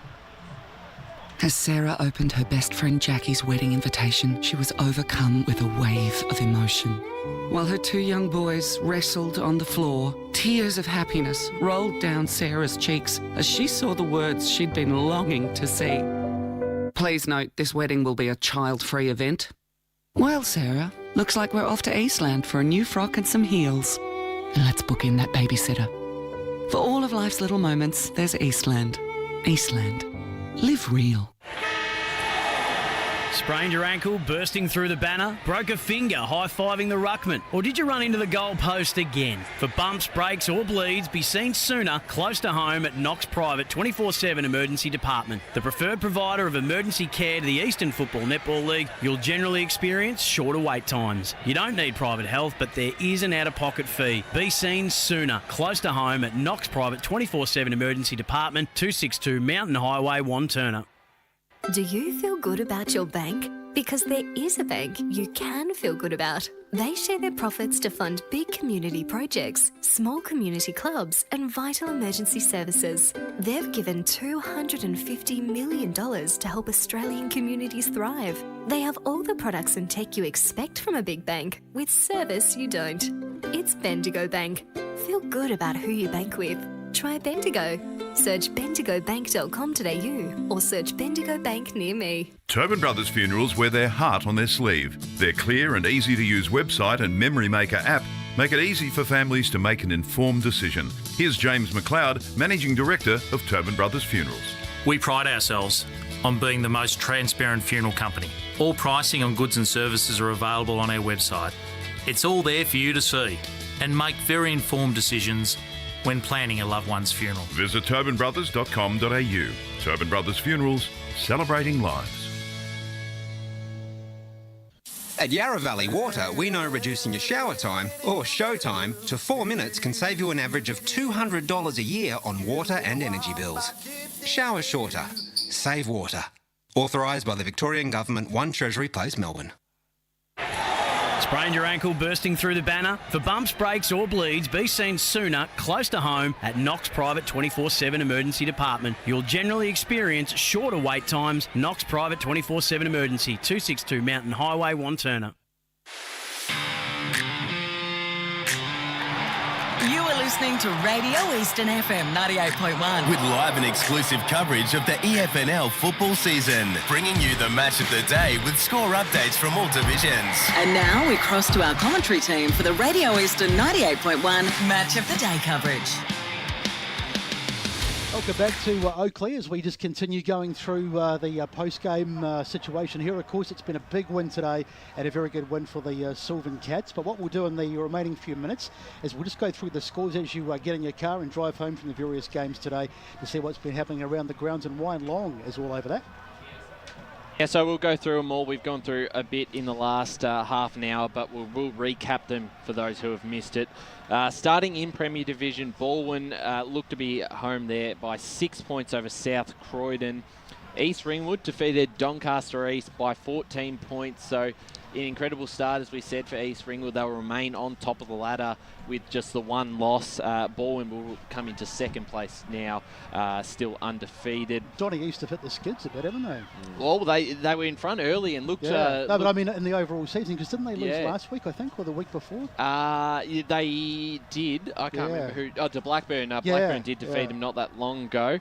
So that's their second loss of the year out at Edwin Flack Reserve. This game was tied, I think, in roughly about three-quarter time, but Roeville piled on the goals late, 10-15-75 to Berwick, 6-4-40. So a win there for the Hawks will be a very relief for their side. Out at Moreton Park, Norwood got the job done. Haven't got a final score on me as such, but I did hear they got over the line. I believe that was by 14 points, 12-8-80 to... I've looked at the wrong way.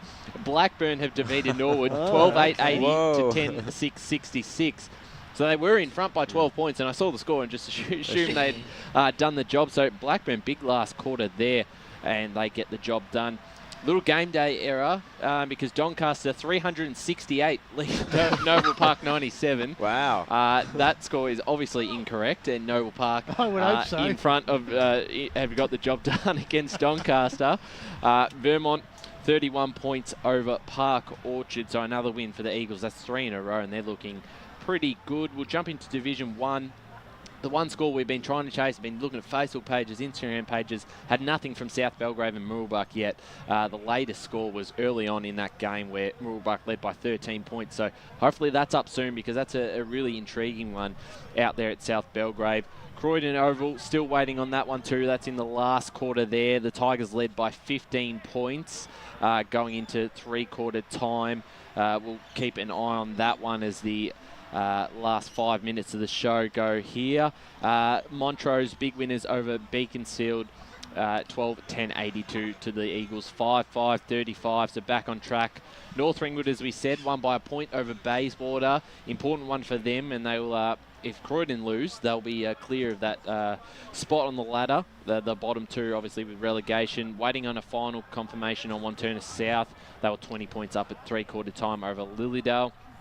Jumping into Division 2, Ringwood 7-9-51 defeated Bronia 6-14-50. So the Hawks' first loss of the season, and now Ringwood consolidate their spot in the top 5. So interesting there, because they've got East Burwood next week, who went down to Templestowe this afternoon, 8-9-57 to the Dockers, 13-12-90. So bit of concern there for the Rams. They're really slipping behind that top 5. Mulgrave were big winners, 24 goals, 10, 154.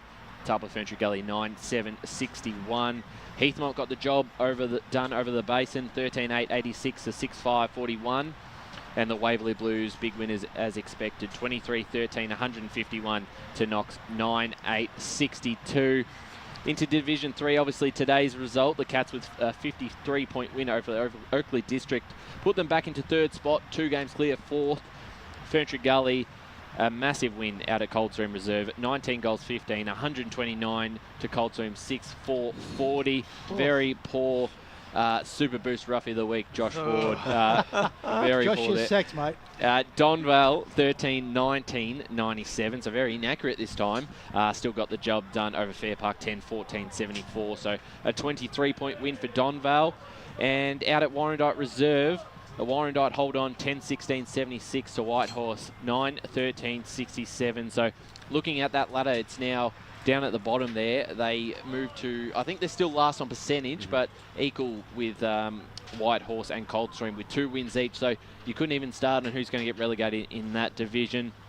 Jumping into Division 4, the other game we're trying to look for is that Forest Hill Reserve, Forest Hill and Churnside Park. Forest Hill led quite comfortably by 37 points there at half-time. Haven't heard from them since. Been checking their pages, so someone get on that quickly in the last 4 minutes. And out at Hughes Park, Scoresby, big winners, 25 goals, 17, 167 to Croydon North Hemlock, 4-6-30. This one's been a bit of a surprise. It's Surrey Park winning by 53 points, but 24-13, 157 to Nuttawading, 16-8, 104. So great to see the Lions hit the... That's a very good positive for Nuttawading. It is a good positive, and I think Nick Can kicked 8 goals this week. So 23 in the last 2 weeks. Yeah, that's really poor after his 15 goals. But I'm very, very impressed there by the Lions to be able to score 100 on a really strong side in Surrey Park. So I'll chase up in the last couple of minutes any last scores there, but I'll leave it back to you boys. Your final thoughts on a game, because Sylvan, very impressive. Look, they were very good, Sylvan. I mean, they started off, they looked the goods in that first quarter. But having said that, as we talked about, Oakley District, they were really good at moving the ball, probably from 3/4 of the ground, but it was just getting it inside 50 and doing the finishing work, because you sort of felt, you thought to yourself, if they can just get their finishing right, they're right in this.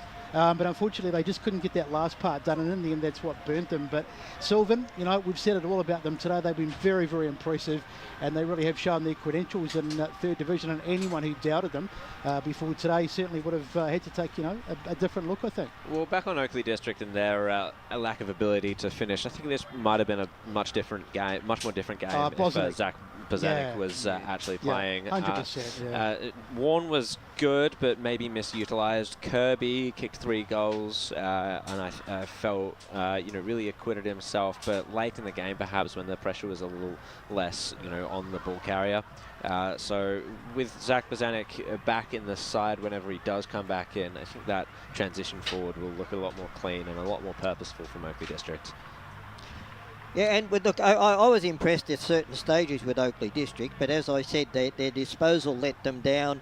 And look, they what's going to happen? Look, the Pearson boys are fantastic footballers, but the next 6 players on their list have got to step up a little bit and give them a little bit more support around, particularly around that midfield. And I'd like to see them with a good, tall forward who can be a pivot down there. Yeah, I tell you who was good early, or probably for the first couple of quarters, and then he sort of drifted out of the game, was Hawkins. Simon Hawkins, he played really well, but then as the game sort of got away from them, he sort of drifted away out of the game. But Ray's right, I mean, they just need to get some more support for the Pearson brothers because they can't do it all on their own. Yeah, and from a Sylvan side of things, Trent Martin leading from the front, you know, stepping up in the absence of James Charge. And you know, he as you mentioned to me, Ray, he teared games apart back when he was playing Division 1 or Division 2 with Croydon, and he did just that today with his ruck work. It was a seriously impressive game all around, doing I reckon 95% or even 99% of the rucking duties for Sylvan, and then you got Matt Lowe forward. There were contributors everywhere, but those two in particular really stood out to me. It was an extraordinary performance from Martin, as you say, to shoulder virtually the whole ruck load on his own. But you know, who've Sylvan got next week? Ryan, question without notice. They have Whitehorse next week. I believe that is at Springfield Park, I think. So, but their form on the road, which was going to be my concern this year, I thought they'd be pretty strong at home. But me too. That's another big game, another tick. Make the travel down here, a 45-minute trip from Sylvan, as we mentioned in the pre-game. Fair way to go, but worth it when you're going to win. Yeah, absolutely. So a big result here. And whereas for Oakleigh District, they've got Coldstream, who they've obviously got their doubts. So is that here or at Coldstream? That's out of Coldstream Reserve. So I checked before, it was a 45-minute trip up there to Arctic Park as well. So a bit of a trek for the district. All right, boys. Well, look, time to start wrapping up here out here at Oakley. It's been a really interesting game today, but in the end, it's been a comprehensive win for the Sylvan side. They've got up over the home side, Oakley District. Time to start thanking the contributors, that were, of course, everyone who's been part of the team today. Jaden and Wardy, who are on the boundary. Of course, Jaden Odoff and Josh Ward. Fantastic job on the boundary, even though they whooshed out in the last quarter with a bit of rain. Softies. Yeah, we'll have to speak about that off air, Josh. Of course, our media boy again. Media manager Ryan Long, who's been on the scores all afternoon, which is one of the toughest jobs because they're coming in thick and fast, keeping us all up to date. And when clubs don't do it. That's right, yes. Ray Baird, great to have you back, Ray, and on special comments. I know you were going to be on the boundary, so you dodged a bullet there. My co-commentator Jared Beanland, mate, it was great calling with you today, really, really good. And as always, the people behind the scenes who do all the hard work, push the buttons and make the coverage possible, Lee and Megan Green. Megan's on camera today. She's one of the best going around, as is Lee. But let's wrap it up out here now, and thank you very much for your company, and we look forward to seeing you again next week for another EFNL Match of the Rounds.